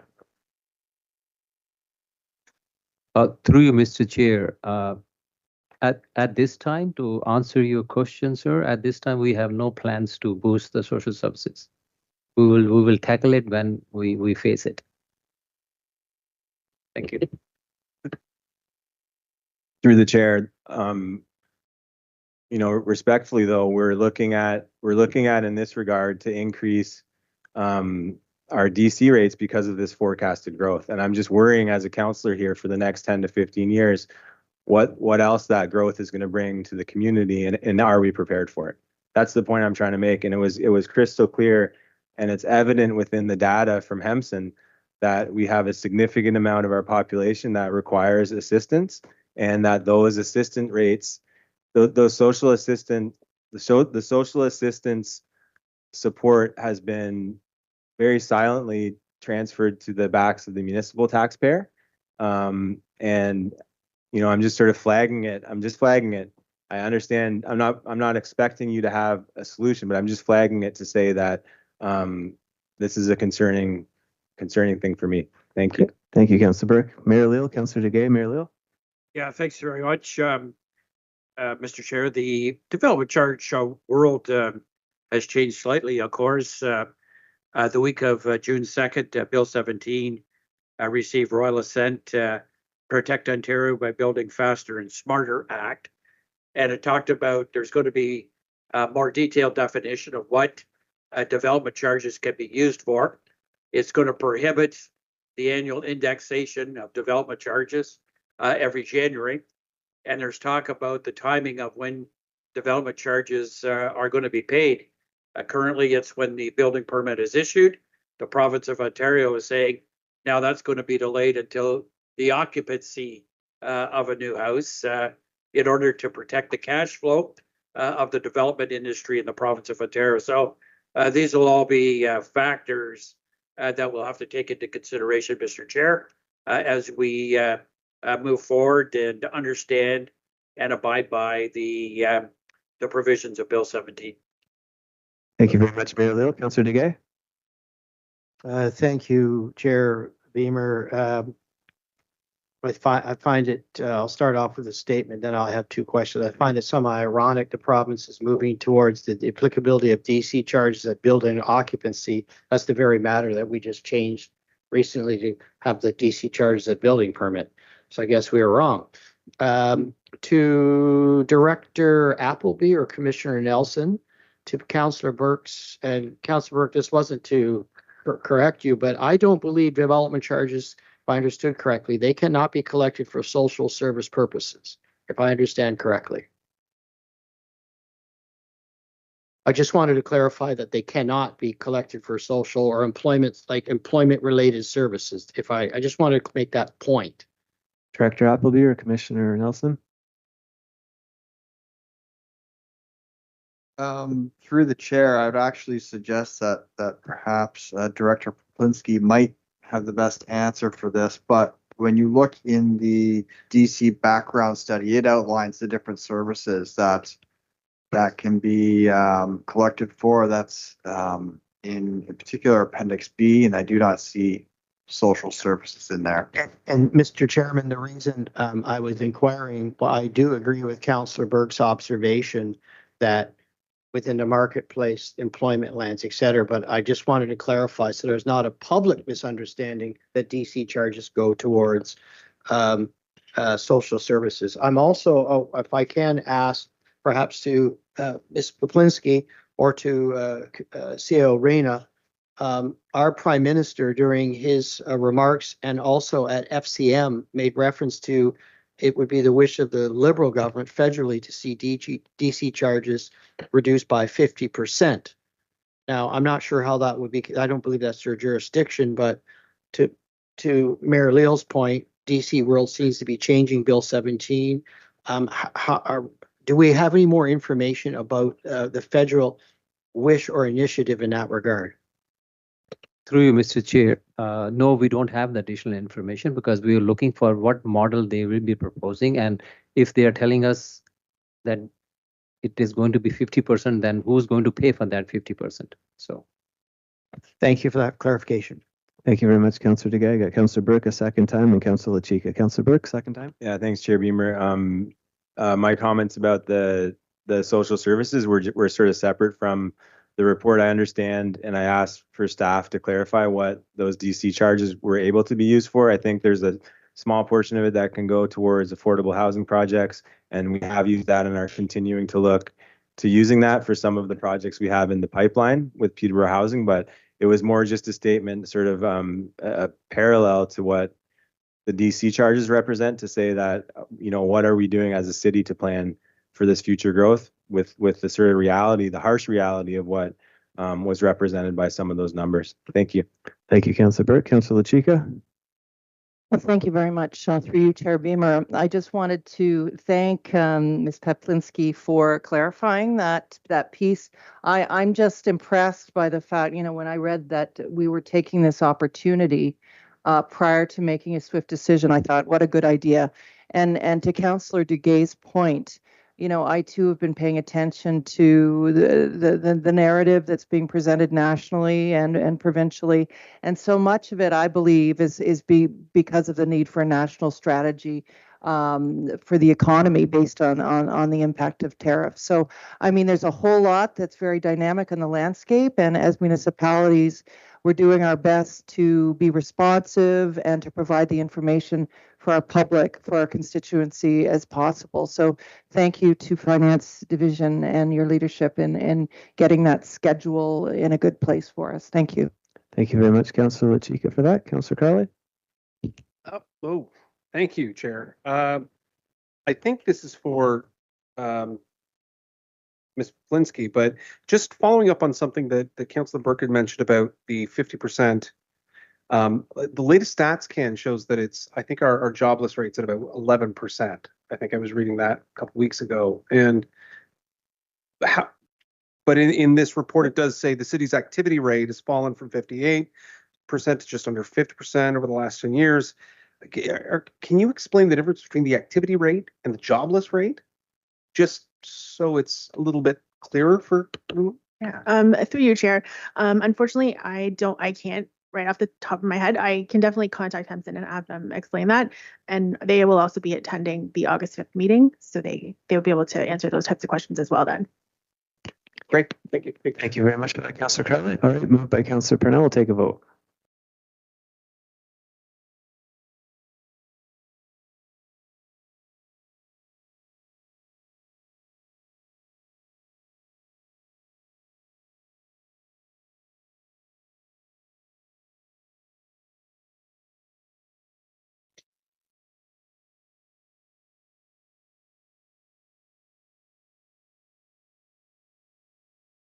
And that is carried. Next item, 14C, 2025 Asset Management Plan. Councillor Chika. Thank you very much, Chair Beamer. I really look forward to this part of our package because as we approach budget time, it truly is a reality check for us. It helps us take stock. And we look again and we see that we have a $26 million gap, 18% gap. And it also just really paints the canvas for us and provides information for us, for the public, on the services that are delivered currently and what we want to seek to do in the upcoming year. So I just want to thank Director Boland for all the time and effort that he's taken to get this presentation, and Commissioner Nelson as well, for us this year. So thank you for that. I just had a question as I was reading through the fine print. We saw that we had 298 responses this year to the survey, the engagement and consultation section. I just wondered, is this more or less than through you, Chair, than we had last year?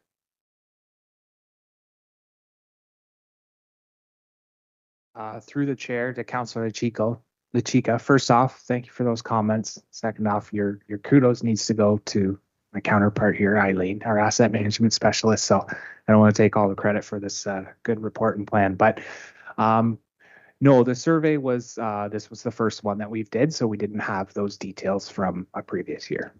Well, that's fantastic then that we had a survey this year, because I didn't remember. So that's why I was asking. So thank you very much, Eileen. It's Eileen for providing that for us. And I'm just wondering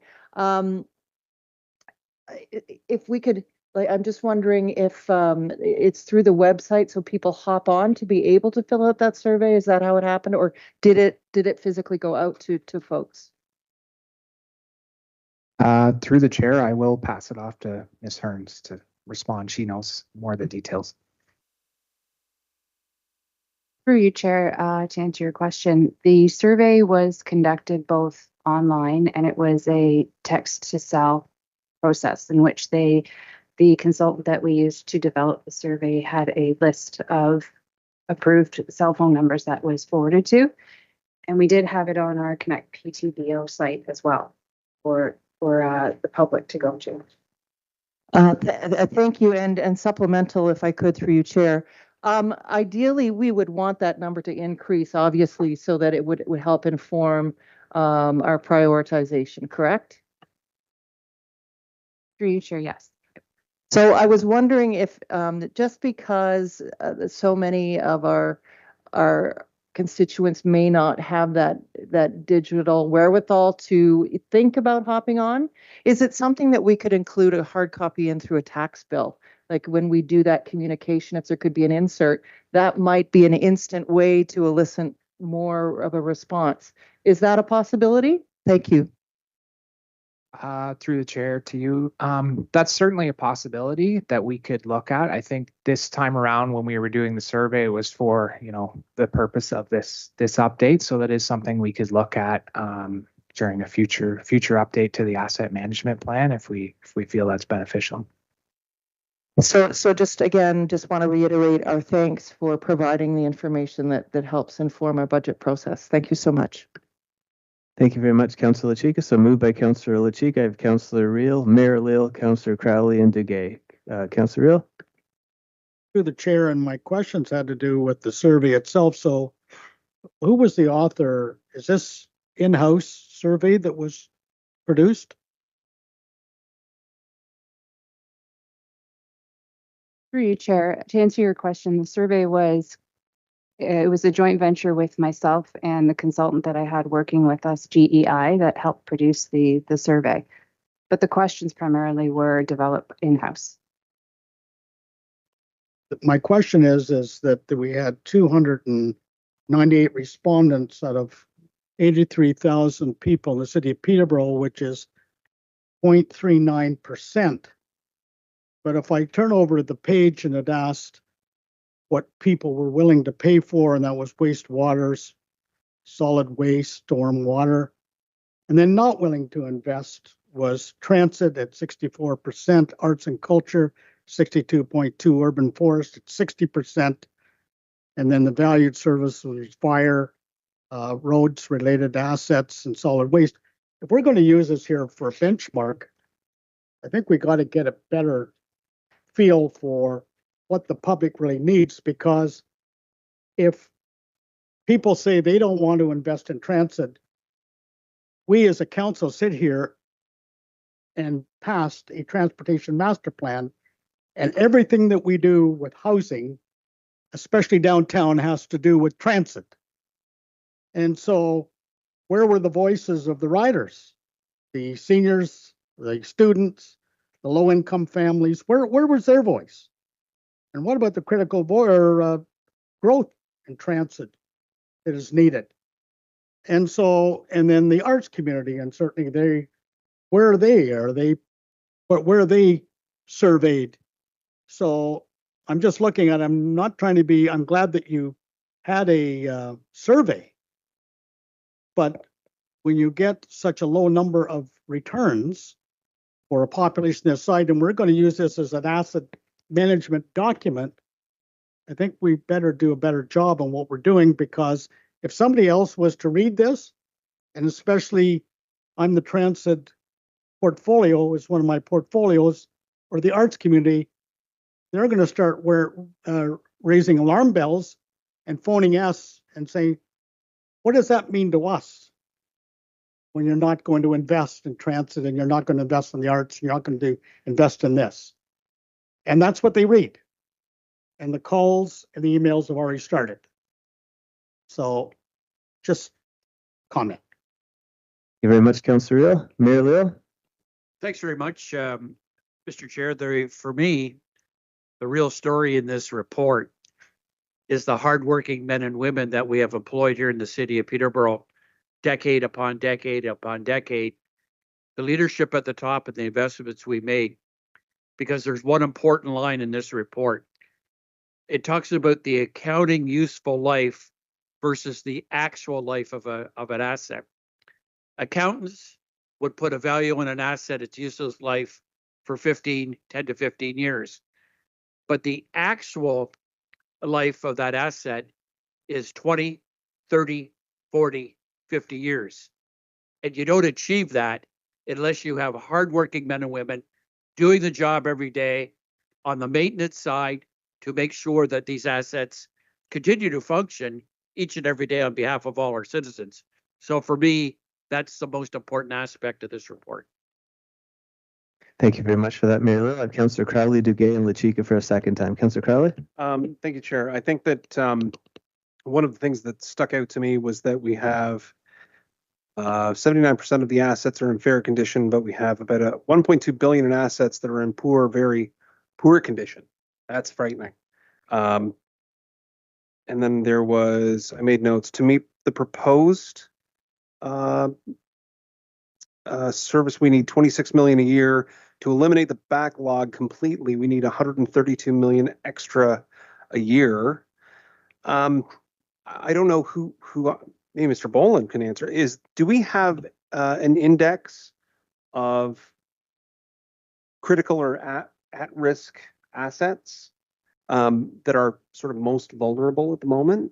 I mean, I don't know if we can have something like that, or we could see something like that. I'm sure that you would probably have something like that. Like, are there priorities based on the age and the condition of those assets?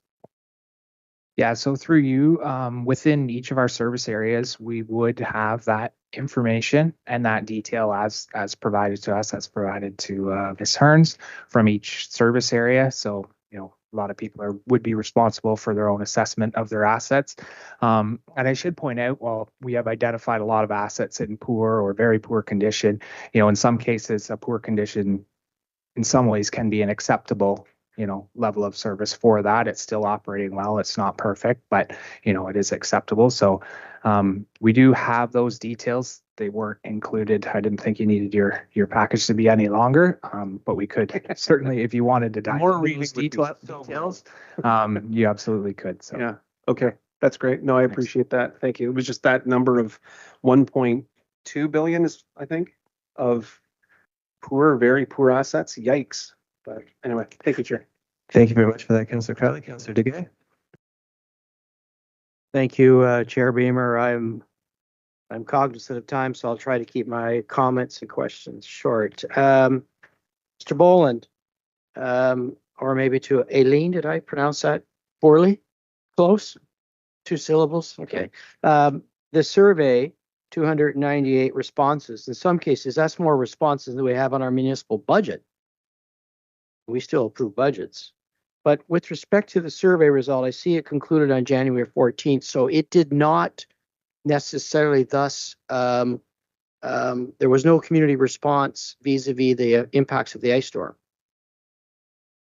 And the reason I'm asking that is because urban forestry and tree replacement seem to be a lower priority, but I would imagine that our community's opinion, if we asked the same some of the persons today, it might change. And I realize surveys have to stop and start. I appreciate that. I think 300 respondents is a quite favorable number, and it's a good barometric reading of the community. But I'm wondering if there's any way that we could ask members of our community, particularly around urban forestry. I'm just a bit concerned that I think as some of our woodlots, I'm using Riverview Park and Zoo, Jackson Park, they're just decimated. And I believe that the public might be inclined to see monies now being expended to at least replace the stock of trees. So just a comment, can we re-ask that question? Is it possible? Because the survey concluded on January 14th and thus did not accommodate the ice storm. Thank you. Yeah, so through the chair to Councillor Degay, as you mentioned, our survey is closed, and I will add, just if I have the opportunity, it was a statistically representative sample of residents in the city of Peterborough. So, while it's not a huge number as a percentage of everybody that's in the city, it is intended to represent residents of the city, which was important to us. And the call out, I think, of, some of these service areas like transit and arts and culture is really just to let us know, like, those are critical services. We do recognize they're critical services, but we need to recognize, what is a resident's willingness to pay for those services. It's not to say that we're, not going to move forward with that. It's information for us as staff. It's information for council. That's really what the asset management plan is all about. So I just wanted to add that. And, we can certainly, I don't know if I would do a specific survey just to ask if, people are more willing to pay for the urban forest right now, but within our next round or next update to the asset management plan, we could certainly, see and track if there's been a change in people's behavior or people's opinions in regards to that. So. Perhaps, Mr. Chairman, to staff supplementary as we march towards our budget, we can keep our eyes very close on that subject. Because this is a matter that I think everyone in this room has heard about. And I think it's important that we, look at that, because I do believe the public's opinion on that matter might change as a consequence of that ice storm event. Thank you. Thank you very much. Councillor Chica, second time, and Councillor Burke. Councillor Chica. Thank you so much. Appreciating the conversation around the horseshoe.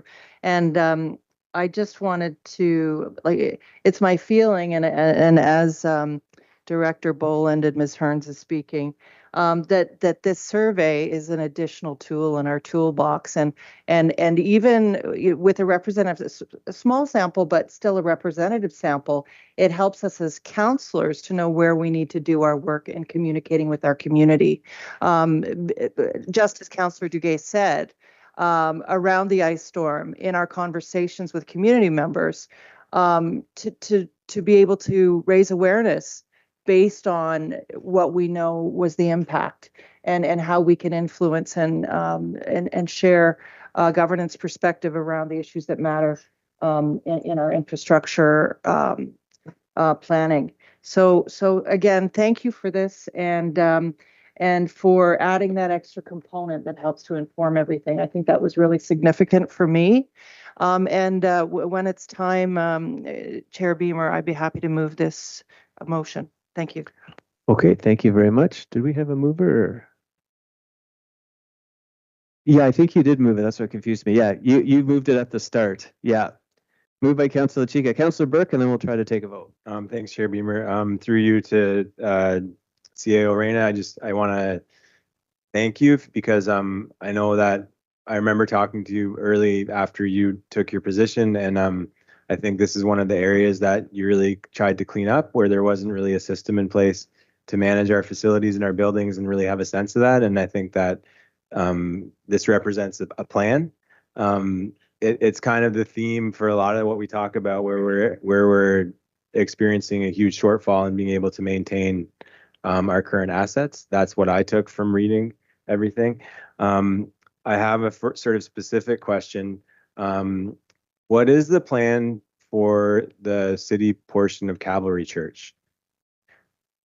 Because to me, if we're experiencing this huge shortfall and being able to maintain our current assets, I would look towards those assets that we own that are being unused.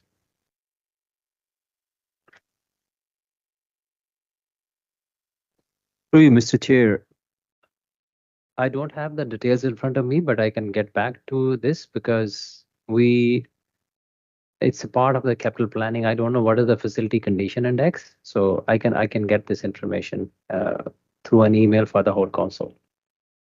The chair, the point I'm trying to make though is that how you do one thing is how you do everything, right? Yep. And we have this portion of that big property, and we were sort of told in a way that it's a sound investment because there's lots of opportunity there. And at what point do we as a city start to look at those opportunities within our current assets to help sort of fund the shortfall that we're faced with from this report? So through you, Mr. Chair, currently we are just focused on bringing the facility up to the mark, and so that the principal, like the Peterborough Police, they meet their needs.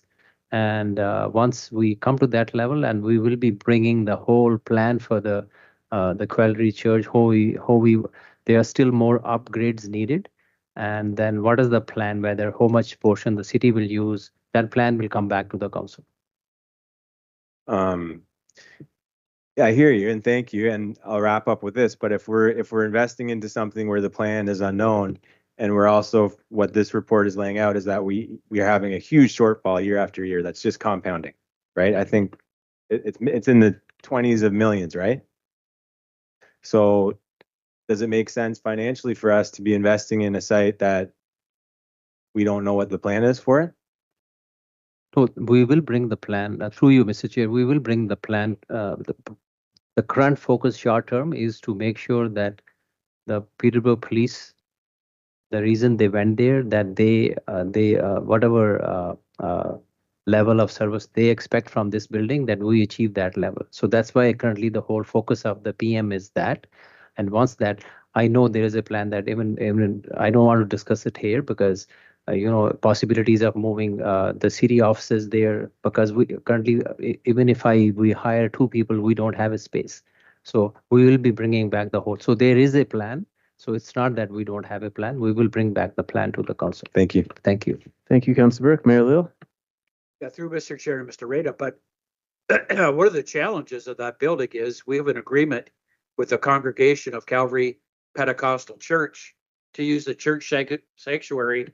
I believe it's for 5 years, and that would be the area that ultimately the city would move into at some time after the accommodations have all been renovated to meet the demands of the Peterborough Police. Is that correct, Mr. Rada? Through you, Mr. Chair, that's correct. Thank you. Councilor Chika for a third and final. Thank you very much, Chair Beamer. I believe that, correct me if I'm wrong, through you, Chair, you are also, the previous speaker is also referring to perhaps the lands, not just the building, because that's what was communicated to us as a council as one of the benefits of investment there, was that there would be land use opportunities for us as a council. So if that could be included as well. Thank you very much, Mr. Chair. Thank you, Councilor Chika. Good point. Good point. Moved by Councilor Chika. We'll take a vote.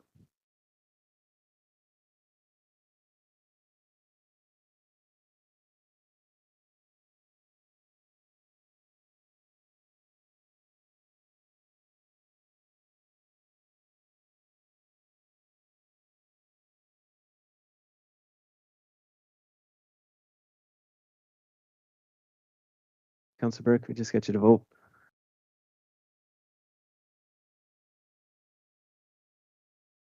And that is carried. 14D, Armor Road Traffic Operations Review. Councillor Real.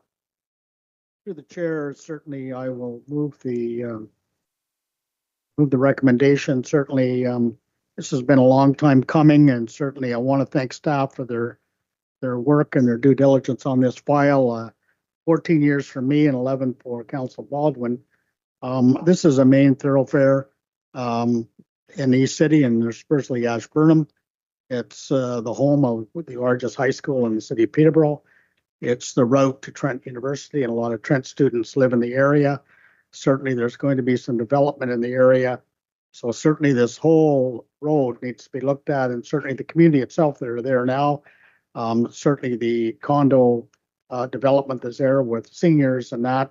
So I'm glad that it's here, and certainly thank staff again for the work they've done, and look forward to the implementation, this being certainly come to fruition for not only city of Peterborough, but certainly the residents of the area, that we finally get some shovels in the ground, so to speak, and some of these improvements being made on this NOAA road network. So thank you very much for that.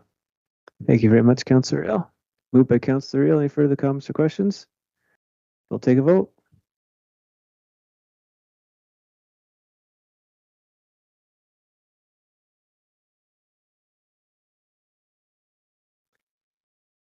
And that is carried. 14F, Growing Canada's Canopies, Community Canopies, Councillor Chika and Parnell. Councillor Chika.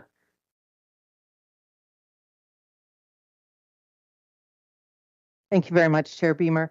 I just, first of all, wanted to thank Commissioner Simonovskis for this announcement, this plan of this exciting GCCC, Growing Canada's Community Canopies endeavor that we're embarking on, that we've received funding via FCM, as indicated in this report, to address the impact of extreme weather in our communities.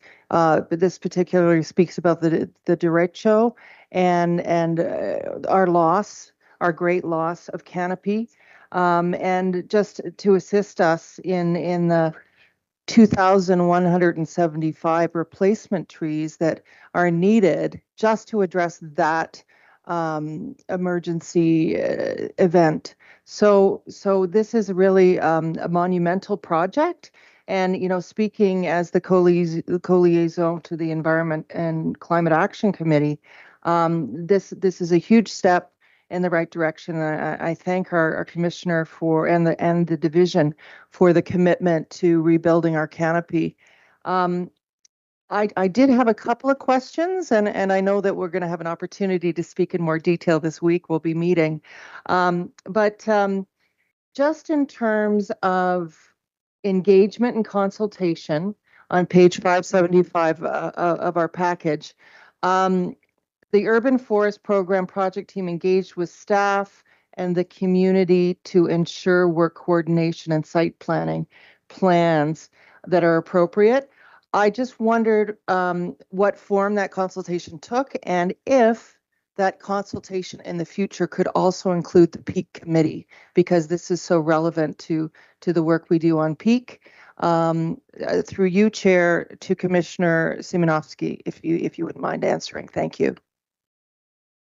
Certainly, through you, Mr. Chair. With regards to the engagement, I'm not entirely certain as to how the outreach is conducted, but I do know that our staff work very closely with internal departments, as well as doing the survey and condition assessments within the community. And there are a lot of programs that are supported, tree planting programs and other programs that result in funding that are done through outreach within the community. Now, the level of engagement, whether it's including surveys or other direct aspects, I can definitely find out more information. And I'm open to also sharing any other channels or avenues that the councillor has that may be available for our staff to reach. Thank you very much. And if I may, supplemental through you, Chair Beamer, well, thank you for that. And, I think that one of the things that struck me as I read this report is the porousness between divisions.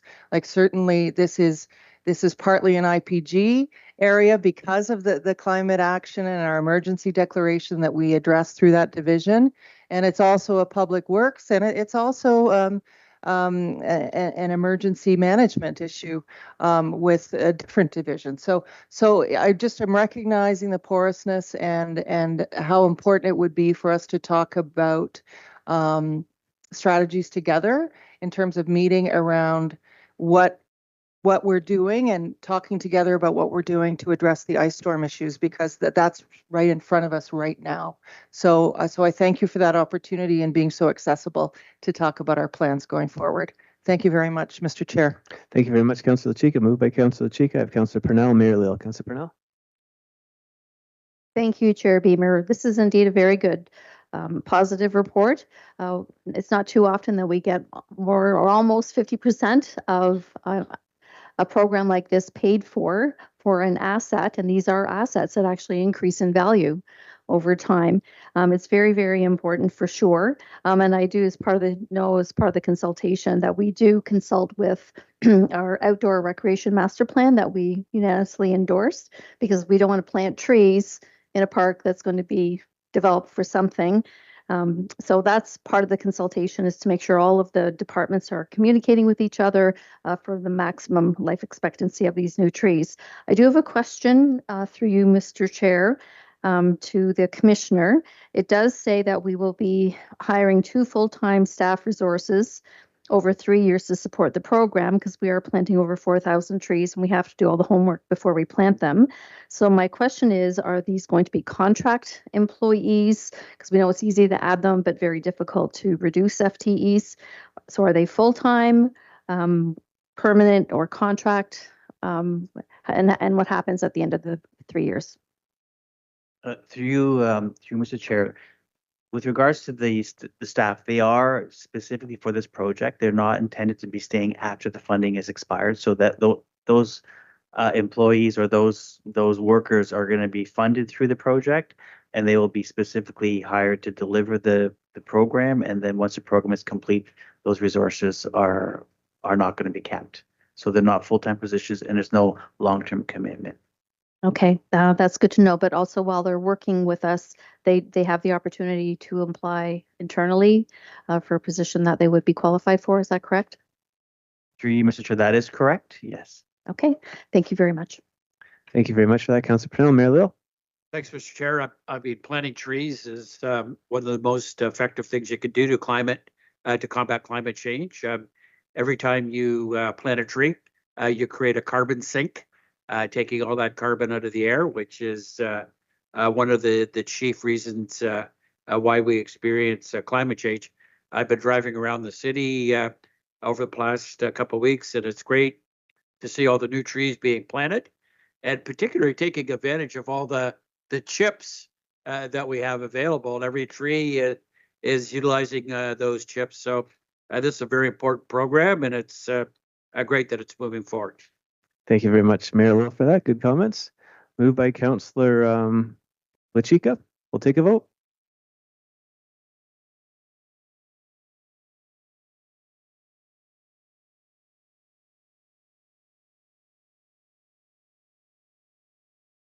That is carried.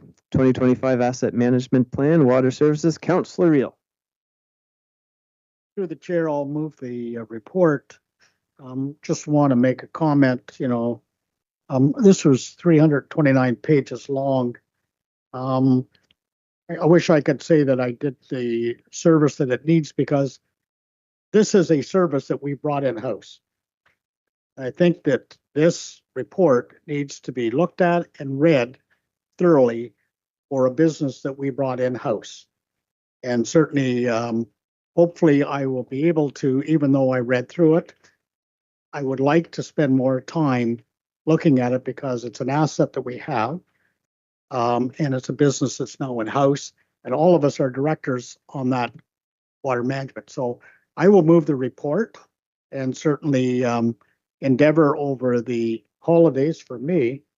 I know there's lots of pictures, but still there's lots of reading to do.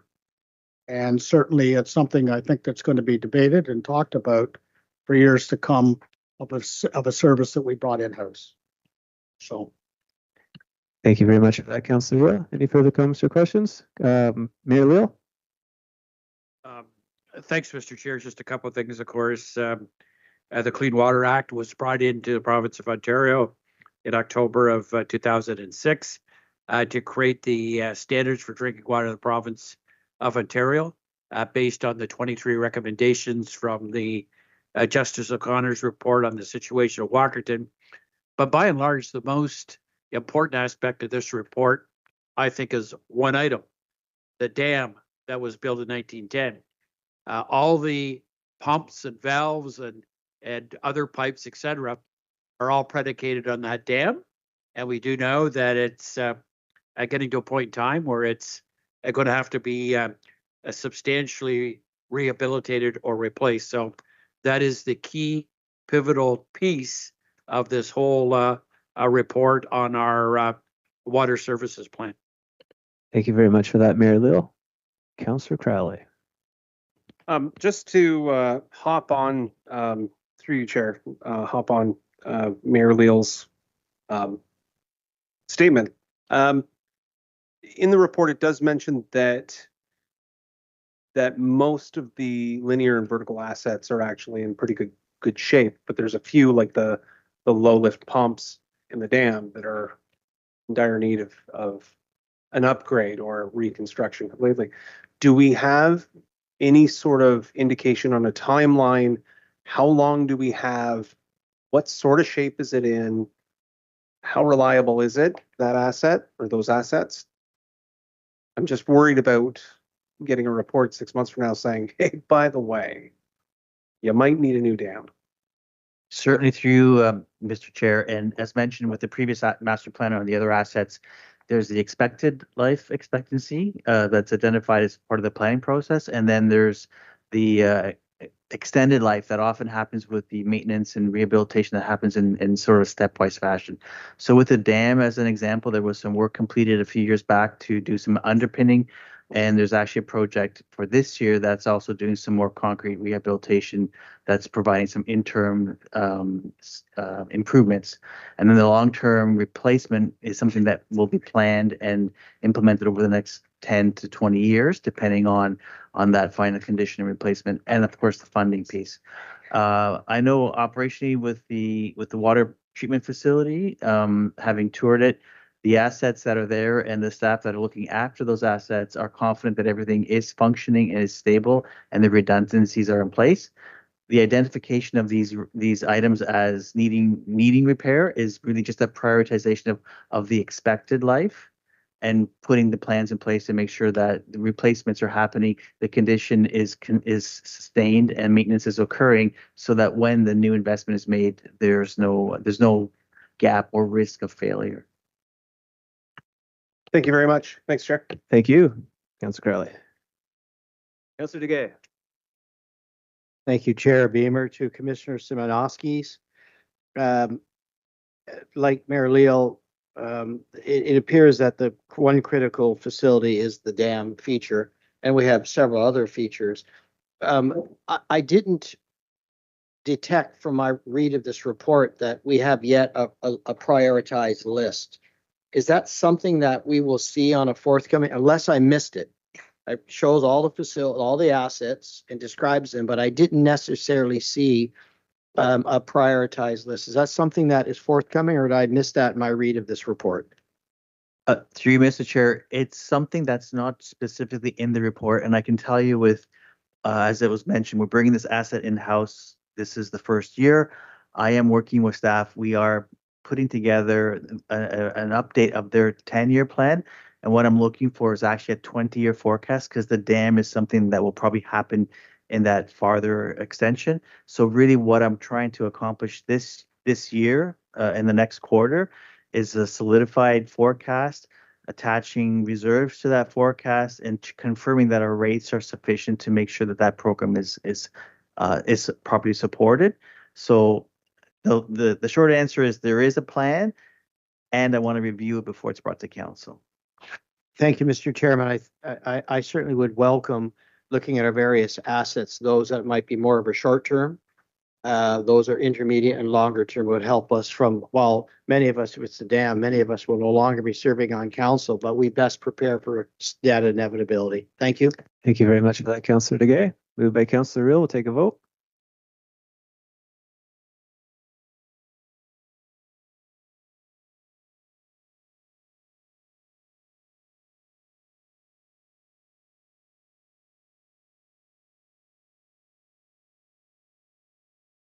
And that is carried. All right, our last report this evening, 14H, homelessness winter shelter options. Councillor Real. Through the chair, I'd like to move the report. Certainly, I think everybody's probably had a read on the recommendations here, but I'll just point it out. That 1.05 or $1,050,000 million of cities' 2026 operating budget be pre-committed to maintain existing homeless services that are funded through reserves in 2025. That means $269,280 to enhance Trinity's overnight drop-in program, $250,000 to increase the Housing Stability Fund, $285,000 to expand the Brock Mission's 24/7 capacity, $2,400 and $800 to expand the operating hours at Trinity Daytime Program, that the Commissioner of Community Services be authorized to do such things as execute such documents as necessary in consultation with the Treasurer and form acceptable to the City Solicitor to implement and complement of the report. Also, the Council's also approved or already approved $1.2 million 2025. And I'd like to speak to that. I think every week for well over a year, probably going longer, that we get a report from Dylan Middleton. And this was just dated the 20th of June. The 46 individual parks were patrolled by staff. And last week, there were 11 complaints. Staff related went to 13 sites. There was 93 site visits. But I think the important point is, as a result of insufficient shelter resources, there was no escalating enforcement or cleanup efforts undertaken at illegal tent sites in the past week. And this has been a theme for well over a year of us getting these here things. So if you don't have a place to put people, then you're going to have what I can say is a situation that I don't think any councillor wants to face. Councillor Burke and I take our job very seriously, and certainly Trinity itself has been top of mind for us. We have met a couple of times with the business community. It was put on by the Peterborough Chamber of Commerce, and certainly they were very spirited meetings, to say the least. And out of that, we decided that we would hire a consultant that would have meetings with the residents and the business communities. Those people that wanted to avail themselves to those meetings were invited, and certainly to try and grapple with the problems around Trinity and the use of the facility and trying to augment any problems that might be happening on that site. I think one of the things that plays a bit of havoc with us is having a dinner program or a lunch program there, and they're servicing well over 300 people a day. And then certainly to augment that by having a shelter system and the changeover. So certainly you have a combination of a lot of people in a very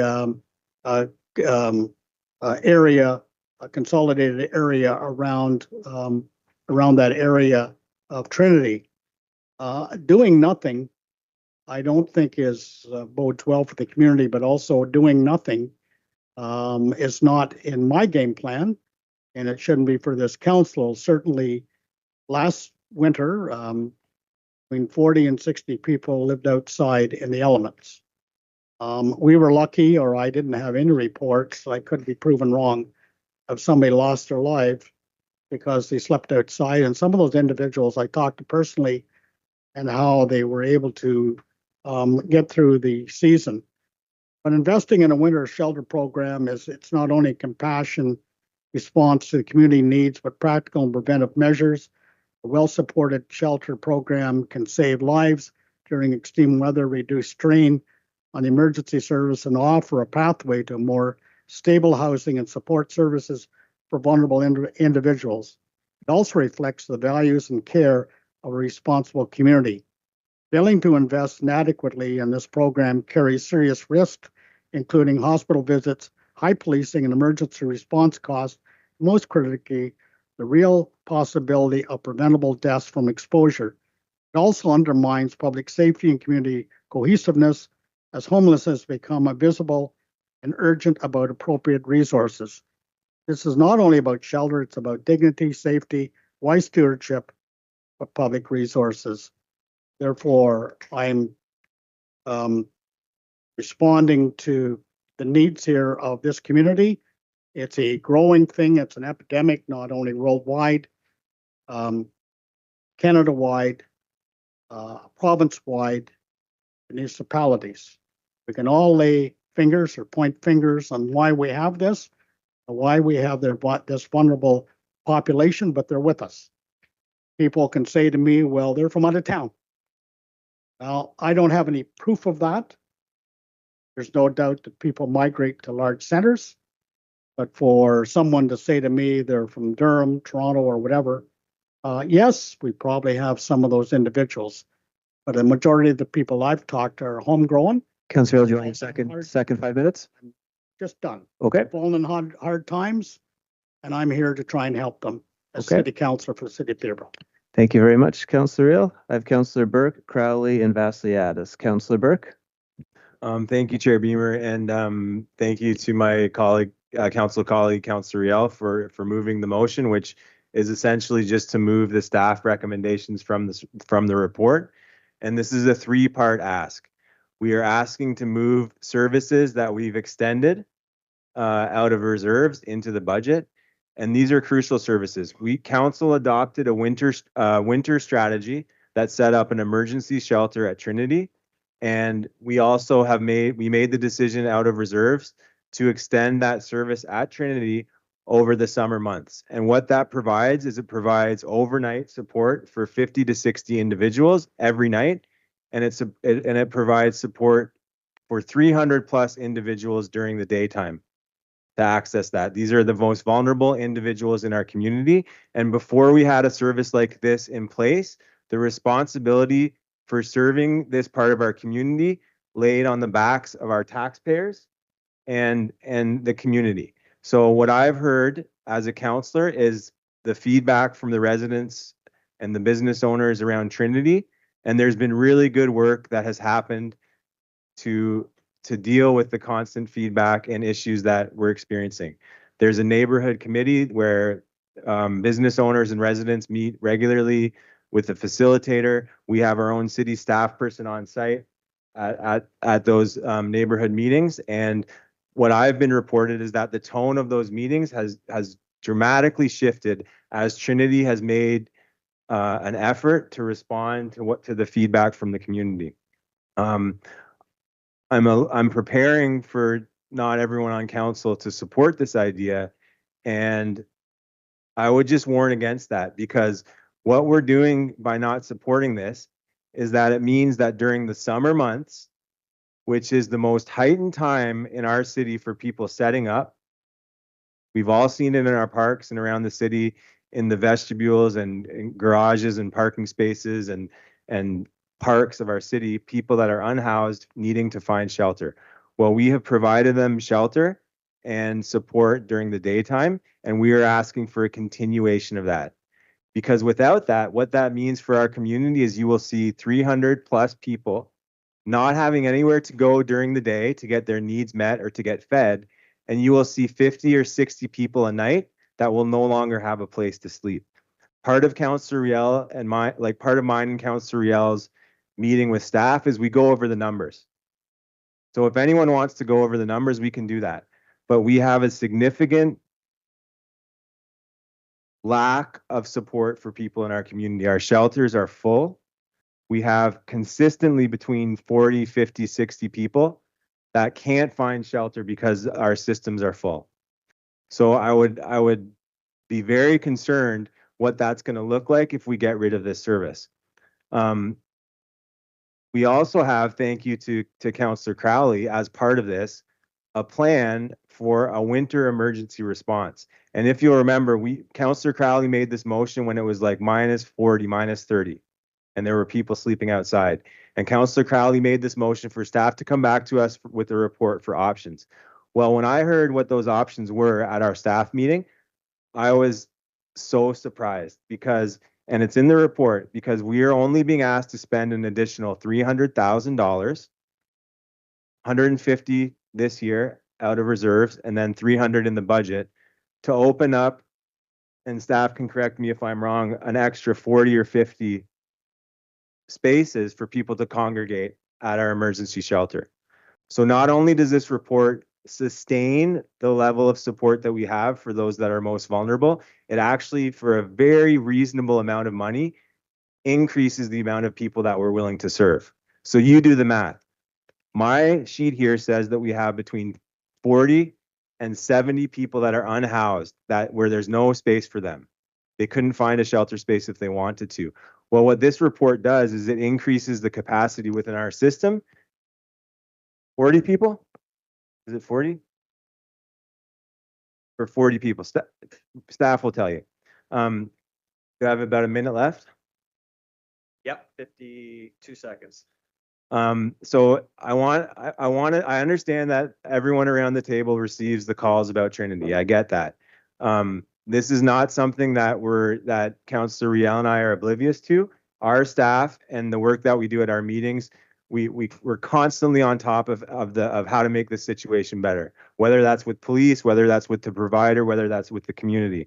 I'll end with this. This is from Trinity's annual report that goes over the service that they provide. They have served 74,752 meals in the past year. That's a 57% increase from the year before. Essential supports through many partnerships and organizations on site include daily community meal, all gender washrooms and showers, a community mailbox and ID bank, a weekly art drop-in and monthly haircuts. Like your second 5 minutes? No. You okay? Do I have 10 seconds? 10 seconds.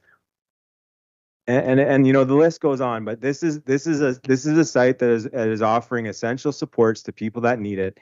And you know, I don't understand how anyone around the table could move to not support this, because I'm telling you, if you think the situation is bad now with the calls that we're getting and with the situation of homelessness, it's going to get a lot worse if we don't support this. Thank you. Thank you, Councillor Burke. I have Councillor Crowley, Vasiliadis, Duguay, Mayor Leal. Councillor Crowley.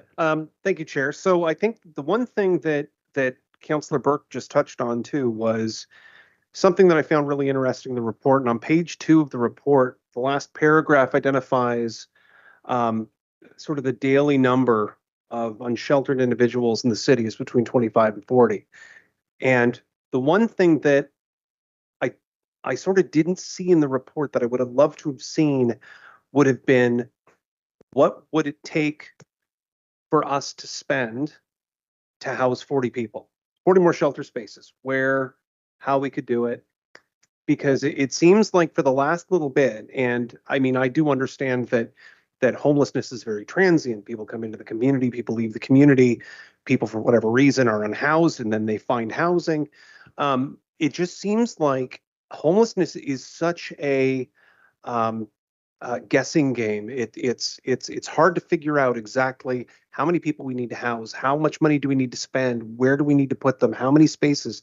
And I think the fact that in this report it actually says it's roughly between 25 and 40, there's our number. That's data. I love data. I live off data. And I think that is something that I would like to see. It's like if the number of daily unhoused people in the city of Peterborough is between 20 and 40, let's hit that max number. Let's hit 40, and let's come up with a way that we can actually house 40 more people. I don't know if it's giving money to Trinity, and if there's space at Trinity. I'm not the homelessness and housing chair. It's just, this is something that I just recognized in the report that I thought, oh my gosh, here it is. Here's a number, and here's a number that we can actually go with. Sorry, I wasn't really asking a question, but please, Sheldon, if you could, Commissioner Levy. Yeah, if I could, Chair Beamer, to Councillor Crowley's question, I think the answer to Councillor Crowley is on page 4, which is the option C, which is a new winter only shelter or year round. So the information, sorry, I'm just trying to read separately. We've given a number of options. So an overnight only shelter, for those 6 months, an additional shelter would cost $300,000. 24/7 for 6 months is 800,000. So if you'd like to extrapolate that for the whole year, that would be 1.5 million, 1.6 million for that. It doesn't specifically mention the number 40, but that's what our challenge would be. If council wants to go with a new winter only shelter, we would endeavor to work with providers and available space to provide the largest space we could. But our general forecast is those would be the costs that council will be looking at to create a new shelter to house those types of that number, to accommodate that number. The challenge will be to find the location, find the organization during the time period we have left. But that's, if council wishes to choose option C, that would be the costing for that. So I don't know if it wouldn't be a bad idea to bring another report at some point saying, giving us a little bit more detail about that, because I think that would be really some option. It's expensive, and I think it sort of it leads me into another point where I feel that homelessness it's not just a Peterborough issue. It's not just an Ontario issue. It's a federal issue. I mean, there's homelessness across Canada, in every municipality across Canada. And I think that the problem that we have is that we have a lack of, partnership specifically with the Canadian government, where it's, on one hand, for example, when you look at our enforcement strategy, we can't remove a tent from a park if we don't have adequate shelter space, because it's a human rights issue. That's a federal issue. That's a federal thing. So I really think that we need to have the government of Canada come in and actually take on homelessness. They need to fund homelessness across the country in every municipality, because they have more funding, they have more support staff, they have everything in place that they need in order to take on homelessness and make sure that municipalities are taken care of, especially all these people that are homeless, and especially with such a transient community as it can be. But anyway, I think I'm going a little bit too far. But regarding the enforcement, maybe Commissioner Potts, can you discuss a little bit about the relationship between sort of our enforcement strategy that I just mentioned and homelessness, this report? Mr. Chair. Commissioner Potts? Mr. Chair, back on May 20th, there was a resolution that council approved, and it fairly well laid out the issue. And I'll just read recital number 3. Municipalities that enforce their standards regulating or prohibiting encampments in their parks and open spaces must have regard to the availability of shelter space for those who need shelter. And the resolution was getting to the point of some uncertainty in terms of the definition of what it means to be providing sufficient shelter for purposes of enforcement. But the city's enforcement strategy, and Councillor Riel has referred to some information that is shared with council routinely. And the city's enforcement strategy includes, we don't prosecute. Prosecution is not relevant to compliance with council standards. Standards in question are, of course, under the Parks and Facilities Bylaw, broad definition of park, and the prohibition on camping. Council's directed compliance by the most efficient and effective means. So Mr. Middleton's enforcement staff are deployed to carry out that instruction. Council is routinely provided with information about the attempts to achieve compliance. The strategy is sound. The implementation of aspects of the strategy, one in particular, is the problem. And there is nothing that has ever prevented enforcement of those standards except the unavailability of shelter spaces. It's the only reason. And when the reference was made to the last paragraph on page 2 of the report, I'll read it if I may. The term homelessness, in quotations, is broad and includes individuals who may not, at a particular point in time, be unsheltered. Data from the Homeless Individuals and Families Information System, referred to as HIFIS, and daily observations by staff in the city's Municipal Law Enforcement and Security Services Division suggests that the daily average number of unsheltered individuals is between 25 and 40. And that's the data from the daily observations of your enforcement staff. That is the singular reason, the only reason, not a flawed strategy. The unavailability of that one resource. Council has approved the resources to enforce the standards. We have a Municipal Law Enforcement Services Division.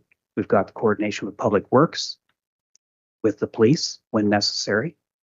And the only factor that is preventing enforcement is what's on page 2 of the report. Thank you.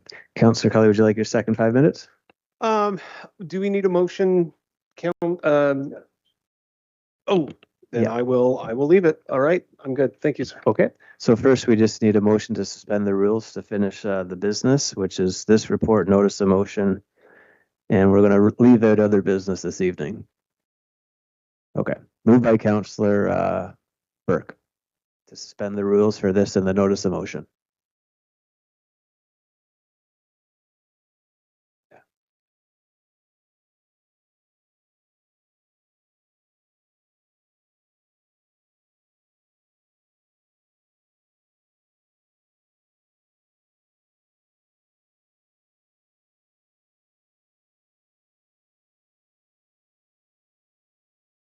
And that is carried. All right. Councillor Vasiliadis, Duguay, Mayor Leo Burke for a second time. Councillor Vasiliadis. No, thank you, Chair. This question is to Commissioner Laidman. For most of the agreements the city has, it requires certain audits, reviews once a year to ensure compliance. Does the city do a performance review for a service provider like Trinity?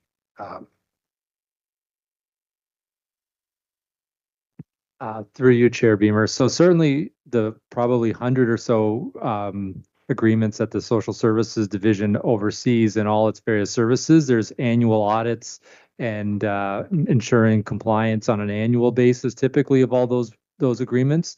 But maybe I could turn it over to Ms. Penner, who might be able to go over what our work has been to meet with Trinity to make sure they're complying with our expectations and agreements, because that's done on an enhanced basis beyond what we typically do for the rest of our agreements.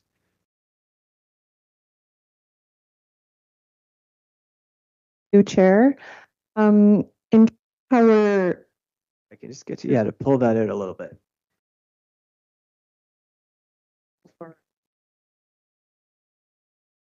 that better? Yes. Okay. Through you, Chair. So our for this contract, the contracts related to homelessness, we do our annual audits, which in turn, which is looking at how the money is spent according to the original contract, as well as what the service is provided, who's being served by as intended. And in the cases of working with One City, we are also meeting with them bi-weekly or on an as-needed basis, which is an enhancement of the normal way in which we monitor the contract. So that gives us bi-weekly opportunity to engage with the service provider and to address any concerns that are arising and to help mitigate any impacts that are happening through the program or through concerns that we hear about. That's great. And just another question through you, Chair, to Commissioner Laidman. Does the city have any feedback that they've collected through surveys or consultation, or probably the meetings too, on how businesses are doing at this moment? Again, in that area. Yeah, through you, Chair Beamer. So the city hasn't conducted any official surveys. As Councillor Riel pointed out in his remarks, there are a number of liaison committees that have been working with that area. Maybe Ms. Blasey would be able to explain a little bit more about those liaison committees. through the chair. Myself and Jessica Penner, we sit on a neighborhood liaison committee, which is in partnership with the United Way. And sitting on that committee is also a representative from Peterborough Police, One City, and at the time PPRN when they were the landlords of the building.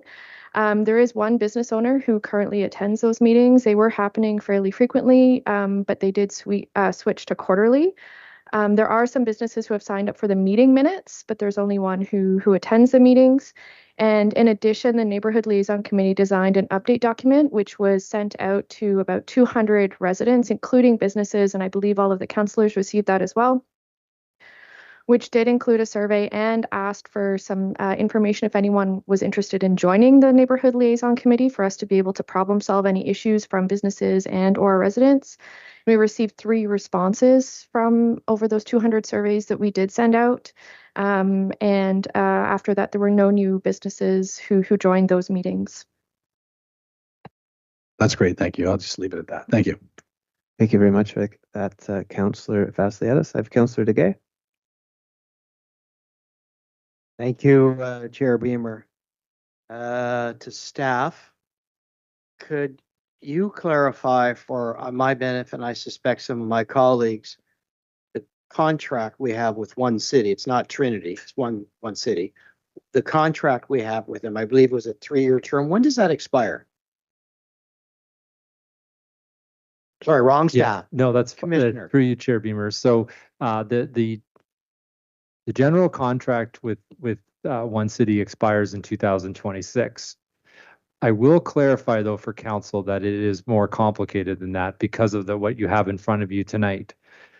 So the normal Trinity overnight program that is was originally approved by council to be a 6-month overnight program in the winter only. That will continue until March 31st, no matter what is decided tonight or later on in the budget. What council is really deciding on is whether you want to continue that for the summer months, which was an augmented program. So that is the portion that would end if there's no additional funding. The second thing is council also has approved the daytime program for the at Trinity, operated by One City, that typically only operates for 4 hours a day. However, so that program will go into September of 2026, that 4-hour service. What is in front of council tonight is the augmented enhanced hours with that daytime service. So if that is not approved by council, that will end on December 31st because there'll be no more funding. But the normal daytime program of 4 hours will continue until September, when the normal contract may expire. Mr. Chairman, if I might continue. Commissioner Lehman, can you confirm for council, you said the contract with One City, it's terminated, it concludes in 2026. Do we know when in 2026? Yeah, so the normal contract is through September of 2026. The only difference being, it's hard to clarify because the overnight would end on March 31st, because that's when the normal 6 months would normally operate. Thank you for that information. I have some serious reservations about extending funding to One City as an organization. I have received many emails, many phone calls. I've met with persons. I've walked the neighborhood, and the difficulty that I see is the operator. Notwithstanding all the good efforts of Councillor Riel and Councillor Burke, because I know, gentlemen, the amount of time you put into this, I can appreciate and applaud same. I believe we have a contractual obligation, if nothing else, to continue with funding to that organization. We've even heard, for example, to my colleagues during some of the Charlotte Street planning, that what are we going to do? What is the city going to do with, they refer to it as Trinity One City, and that's problematic. And thus, whilst I appreciate the need to ensure that we have appropriate measures in the winter, the difficulty that I have through all of this is where some of this funding is going. And I don't believe in funding a bad operator, a bad apple. We make decisions here about how we fund some of our community organizations. And if you're not eligible, you don't get funding. Most recently, for example, we discussed and considered, and I think it's relevant, Mr. Chairman, EC3. I said, if you want funding, there's certain things you need to do. And I can recall when we originally contemplated a shelter drop-in a facility being operated from Trinity, which has now been sold to One City. They now own the building. That it would be a facility that would have rules, there would have parameters, there would be no issues with the neighborhood. And I don't believe that has been the case, notwithstanding, again, the very good efforts of staff and my two councillor colleagues. So I am hesitant to extend funding beyond the contractual obligations that organization currently enjoys. And we could be in a position to issue potentially an RFP to service providers within our community to see if they could operate a facility, a program that has, and if I'm in my second. Yeah, would you like your second 5 minutes? Real quick. Yep, That second 5 minutes. rules and a regulatory framework that makes sense to our community. It'll be somewhere in the city. It may not be the same service provider, may not be the same location. And I think it's really important. And I think we all agree in this room as well, is we are the service provider for a really large regional area. Whether we like it or not, we carry the full brunt of responsibility, this city, the taxpayers. And I am concerned, I'm very hesitant to continue to extending funding to an organization that I think has not delivered programs that were in keeping with their original presentations to council. Because I receive phone calls, I receive emails from the community. We've heard it even during the recent Charlotte Street exercise. We had our chief of police stand right at that podium, and he could tell us where several of calls emanate from. He can pinpoint a location. That's a bit worrisome. And I'm not sure if I'm prepared to continue to extend the funding beyond the contract, given those circumstances. I would conclude, Mr. Chairman, by saying I recognize the need for shelter. And I think if we were to build a shelter facility for 16 to 40 more persons, we'd have to build another shelter for 16. It would not end. I don't think we'd ever be able to keep up with the business of providing adequate shelter. This is a problem to which Councillor Crowley has rightly said is across this nation, across this world, but we're stuck with it. This council, this community. Thank you. Thank you very much for that, Councillor Duguay. Mayor Leal.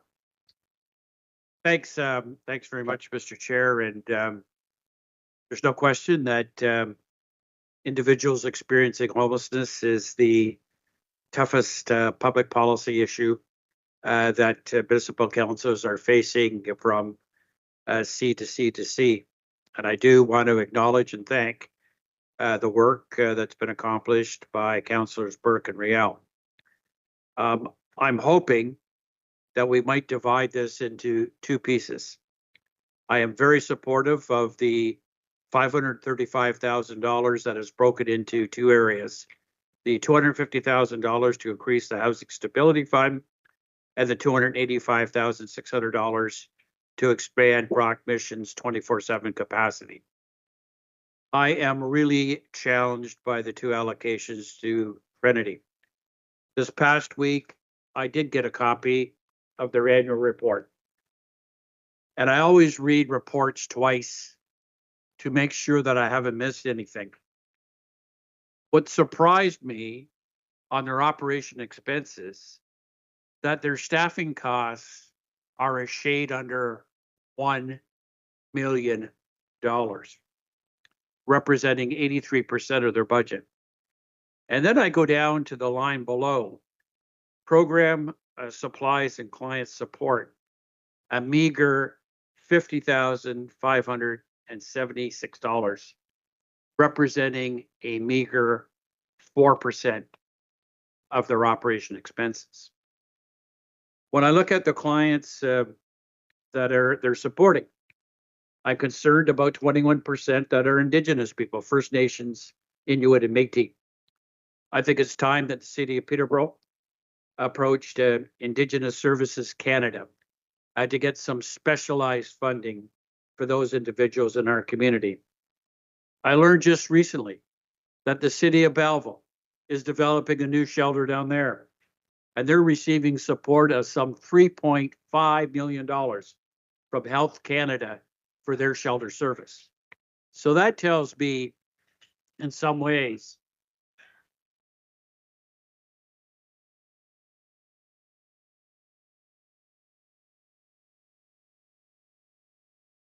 Mr. Chair, that and these will be conversations that we'll have with our new MP, Ms. Harrison, that the city of Peterborough is not getting its fair share in terms of federal funding to offset some of our costs that we have. We keep drawing down reserves, and you can only do that for so long. I was here in 1990 when we had to decimate the reserves of social services because of the turn down of the economy. You and I, Mr. Chair, don't know what the crystal ball is for the county going forward. And I think it's financially dangerous to keep drawing down reserves. And I also looked through this report in an interesting area. And it says here, one moment, that under services provided, employment, education, and training services, I'd like to know, Mr. Chair, what the success rate is of those programs. So this is an organization I think needs an audit. It needs an in-depth audit. We need to sit down with them and get some understanding about the contents that are in this public report that they put out. So until we can get that information, I'm not going to support the 2 budget allocations for Trinity, but I will support the Housing Stability Fund and Brock Mission. Thank you, Mayor, and we will separate these out for separate votes. Councillor Burke a second time, Baldwin, Councillor Reel a second time, Parnell. Councillor Burke, second time? Yeah, do I have 3 options to speak?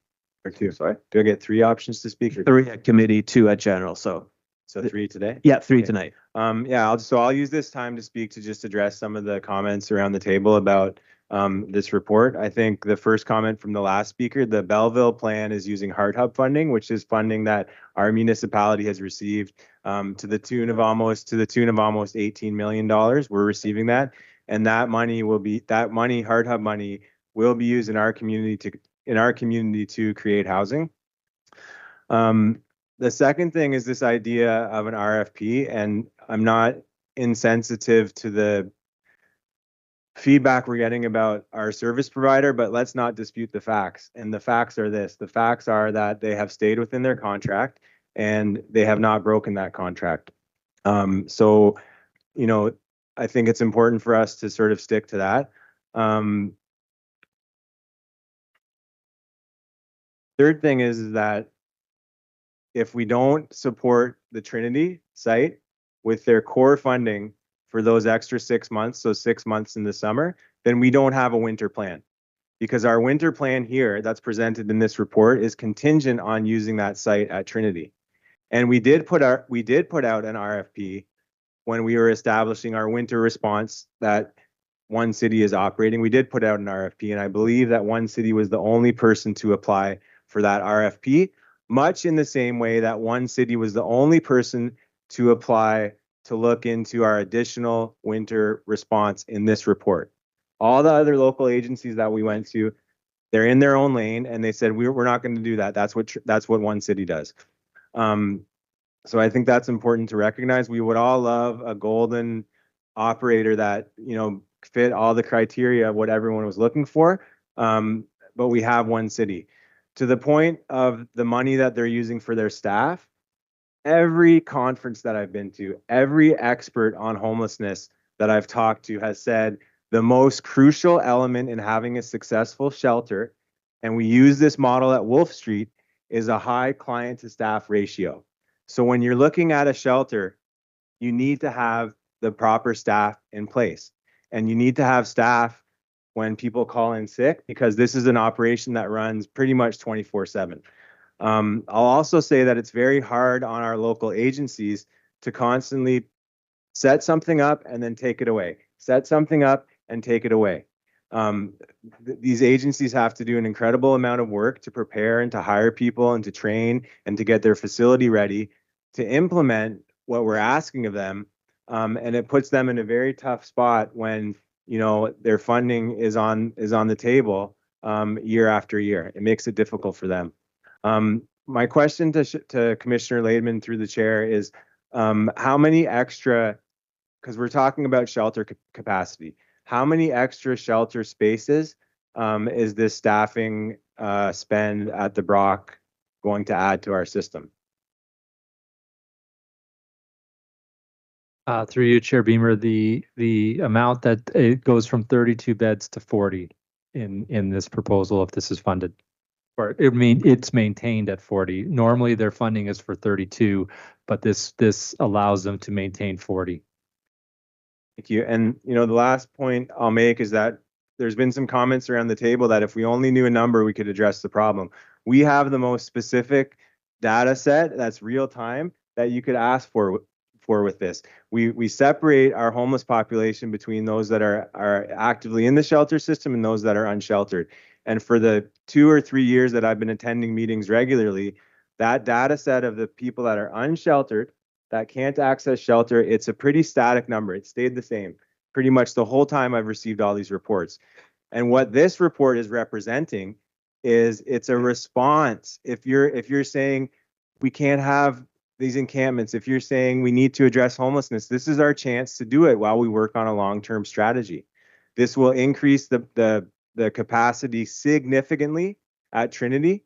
Every night to get into Trinity, there's a lineup of people, and it's first come, first serve, and they're turning away between 10 and 20 people back out into the neighborhood because there's not enough space. Trinity has been at capacity since they've opened.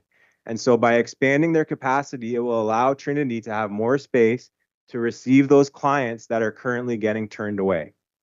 And so again, let's stick to the facts. If you are feeling like this is an impossible situation in our community with homelessness right now, just ask yourself what it's going to look like if you take away those 300 people that are accessing that program during the day and those 50 to 60 people that are accessing that program at night. Because if you don't support this, that's what you're doing. Like your third and final? I'll wrap up right now. If you don't support this, that's what you're doing. And the calls will come in, the emails will come in exponentially. And so here we are, we have a solution, and we ask for your support. Thank you. Thank you very much, Councillor Burke. Councillor Baldwin. Thanks, Mr. Chair. I have a problem with the numbers. I heard Councillor Burke a few minutes ago say there was 40, 50, 60, 70 who were accessing or unhoused every night. So I'd like to know the number from our staff. How many are actually at Trinity every night? How many beds do we have there, please? Through the chair. So at Trinity every night, they have 45 beds. What they're often seeing though is more than 45 stay per night, not at one time. So especially in the winter, what will happen is someone will leave halfway through the night so that someone else who's been staying out in the cold can come access that bed. That's why you'll see in the chart on page 3, their occupancy is 103%, even though at any given time, there's no more than 45 individuals staying at Trinity at one given time. Okay, thank you for that. There's some other statistics here. 162 individuals were new to the homelessness system. I'm assuming that's in Peterborough. Do we know where these people are coming from? That seems like a lot that are brand new to the homelessness system. So where do those numbers come from, please, Ms. Penner? Through the chair, can you just reference the page number that you're looking at? 1, 2.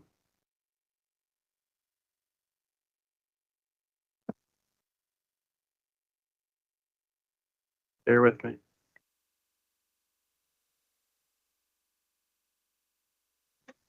I can answer generally. So in terms of individuals who are accessing the shelter system, yeah. Often what happens is individuals, even if they're from, let's say, the county, lot of the services are in Peterborough, and so often they'll identify that they're from Peterborough, or individuals who are in Peterborough will say that. Their point in time count is a count that's done every 2 years through the United Way. It's a federal count. That survey identifies everyone at any given point in time. So I think the last one was over a minimum of 24 hours. And I don't think that there was more than 10% of individuals who identified that they were from outside the city or county of Peterborough.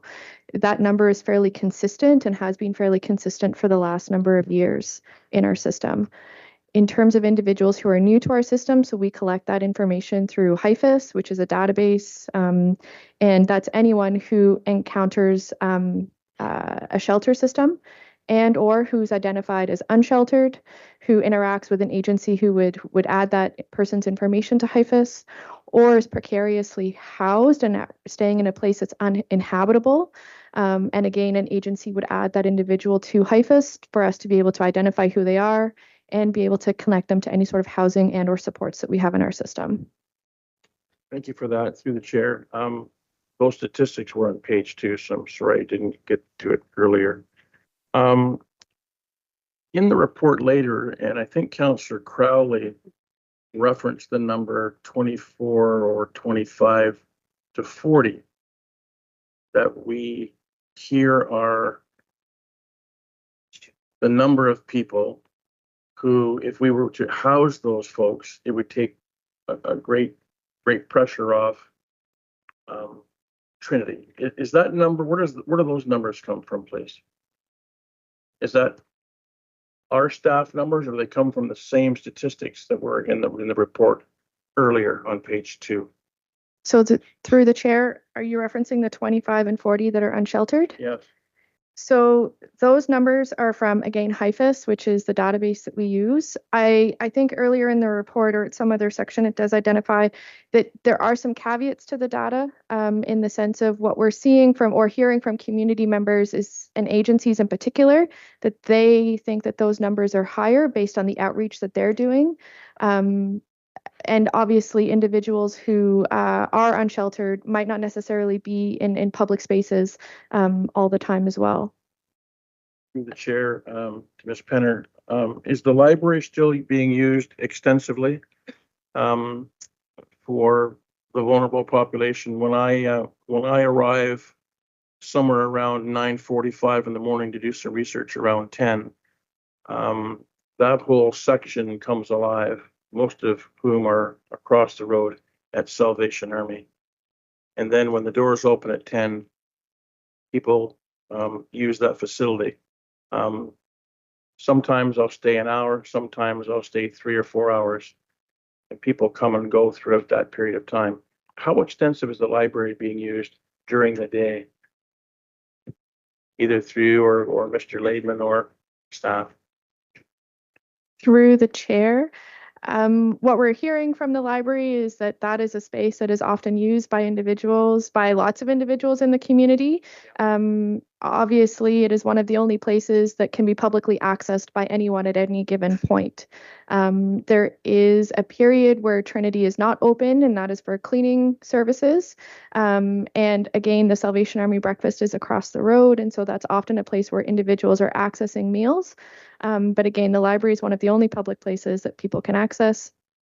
It does have Wi-Fi as well for individuals to connect, and bathrooms. I don't know if Commissioner Laidman has anything else to add. And I would just add maybe too that, yeah, it's cyclical, as Ms. Blasey mentioned, depends on the services around it and when they're open. And that's certainly one of the things we're working with library staff, security, et cetera, to look at. Is there ways to lessen the impact on the library based upon the services elsewhere in the downtown? And is there some strategies around that? But they definitely take the brunt of those services. Councilor Bell, would you like your second 5 minutes? Yep. Okay, go ahead. So I guess we'll go to Mr. Simonovsky's now and or Commissioner Potts. Recently, we had one of the encampments that was removed, speaking down over on behind Total Physio in that area there. Do we know how many people were tenting in that particular park, that enforcement were able to remove from that particular park, because that is our open space and parks bylaw, that council's given staff direction to make sure that that's being done. I don't have the exact number, but council will recall, and I believe it was reported in the paper, that was able to be undertaken because there was a temporary emergency shelter opened for some time to accommodate it. And that's really the point of my earlier comments. Thanks for that, Commissioner Potts. And the reading I had, Mr. Chair, through you, is that on a couple of nights, there were maybe 1 or 2 or maybe 4 maximum who accessed that temporary shelter. Is that accurate? I believe on the last occasion, the number was 2. And again, some of this is speculation, but I think it is reflective of the city has to meet the standard established by case law. A condition to enforcing is making a sufficient number of shelter spaces that are available. And then there's some debate in at least one of the cases about what it means to meet that standard. But roughly speaking, available shelter space is a condition for enforcing. And I just on that point, if I may, to a point earlier made by Councillor Duguay, and a more detailed discussion would be properly in camera. Yes. But enforcement generally involves a question of, it's not just specific deterrence, an individual who needs to comply, but it's the message of general deterrence. And the difference between, the ability to enforce routinely as opposed to on an ad hoc basis is the difference between generally sending a message that compliance is expected, or sending a message that is not consistent in that respect. Thank you. Thanks for that, Commissioner. So, Mr. Chair, where I'm going with this is that we have a parks bylaw. We've directed staff to enforce the bylaw, and it sounds to me, from speaking with Mr. Potts and hearing what he said, that we've been able to enforce it on a very, very sporadic, temporary basis. What I find a little unusual is when you provide that space for that temporary location for 2 or 3 days, it's not being accessed by the people who require or want shelter.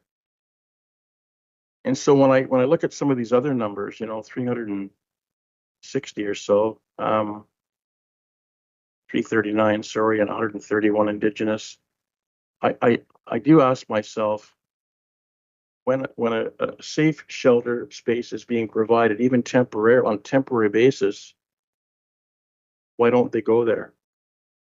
And I don't know the answer to that. I know I've heard from our staff in the past, some people won't access shelters for whatever reason.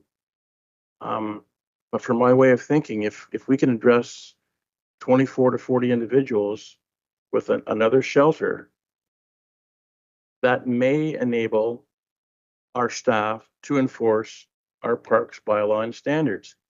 And if we're not going to enforce it, we might as well get rid of the parks bylaw. Mr. Potts, could an individual ward councillor suspend the parks bylaw in their ward if they didn't agree with the parks bylaw? Could I, as an Ashburnham ward councillor, say, you know what, just on an Ashburnham ward basis, I don't want our staff to implement any more of this enforcement of the parks? Could Councillor Royale and I bring a motion to that effect, and it would only apply to our ward, but not anybody else? Could that be done? I want to bring you into this because you're the senior councillor, and I'm serious about this, because if we're not going to enforce the parks bylaw, your staff run around every day, and Councillor Rial referenced this every Friday or Saturday without question, without exception. Mr. Middleton has sent council report, sometimes Sunday night, but even on the weekends, this report comes. So why would we run around and try and enforce things when it really seems futile. We need to provide some adequate housing for, I would say 24 to 40, pick a number, and provide that shelter and see if that allows us to enforce our parks bylaw. Councillor Bellinger, your third and final. Yes, Yeah, I no, will. that's My fine. third and final. Thank Yep. you. I was just wondering if Mr. Potts, excuse me, Commissioner Potts might have an opinion about that. Mr. Chair, what I will say about what staff and municipal law enforcement services do in consultation and coordination with the other resources that I mentioned, they see a council standard and they comply with council's direction to enforce by the most efficient and effective means. And again, that's administrative orders, municipal remedial work, trespass notices, sometimes enforced with the assistance of police. The resource that's required is shelter. And it's a legitimate question to be asked. I know that members of council find themselves on the receiving end of many calls about non-compliance with that standard. It's a great deal. It's a source of great angst in the community. And I can assure you that staff and municipal law enforcement services experience that daily themselves from many different areas. And if it's council standards, so the answer to the specific question is no, an individual member of council could not do that. Council would have to either amend the bylaw to repeal the standard or delegate the authority in the example of Councillor Baldwin to ward councillors to pass a bylaw to amend the bylaw respecting their ward. Not recommended. I would, if I can speak to the hypothetical, I think that the best way to explain it is that many people don't comply with the speed limits on the Series 400 highways. That is not an argument for repealing all the speed limits on the Series 400 highways, because that will be an entirely different outcome. So too, the existence of the standard is relevant. Council's immediate decision making, I think, revolves around the one resource and the only one that is preventing routine active enforcement. Thank you. So thanks for that. Now I'll conclude, Mr. Chair, by saying the parks belong to everybody from 2 years old to 90 years old. And many times people who want to access a park are unable to. And I'll speak to the place where I have physiotherapy. People that own that facility are fed up with that park. And even when it was disassembled, 2-3 weeks ago, for about 24 hours, it was not occupied by tenting. But the next day, to Councillor Rail's point, he's emphasized this several times. It's back the next day. So I'd be supportive of when the contract's up, seeking out another RFP and see what other organizations might be available, and see if we can't set up a temporary shelter for 25 to 40 individuals. Thank you, Mr. Chair. Thank you very much, Councillor Baldwin. So I have Councillor Reel a second time, Councillor Purnell, Mayor Leal a second time, Councillor Chica. Councillor Reel a second time. Through the chair, I'm not going to resaw the sawdust. I mean, let's get down to here. We were asked, Councillor Burke and I and staff were asked to do a job, find a solution for the problem we have right now. And that's the recommendation you have here, not cherry picking one or two or three or other. People on this council may not like the provider of Trinity, one city, or what they're doing. They were the only entity to apply for an RFP for us to provide a shelter. We have, through council, and thank you very much, enhanced that service because it's necessary. If you think that the Calvary, that's the federal government, and the Ontario government is going to ride up and save us, you're crazy. It's downloaded on every municipality in the country and in Ontario for us to solve, and it's not fair. But it's here, right here. 81,515 individuals in Ontario experiencing homelessness. That there is a 25% increase. Where is the federal government and where is the Ontario government helping us out? Because some of those individuals live right here in Peterborough. Like I said, we came with a plan here. You asked us to give us a plan. Cherry picking it out, going, I don't like A, but I like B and all this other stuff. Look at. If you don't know the clientele that you're dealing with, Trinity in one day services 300 people for meals.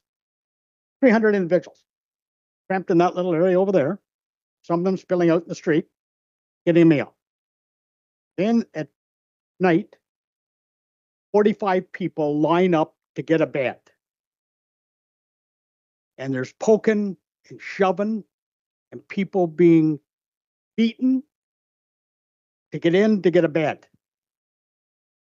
When you have a 65-year-old woman that was just released from the hospital and she ended up in her shelter being shoved to the ground by somebody else so they can get in and get a room. There's an absolute need for shelter spaces. That's what we're doing here. Commissioner Potts told you we have this report every week from enforcement. The problem is no shelter. So if you have a shelter, you have a place to put people to go. Therefore, we have a no tenting bylaw that they can enforce. We have a place for you. And if they say no, you're breaking the law, but you're not staying in the parks. Where they go, I guess they're at their own device. But we can now enforce our no tenting bylaw in our parks because we have a shelter space. That's what we're asking you people tonight, to give us the shelter spaces to put people.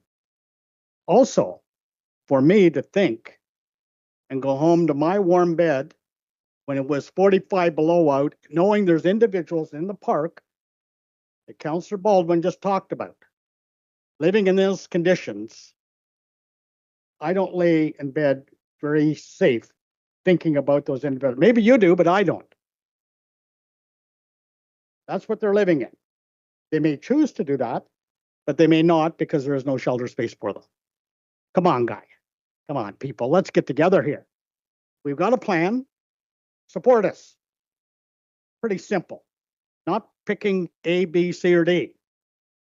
If you think all of these other shelters don't have problems, you're crazy. There's death in them, just like there is the other ones. And there was one last week, and I'm not going to name the shelter, but it certainly wasn't Trinity. So come on, get with the program here. Give us the support we need. We're asking you to do something for the community. Because if you don't do this, if you think what you're seeing now in the parks, if you're thinking that the days of the carts rolling down George Street are ended, you are crazy. Because you're going to see something like you've never seen before. And we have set the banner here, Peterborough, in helping the homeless and marginalized in the province. We were recognized last year at AMO. People still phoning us, what are you doing, Peterborough, that we can do? Trying to replicate what we have. Third and final? Yep. Okay. Is it perfect? Absolutely not. But I take comfort in we're helping some people in housing, but we need your help here tonight. Come on. Pretty simple. Say yes to the plan we have. This is it. Councillor Crowley asked us to bring a plan. We're doing it. And we need a year-round plan and we need a winter plan. We can't say, well, let's hold on. Let's defer this. We can't defer it. We need it tonight to make the plan, move the plan forward, and house people. Pretty simple for me. I think it would be supported by not only the community out there, that we're doing the right thing, but certainly we're helping the community because if we don't, police, fire, ambulance, hospital visits go right through the roof. Because they're going to end up somewhere, or they could end up in your backyard. Pretty simple for me. Thank you very much. Thank you, Councillor Rill. Councillor Parnell. Thank you, Mr. Chair. I will try to keep this brief. A lot has been said. I think it boils down to the fact that we have a capacity problem, an affordability problem. When I was first on council between 2010 to 14, we had 8 people that were constantly referred to as our homeless. And the problem of the day was that the Our Space Day program that was of great concern to the neighborhood. Now we're hearing, even though the numbers are exponential, we're hearing that the number of homeless people are static at 25 to 40, even though this term of council, we have more than doubled the amount of shelter spaces. But that number never goes down. So the more we're creating, the more we're filling, the more we need. And I do have concerns with One City because they have operational needs, but they seem to have money to buy real estate, houses, and the Trinity Church. So there's a difference there between operations and capital that I just can't reconcile. And it's not just, the first priority is adding over $1 million. The second priority is adding another $300,000 for an overnight drop-in warming space. This is in addition to the over $1 million, I think it's $1.3 million, could be wrong, out of reserves, just in case the province does not confirm the money for Wolf Street. We don't know what the heck is going to happen if we don't get that provincial money. What is going to happen to those 50 cabins and all of the operation? That's a very expensive operation. How are we going to come up with money to pay for that? We also know that, sorry, I've lost my train of thought. But I did support McNabb House. I think that would have been a more permanent solution because that McNabb House would have given us some additional capacity. A few points: the rules, the people there would have support. It was being offered up by a trusted supplier. The big key was it was supposed to come with provincial operational money. And there were discussions about that. And I know they've applied for federal money. So that would help us on this affordability piece if we had provincial and federal money to help with that capacity. But bear in mind, all of this is in addition to already $11 million, part of which is provincial. It's $11 million already, plus $1 million, plus $1 million, plus whatever else is going to be asked for next. And that doesn't include the consequential costs that we've heard. Our police costs, EMS, all of the public health, the enforcement, the damage to our brand, all of that. It's at some point, people, we just cannot keep growing and growing and growing this expense on our local municipal taxpayer. That's the bottom line. Thank you. Thank you very much, Councillor Purnell. I have Mayor Leal a second time, Councillor LaChica, Councillor De Gea a third and final. Mayor Leal a second time. Well, thanks very much, Mr. Chair. And there's one thing I know for sure, that everybody around this chamber has a great deal of compassion. We all have compassion. We're all very concerned about the plight of homelessness in the community. In fact, in my case, I would add 16 more modular homes tomorrow because I think that's the right solution. And I know the pushback we got when we talked about transitional housing, where I perhaps disagree with Councillors Riel and Burke. I happen to think transitional housing is a key part of the solution, and that we're going to have to identify areas of this community where we want to build transitional housing as part of the solution that's permanent. Councillor Burke didn't mention Belleville. In fact, I checked my numbers because I phoned the mayor of Belleville, Neil Ellis. They did really well under Heart Hub. They're getting $18 million under the Heart Hub program in Belleville, plus the additional $3.5 million from Health Canada that I already referenced. What are they using that $3.5 million from Health Canada? For addiction accessibility for people to get into treatment. Couldn't we use that money, $3.5 million, to get people to get access to treatment? That was my point.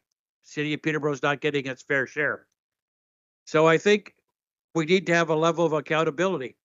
And I'm not comfortable, Mr. Chair, of shoveling money over to one city with no accountability. I mean, as I said, I read this report that they put out twice. And I looked, we had a great debate earlier this evening about KPIs. Well, they got a whole list of about 30 areas that they're involved with. What are those KPIs? Because our money is being invested in there and there's no accountability. It's not wrong. It's not wrong at all to ask for some accountability. And that's not an issue of compassion. It's just an issue of accountability that we, representing the taxpayers of Peterborough, have an obligation. Thank you very much for that, Mayor Leal. Councillor Chica. Thank you very much, Chair Beamer. Lacking shelter and lacking housing is a terrible situation for our cities, for our towns, for our communities. And I'm listening to the conversation tonight, and I'm asking myself, some of what I'm hearing feels like we're throwing up our hands. And we're classifying a group with this sweeping brush again, and it's because we're frustrated. We're frustrated that it's not going away, that it's still with us, and the numbers don't seem to be decreasing. They also don't seem to be increasing, which is something I think that we should hold on to.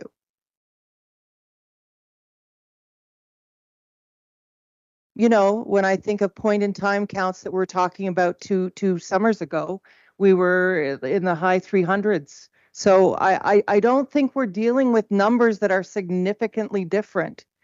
And what I think that we need to do is reflect on the fact that our modular homes, and I just want to acknowledge the expertise of the women who are sitting over here, who have been at the helm of that huge success. To Jessica and to Jocelyn, who have brought us a report, a verbal report of what the relationship is with Trinity and what the information is about businesses, that actually businesses, there isn't an outcry like there was. There aren't as many business people that are angry and have to be there at every meeting, that there is actually a relationship that's been built and there are positive things that are happening. And that's what Jessica just told us tonight. And I don't know why we're not listening, or it feels like we're not listening to that as positive movement forward. We have a relationship with the provider. It's not perfect, and we need to communicate. We have a report that's come out, but he's not here to be able to answer for the criticisms that are coming up. And that does not feel fair. We are talking about the most vulnerable on the spectrum of people that are unhoused. There are those who are leaving the modulars and having permanent housing. They're on one side of the spectrum. These are the people at the extreme opposite. And in any city, in any community, they'd be in dire straits and needing the services that are being provided, whether it's in Toronto, whether it's in Peterborough, whether it's in Belleville. We're just like everybody else. We have this portion of our unhoused community that needs a lot, and this provider is doing it. If we pull the plug now, it will be bedlam. We don't have a replacement. We have a relationship that we've built. We're getting somewhere. We need to ask ourselves, what is the issue really? Is it the visual spillover? Is it the seeing people walking outside and you know, looking for their place, and the things that are unattractive about that?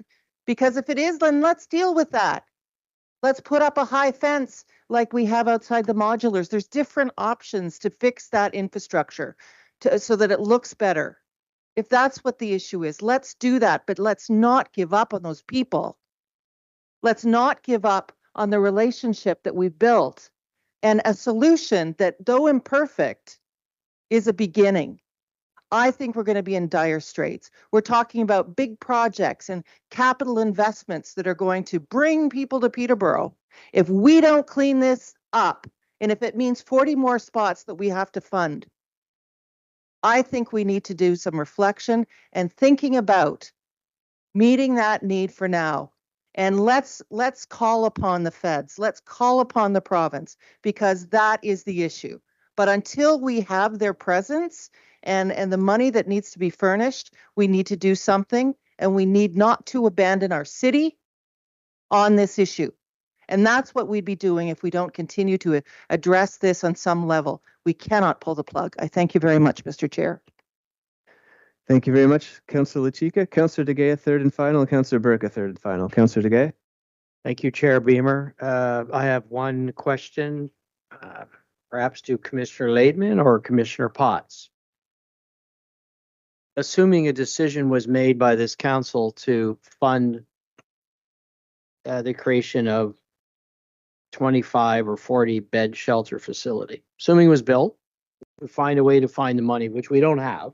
Let's assume we find it and it's operating and it's at full capacity, and one person now encamps illegally in a park, we'd still have to enforce the bylaw and we'd have no room for them. Now, if we have 2 persons, we have 12 persons. So whilst we might provide the additional shelter space, as soon if persons were to choose to encamp illegally in our parks, we would still have an ongoing enforcement issue, and we would likely not have space available at our shelters if we build only to the capacity, the number that's referenced. Is that correct? Mr. Chair, respectfully, no, not necessarily. And I think what I would speak to is the point I was speaking to briefly before, and that is the objective of general deterrence. Right now, the word is getting out. Sporadic at best.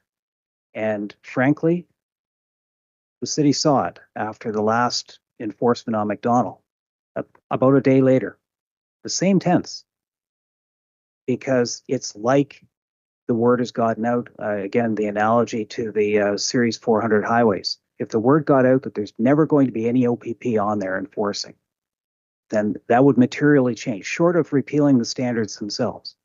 So to the, Mr. Chair, to the hypothetical, it's my view in terms of enforcement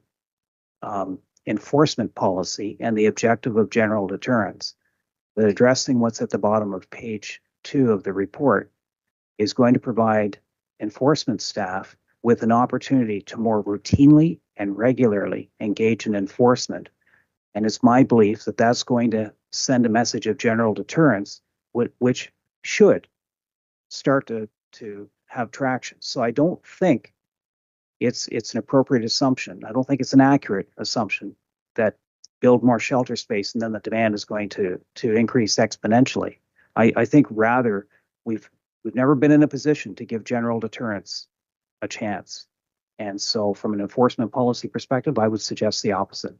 Thank you. Thank you. I said I'd have one question, if I might comment. My concern is I'm not aware of a municipality in Canada, not one that provides shelter space to all the identified homeless that are living person. They don't. Doesn't exist. And I'm concerned, whilst we might reach out, and I'm not disputing Commissioner Potts, your explanation. I think it's valid.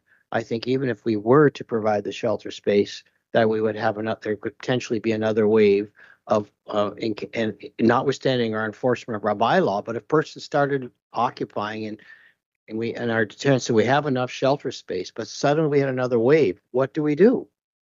Like, I'm not suggesting by providing more shelter, more persons live in a rough, but I'm saying when we reach that capacity, if persons do, because it's a very volatile circumstance, we're going to be faced with the same discussion in another year. We're going to build more shelter space. And I know it's an impossible situation for our municipality. Look at the hour. How many times have we discussed homelessness in these chambers? So I just offer that comment. I do support Mayor Leal's, by the way, your suggestion to split the discussion. I would be willing to consider and explore how we go about funding shelter for another 25 to 40 facilities. I'm not sure it's in here necessarily. How would we fund it without there being an impact negatively on the tax base? But I just don't know how. I don't know how we're going to do that. So those are my third and final comments. Thank you very much. Thank you very much, Councillor Duguay. Councillor Burke, third and final. Through you, Chair Beamer, to Jocelyn Blazy. Jocelyn, if we approve the recommendation to keep the status quo at Trinity and also spend the incremental additional amount for the winter response, during the winter months, how many spaces would be available at Trinity overnight? Through the chair, so there would be the 45 existing beds. There would be, we estimate, around an additional 35 spaces and the additional 8 spaces at Brock Mission.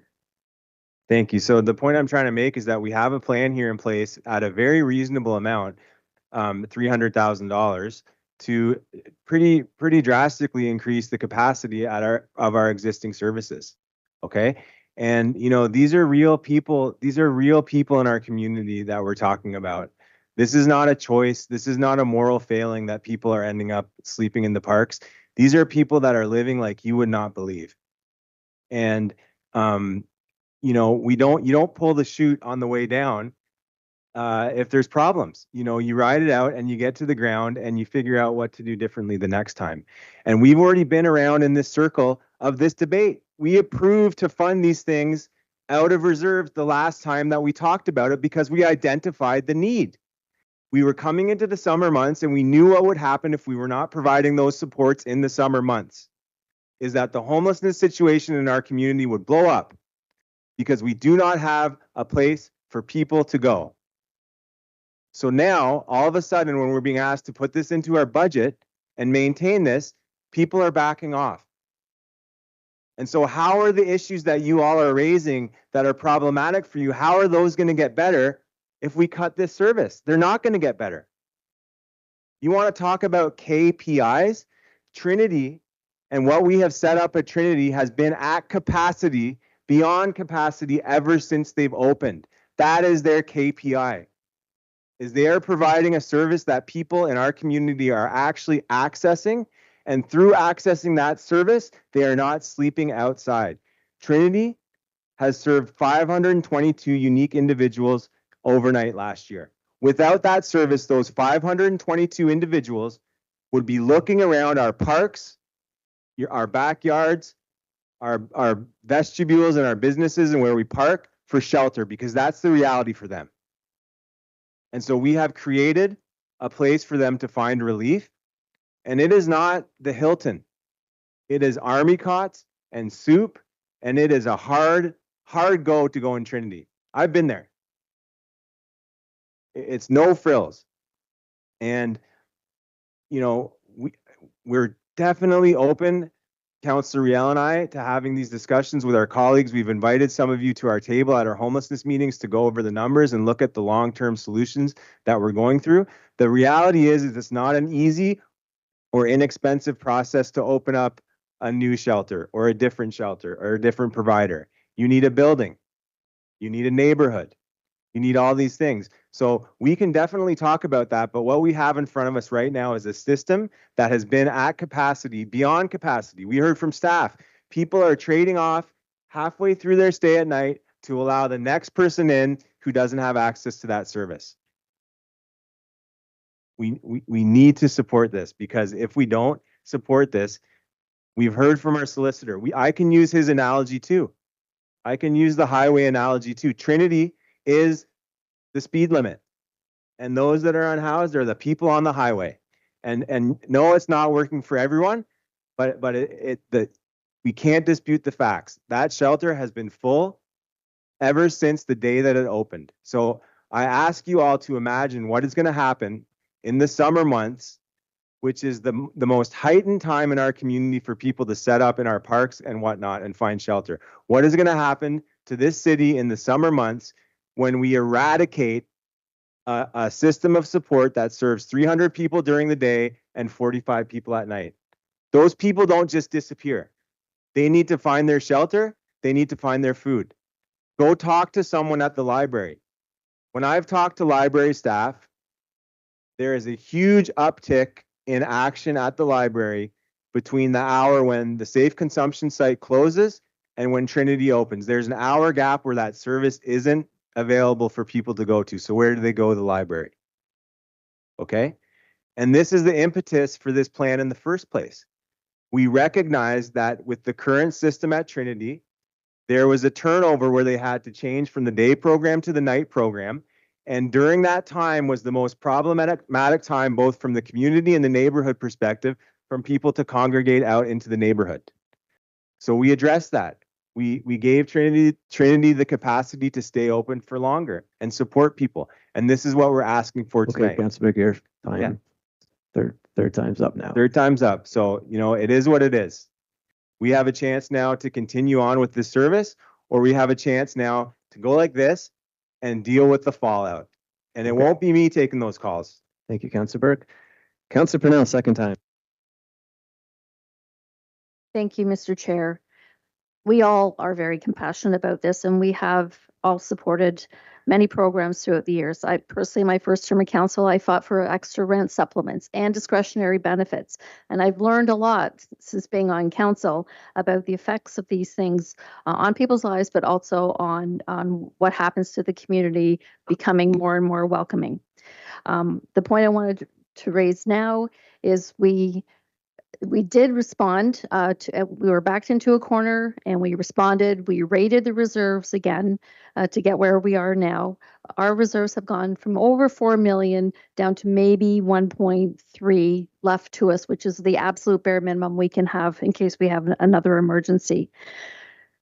If we would do this tonight, we are adding another 3/4 percentage point to the tax rate, and we're just heading into budget, and we are desperately trying to keep that tax increase down because people have had enough with these very high tax increases. There's all kinds of problems with that and reasons, employment lands, all those sorts of things, but we are facing another high tax cut or tax increase if we actually don't be very, very careful about what we add to the tax rate.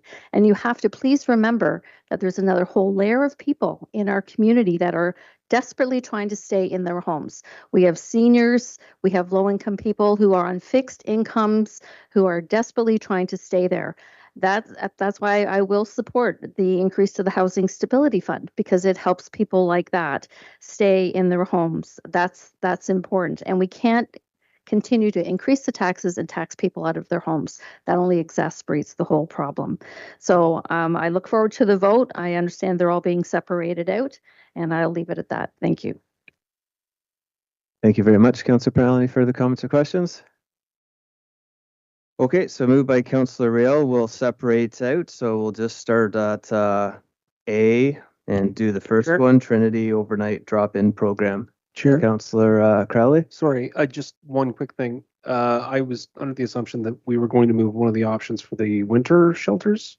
I thought Councilor Riel was going to do it. No, we just got the main motion here, A and B. Do we need just apologies? Do Yep. we need to move one of the options for the emergency winter shelter? It's up to you. You can make an amendment if you'd like to the main motion. I mean, if we could, well, what I'm considering.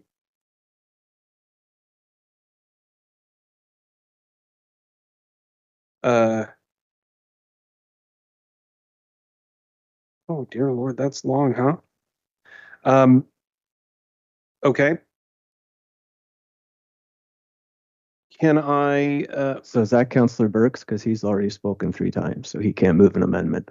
No, I can move it, but it was because I was under the impression somebody else was going to move. Okay. But without that, I will move the So what's the amendment? that council approve additional next steps, recommendations outlined in report dated 23rd, 2025. That, and John, sorry, do you have this? Yep. Okay, so that an overnight warming space be approved to operate from November 1st, 2025 to April 30th, 2026, to be funded with a pre-commitment of the 2026 operating budget of $300,000 and $150,000 from the Social Services Reserve for the 2025 portion. 2, that the Commissioner of Community Services be authorized to do such things as necessary in consultation with the treasurer and in forms acceptable to the city solicitor to implement the components of this report, including the determination of the location of such warming space and the operator. Motion, apply for funding for additional units at Wolf Street. That council approve the additional next step recommendations outlined in So let's just deal with the first one first, because Yeah, it's 11 o'clock. This should have Yeah, been let's done. deal with that. This should have been done an hour ago. Yeah. All right. So quickly, the amendment moved by Councillor Crowley. It's on page 8, winter overnight warming space option. Speaking to that, Councillor Purnell.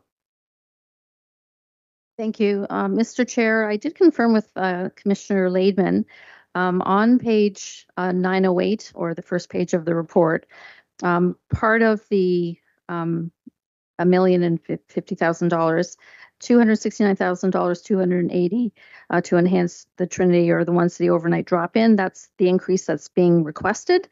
However, we already have funding in place now until March 31st, 2026. Well, Okay, that is so- going towards Marches through the winter. Okay, thank you.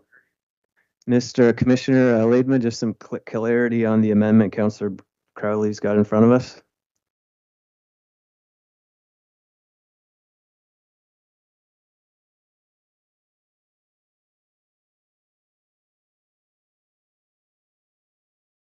Oh, there we go. He's got it. So I was just scrolling down to it to make sure I read it right here.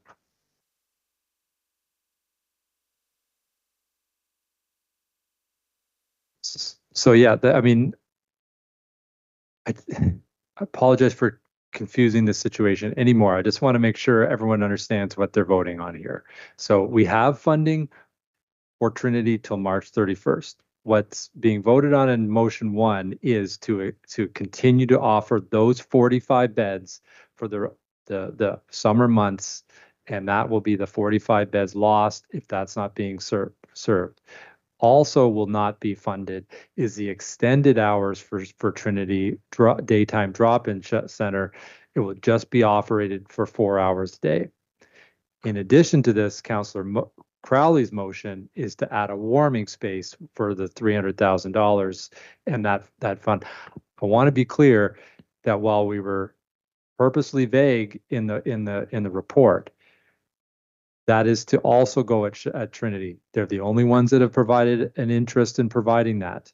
And if council's not interested in doing one of funding their normal shelter, can't guarantee that they're going to want to also provide an additional service that's just been discussed. But we will certainly pursue that, and I just want to give that small caveat. And so I'll leave it at that. If there's anything else I can clarify. Okay, thank you, Commissioner. Any further comments or questions to the amendment? All right, moved by Councillor Crowley. We'll take a vote.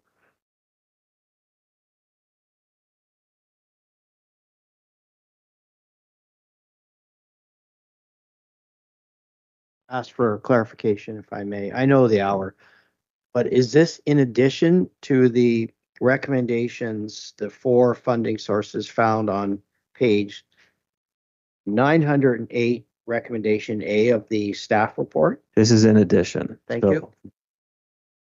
In addition. Okay, so. Yep, clarification. Yeah, This is a standalone proposition that we're voting on. that's right. Standalone, additional monies to And then Trinity, we'll go additional back to the shelter. That's recommendation. correct. If this passes or fails. So this is an amendment in addition to what we will be voting on. Vote should be up. Yep.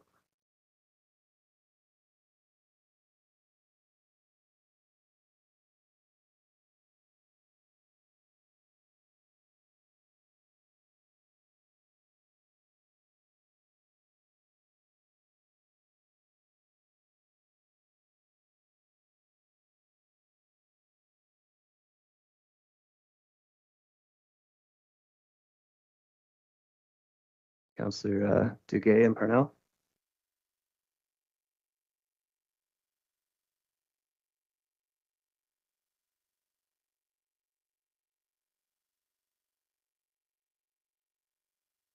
And that is lost. All right, Councillor Crowley, did you have another amendment? No, I didn't have one prepared. Okay. So we'll go back to the recommendations A and B. We'll separate out A. So moved by Councillor Reel, and we'll go down A1, A2, A3, and A4. So we'll start with A1.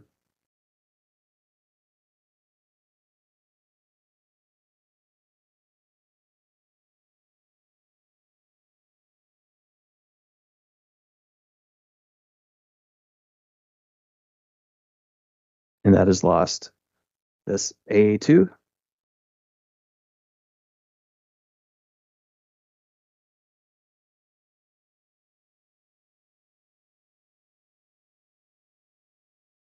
That is carried. A3.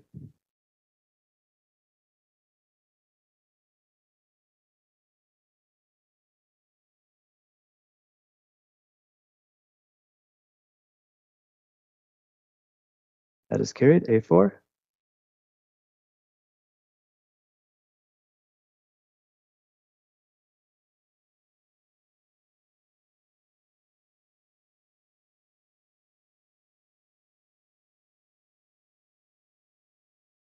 And that is lost. And then B.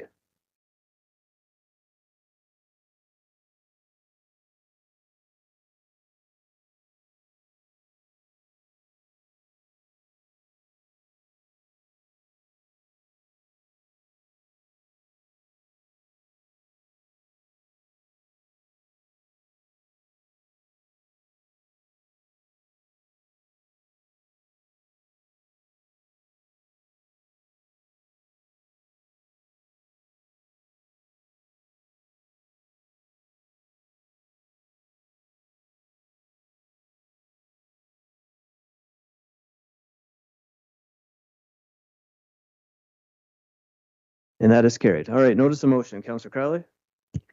Thank you, Chair. So a few weeks ago, I was approached by a member of the Ukrainian community of Peterborough and the Kawarthas to twin with a city in the Ukraine, something that I thought was a fantastic idea.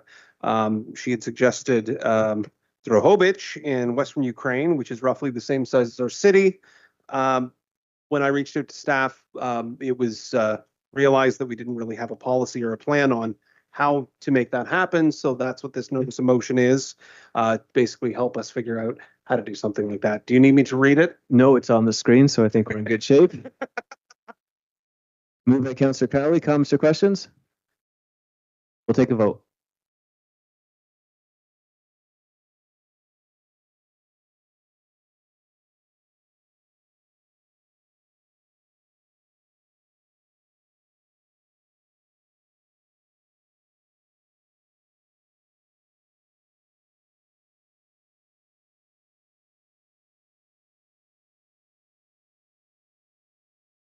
And that is carried. Motion to adjourn. Councillor Vassiliadis, we'll take a vote.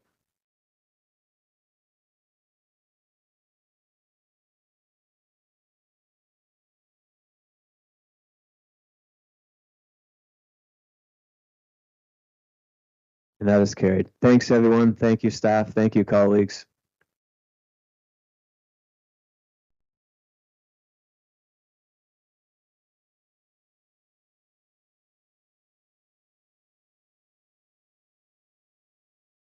I don't think everyone understands what they just did. We have 45 less shelter beds that, like,